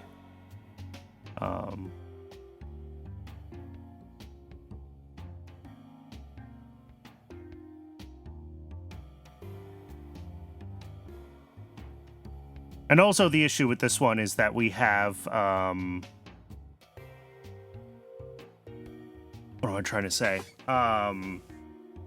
We need to deal with windows, right? If we're doing a Mars flyby or a Venus flyby, we have serious constraints on our launch windows.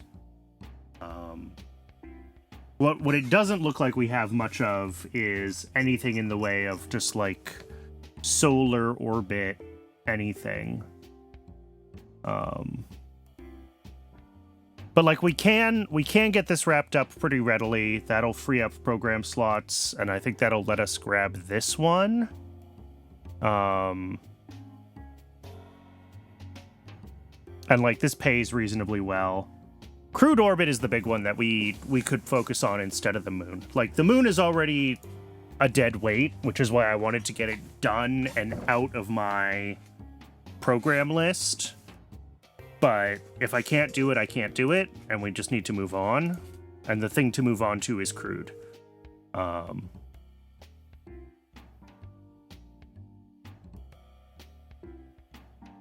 that means just making a Mercury Atlas, really.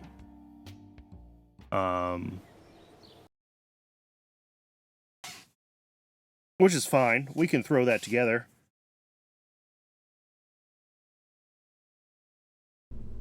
Let's grab everything from here on down.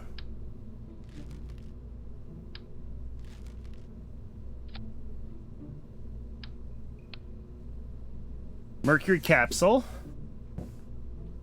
And let's see.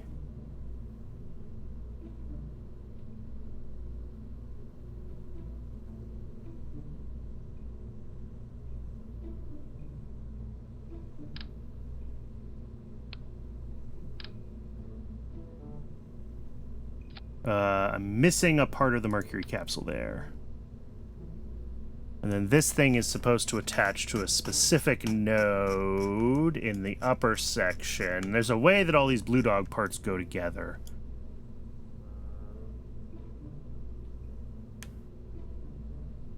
That doesn't look right.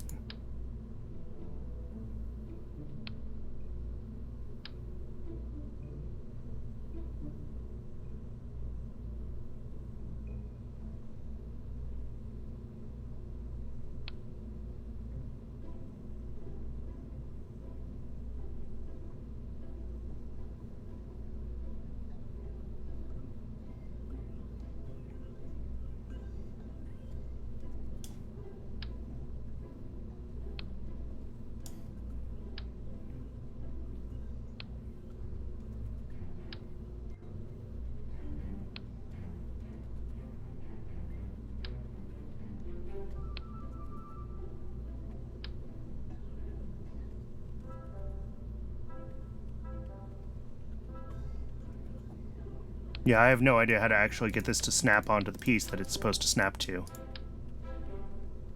That is...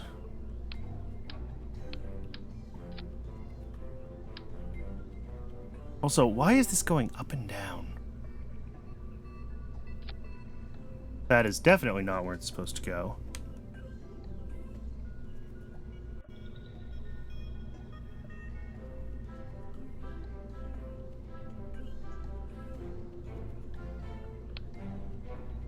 Well, we might play with that more later. Alright,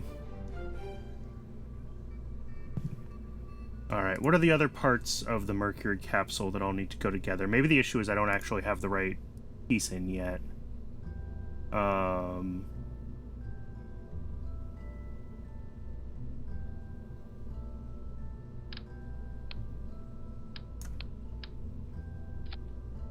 Ah, there we go. It snaps in here.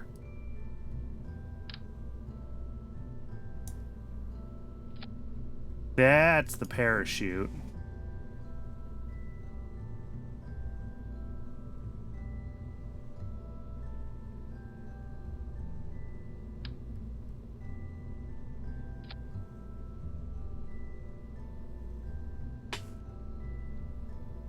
And then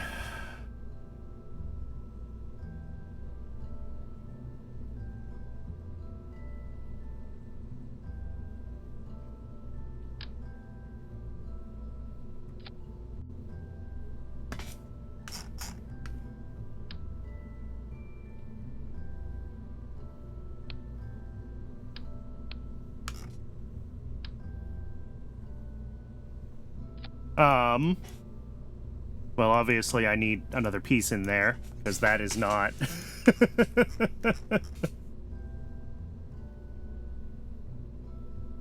not quite right.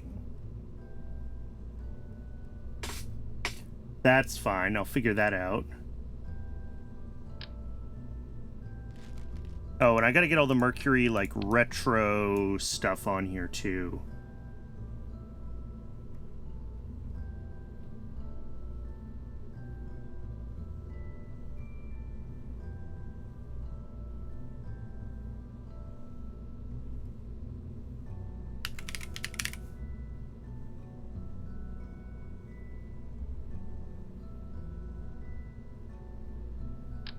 Alright.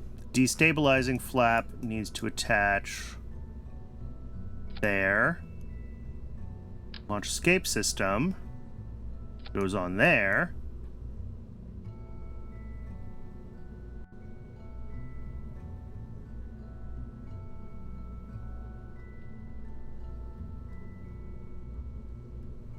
The heat shield, that's important, goes on. And the retro pack goes on beneath that.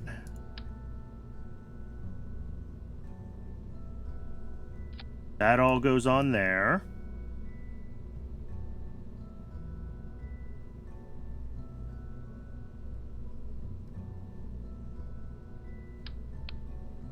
All right, let's get a procedural structure. What's our diameter here? 3.05.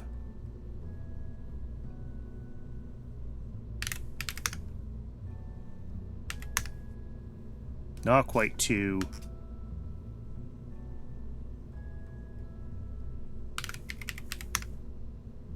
.875 is pretty close.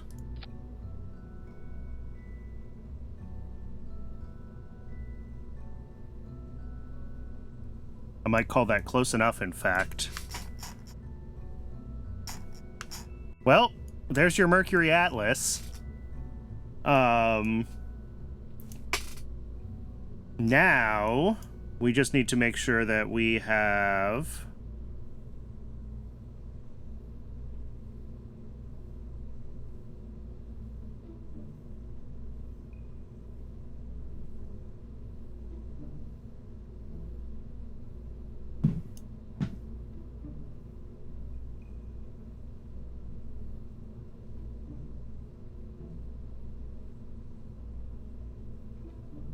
All right, so Mercury needs its RCS to turn on here. We need to ditch the LES.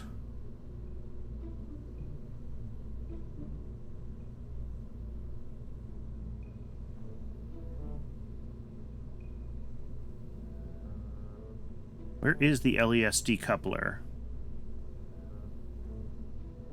Don't see one.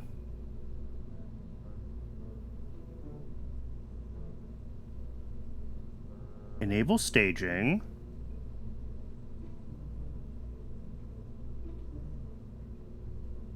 That's not what I want, because that's going to fire... No, maybe that is what I want, right? Because I want it to fire the decoupler at the same time it fires the engine?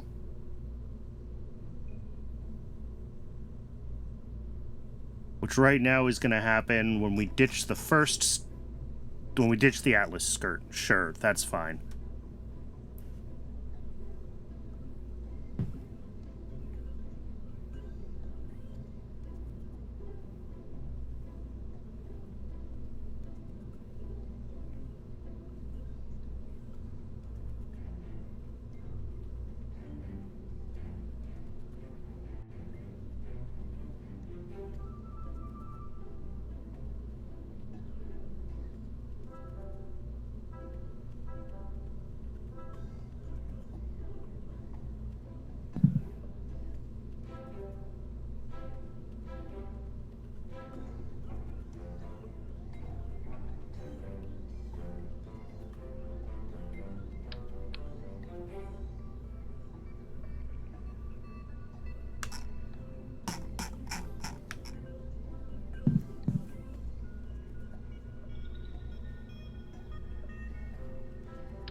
Oh, and I need to actually put the engines on the retro pack. Duh.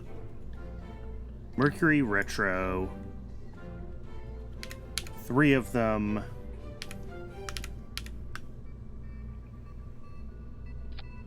There we go.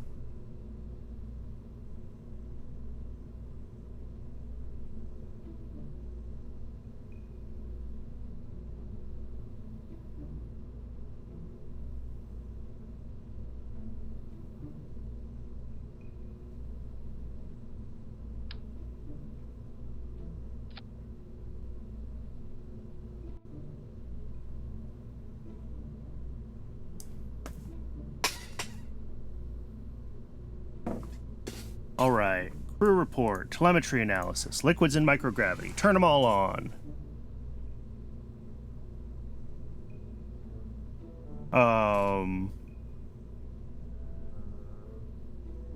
Configure crew science.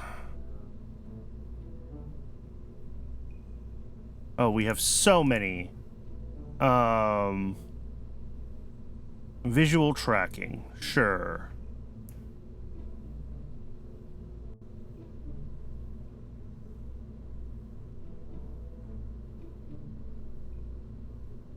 All right, so my only concern right now is that we don't have the launch escape system set to decouple correctly, and that would be hilarious.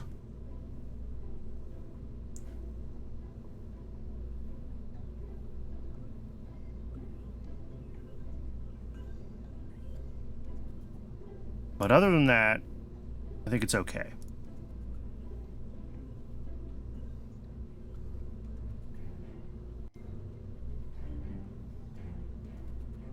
And if this doesn't decouple...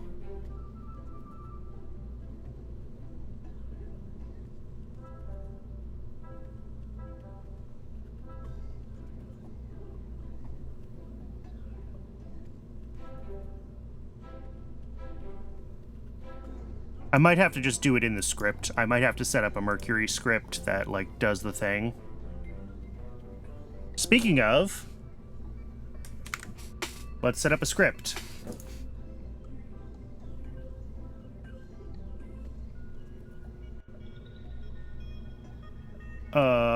Grab all of this. Whoops. New KerbaScript file.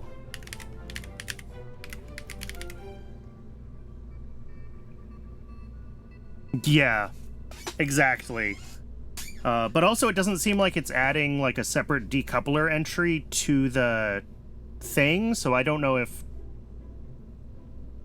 My inclination is to just add a like when in this somewhere. We don't need Centaur. So...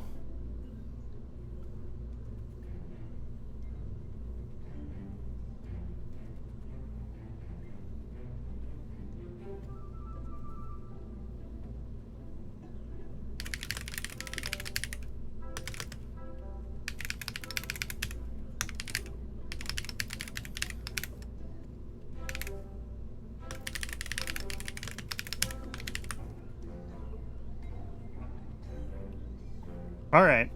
Well, sure. This is one of the scripts of all time.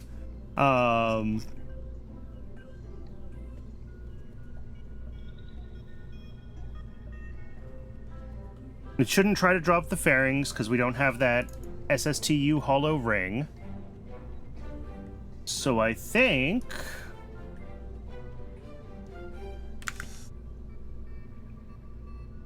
reread boot folder.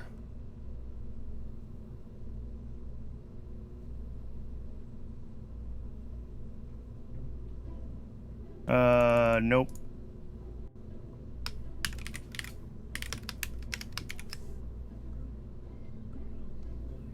Sometimes that just doesn't work, and I haven't figured out why. So let's just reload it. This whole thing should be...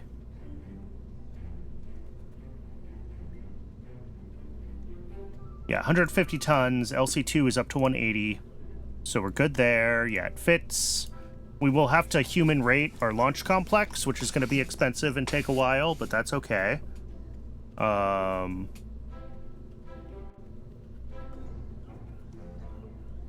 Mercury orbit. There we go. Obviously, like, the whole return portion of this has not been figured out yet. But...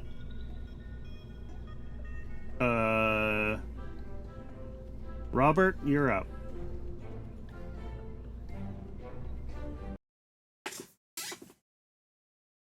I just want there to be a pilot in here during the simulation. It shouldn't matter for the sim purposes, but...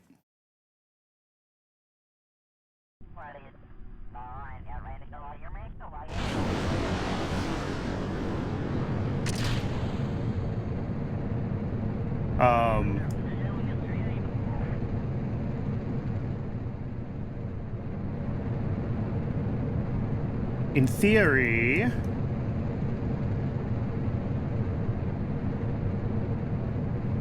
Yeah, we'll see if the launch escape system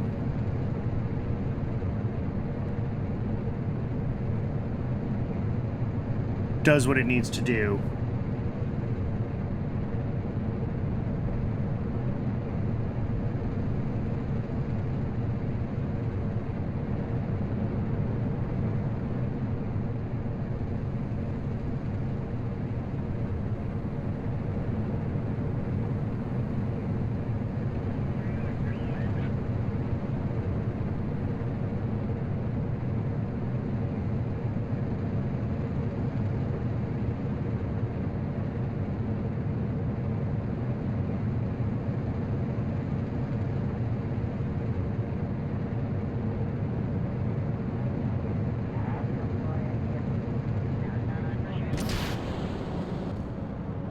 It did not separate.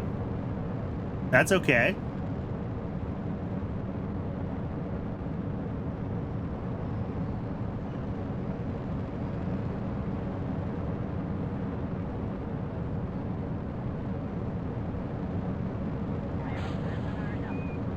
Oh, interesting. Okay, I'll have to set up an action group then that, like, fires the decouple and the engine at the same time. And then we'll fire that action group.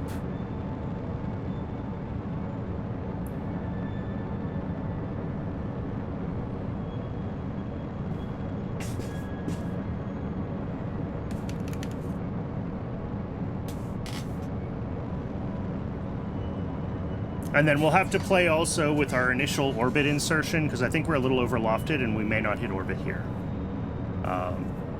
I expect an Atlas to be able to hit orbit with a Mercury, obviously, but we're overlofted, so...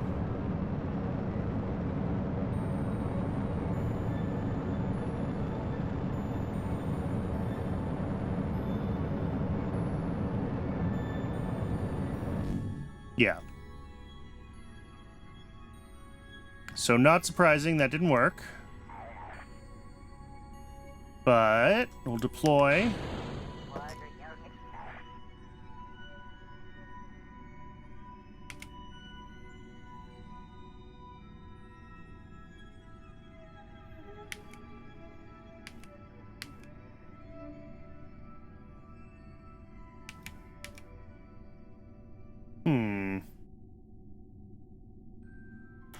This should have helium, HTP, RCS is enabled. Okay, yeah, it'll stabilize.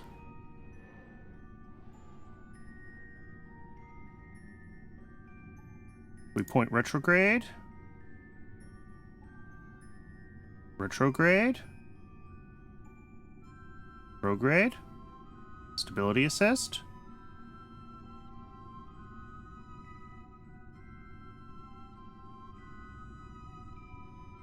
All right, Bob.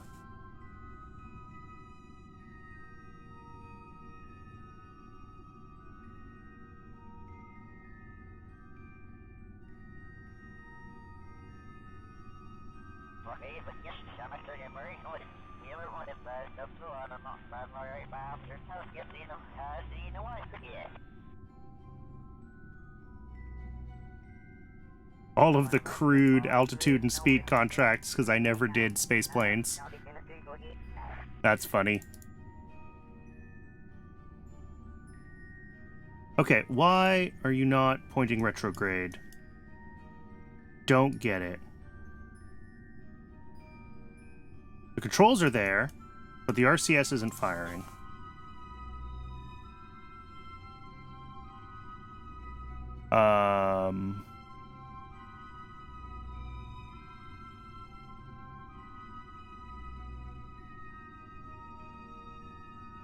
Cannot shut down avionics while crewed. Well, that's a fine thing, I guess.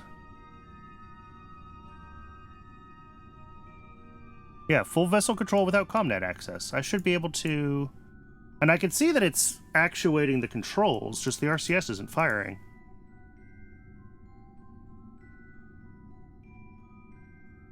Oh, because it only has roll control.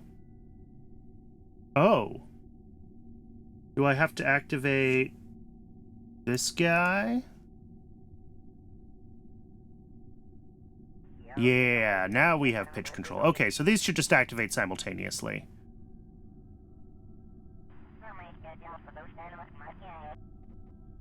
That is fine. And then in the real world, the retro motors fired individually in sequence. We're not going to do that.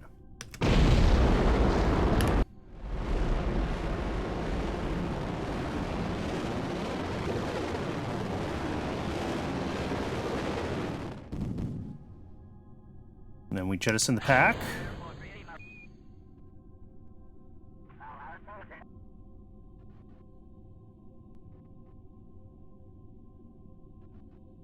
And then,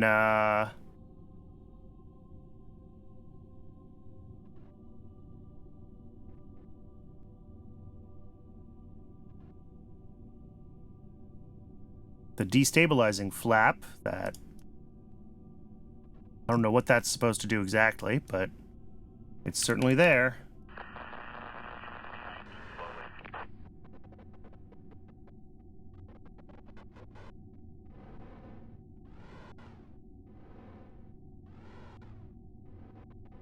All right, so other than being a little bit overlofted, and we can play again with our initial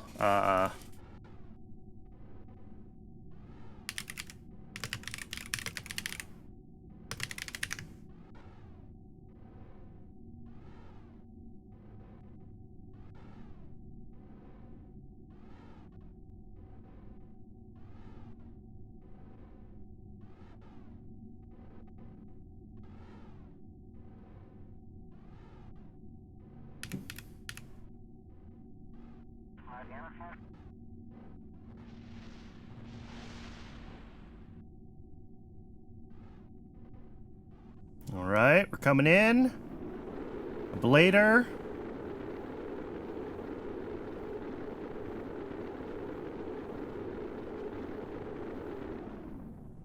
Beautiful.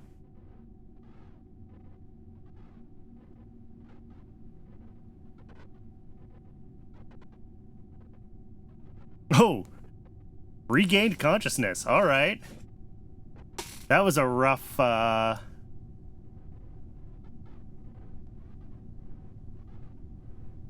And then we can arm the parachute. I could probably just arm both of them, huh? They should both fire at the appropriate altitude.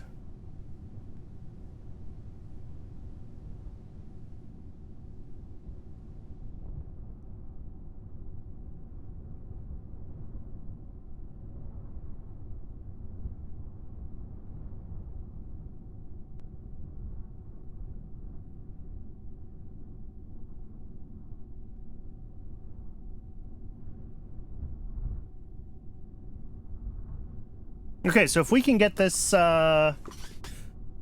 tweak our launch so that we're a little more of a flat. We're coming in fast. I don't love this. Oh, there it goes. Okay. We're good. We're good.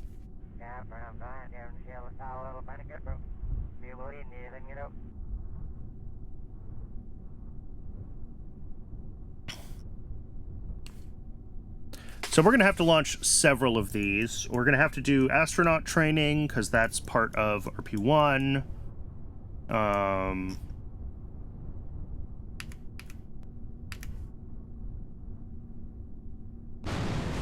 There's a bunch of stuff we're going to have to do here. But that's beautiful.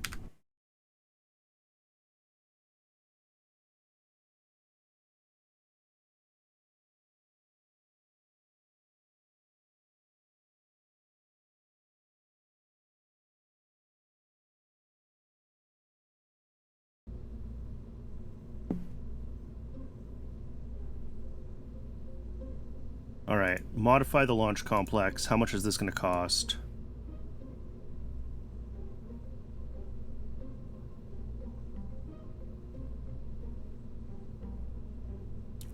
About 2 months to do the work. Okay, that's not awful. 32,000 funds, 33,000. It'll be human rated afterwards.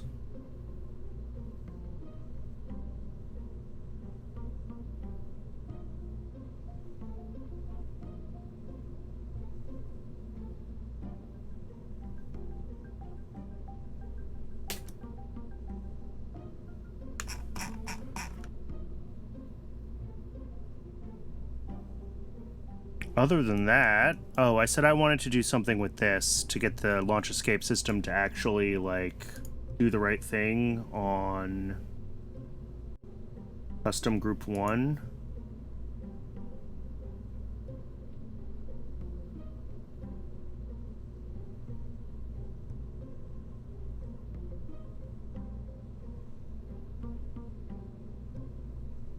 Decouple and activate engine simultaneously in group 1.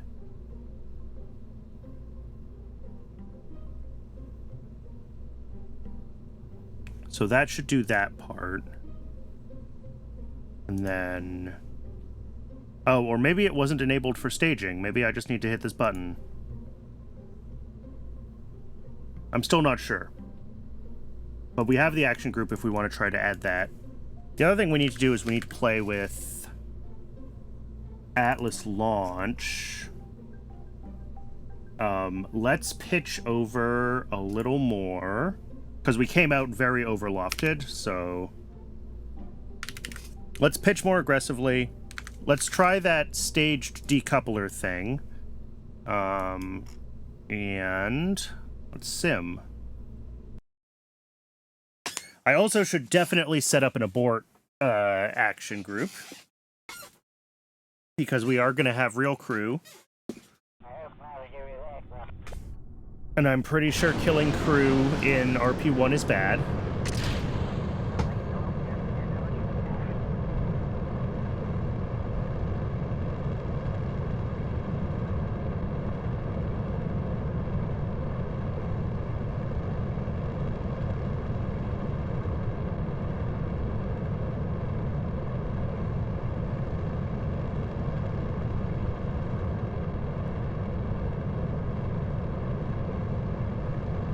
So it looks like a 150 by 250 orbit is more or less reasonable for Mercury Atlas.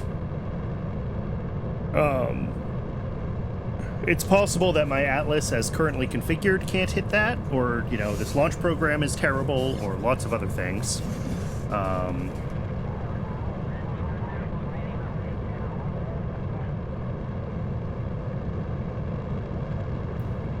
You know, we can definitely look into our engine configs. We can look into, like, how much fuel we have. Do I need to be burning the sustainer a little bit longer? You know, we have options. There we go. That's what we wanted. All right. So decoupler is properly staged. Pitch over was better. Oh, it's this. It's the liquid oxygen running low that's taking us out of time warp.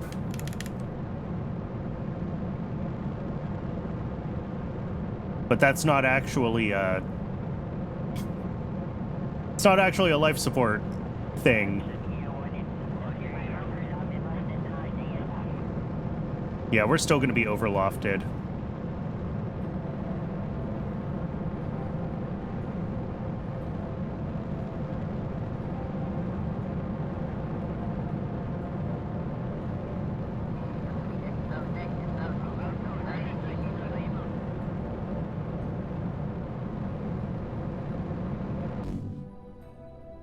Closer to orbit this time, still overlofted. All right, let's pitch over a little more. At launch.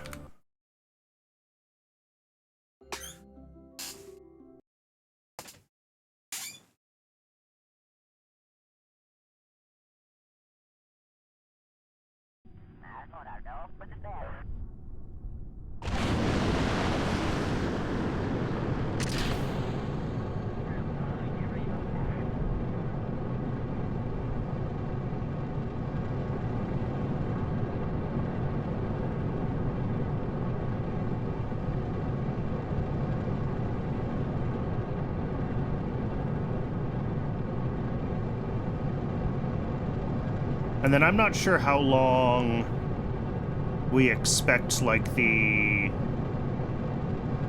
Mercury capsule, everything to last.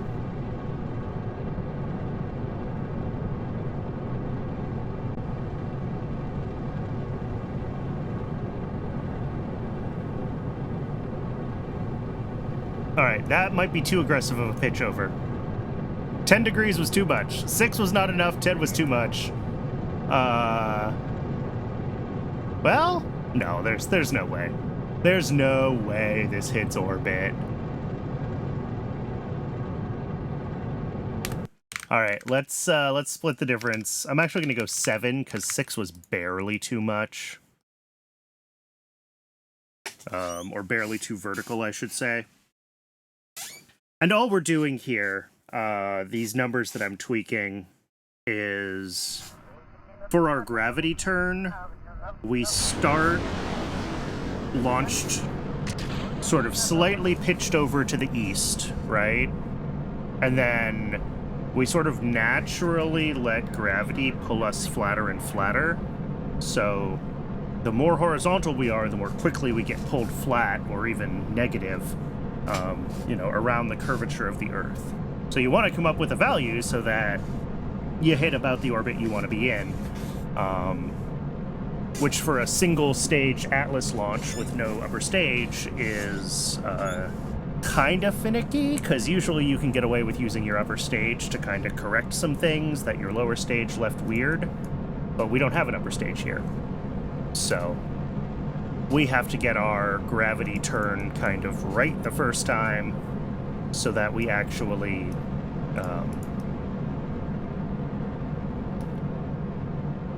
hit the orbit we want, which doesn't have to be super precise. Again, anything in the sort of 150 to 250 range, I'll be super happy with. Our last one was 300 by not quite orbit, so if we can get down to like a 250 by...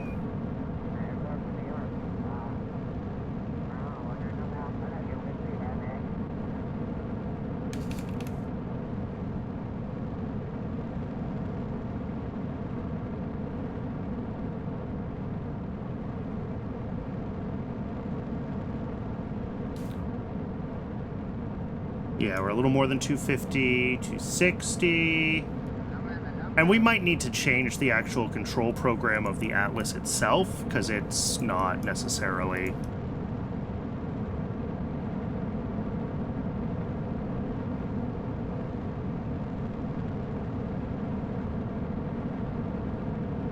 Yeah, we're back at this 300. So I think it's the way the Atlas is programmed, although it's closer to circular, the way the Atlas is programmed, when it hits 100 kilometers, it tries to start controlling the AP more directly, and that's just a really shitty program. It's a very rough approximation, and it obviously just doesn't work right.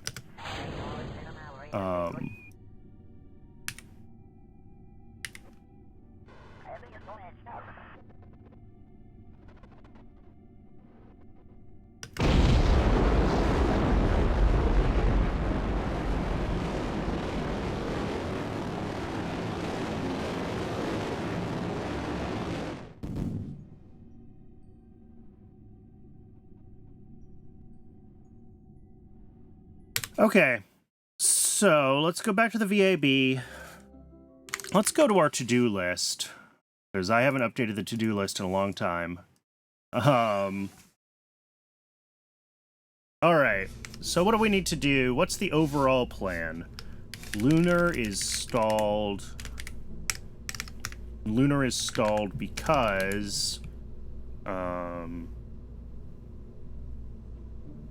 need MLI for Centaur or figure out a much lighter orbiter. So the current plan for next time, then, will be that we want to do... what? We want to finalize Mercury Atlas, and that means... figure out single stage orbital insertion burn. No, figure out single stage Atlas orbit script. Current one stinks. Upgrade Atlas facility to human rate. Astronaut complex / training upgrades, question mark. And the other thing we're going to want to try to do is continue commercial contracts. And that means finish navigation, constellation, design and launch, transoceanic communications satellites.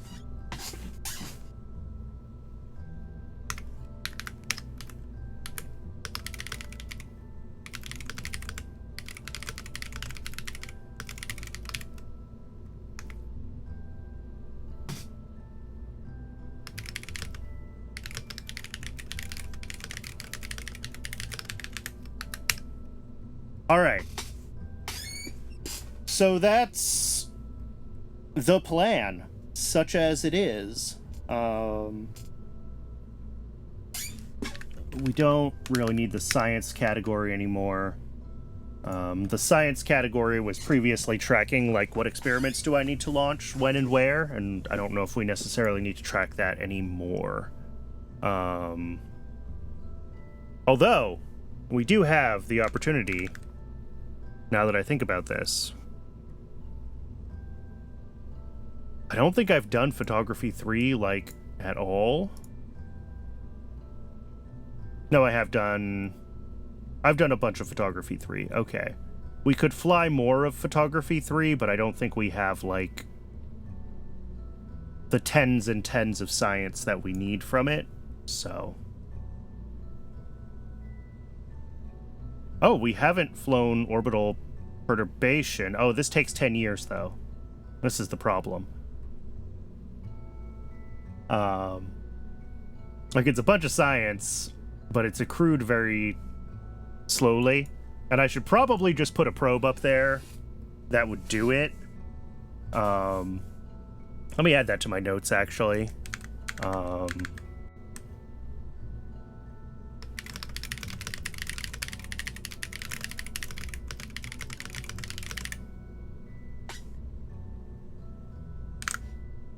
And then, I think everything else we've kind of done around Earth. Yeah, I mean, we could do micrometeorate space high.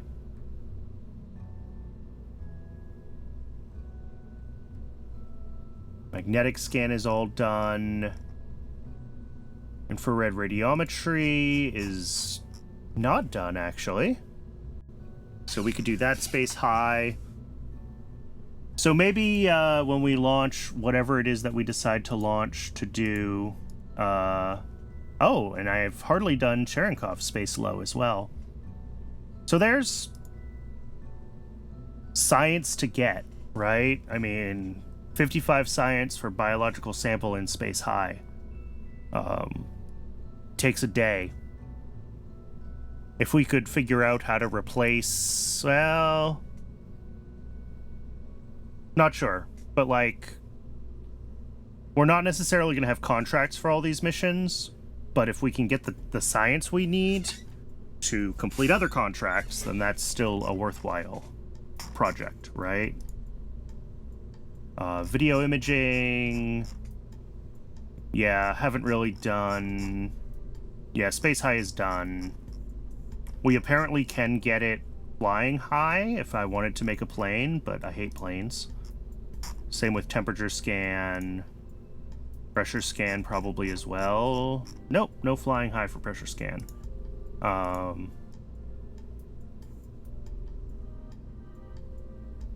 So yeah, there's some science left to get around Earth if we really want to push on it. And then, you know, however much we're going to get from...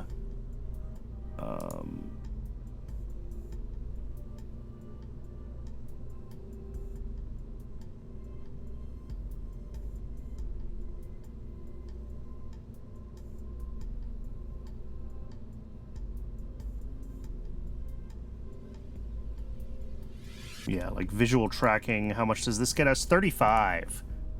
If we look at the Mercury capsule, we've got visual tracking and liquids in microgravity. And those are between them. Okay, liquids in microgravity is not worth a lot. I think we have other options, though. If we look at our crew experiments...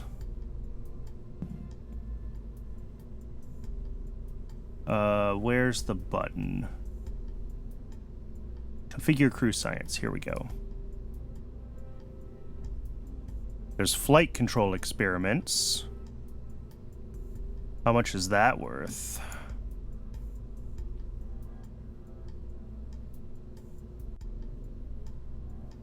$22. All right, so that's already better. There's Earth photography, which is worth 44. All right. So these are the... And, like, the duration on these is a few hours, right? So...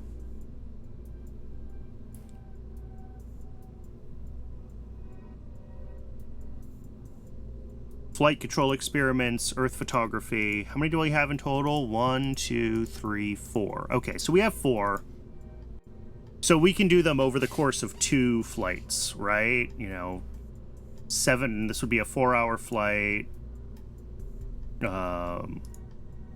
Yeah, the longest one is Earth photography, which is 6 hours. So maybe we would end up needing 3 flights to get all of the science done. But we'll start with these 2, because these are the best ones.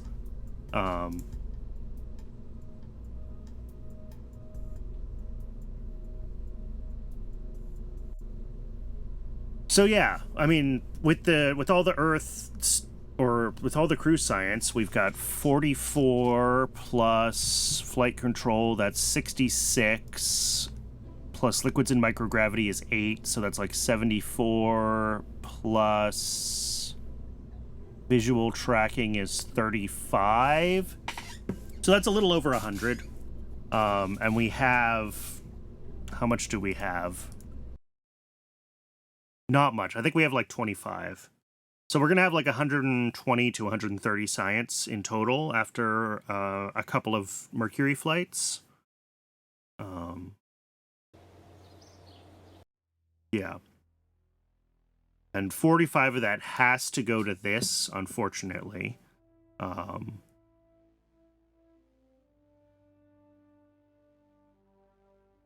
Early docking procedures doesn't seem like it gives us... I'm looking for which ones give us, like, new experiments.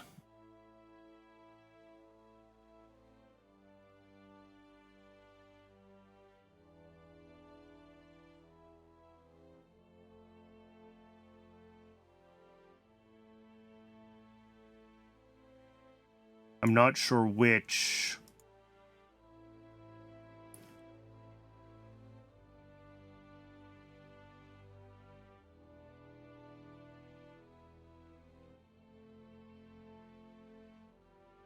I'm not sure what actually unlocks... Oh, here we go. Liquids in microgravity and visual tracking.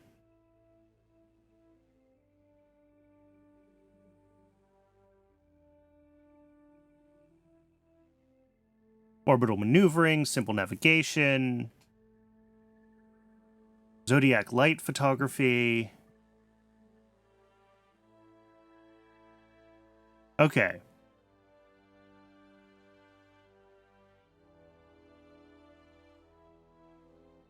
So they're added by the tech. They just don't show up down here. They show up here.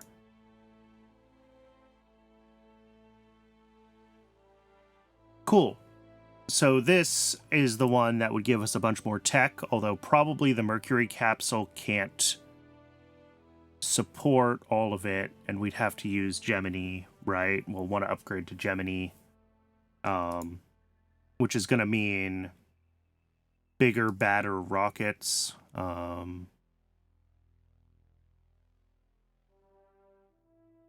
We can make a Titan if we need to. We've had Titan stuff for a while now.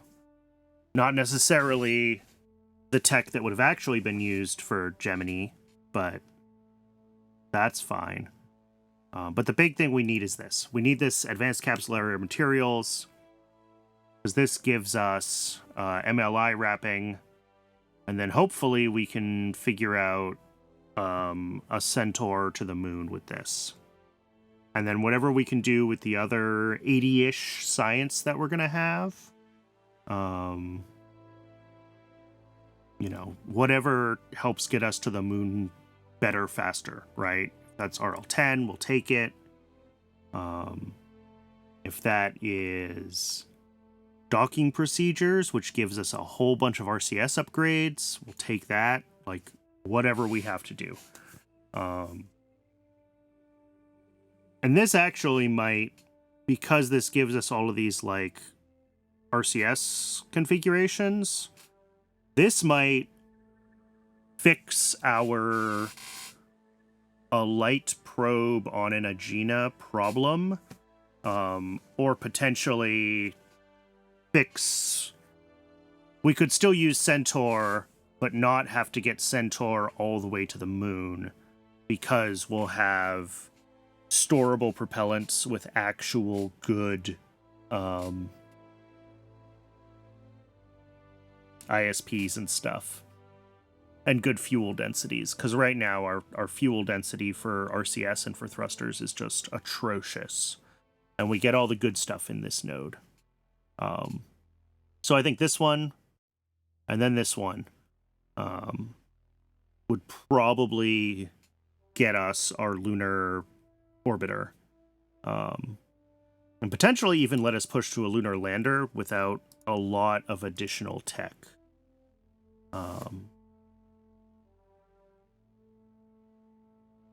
So that's my thoughts on the tech tree right now. Obviously, if we can do this one, and this one, and get the RL-10 upgrade, then, like, heck yeah.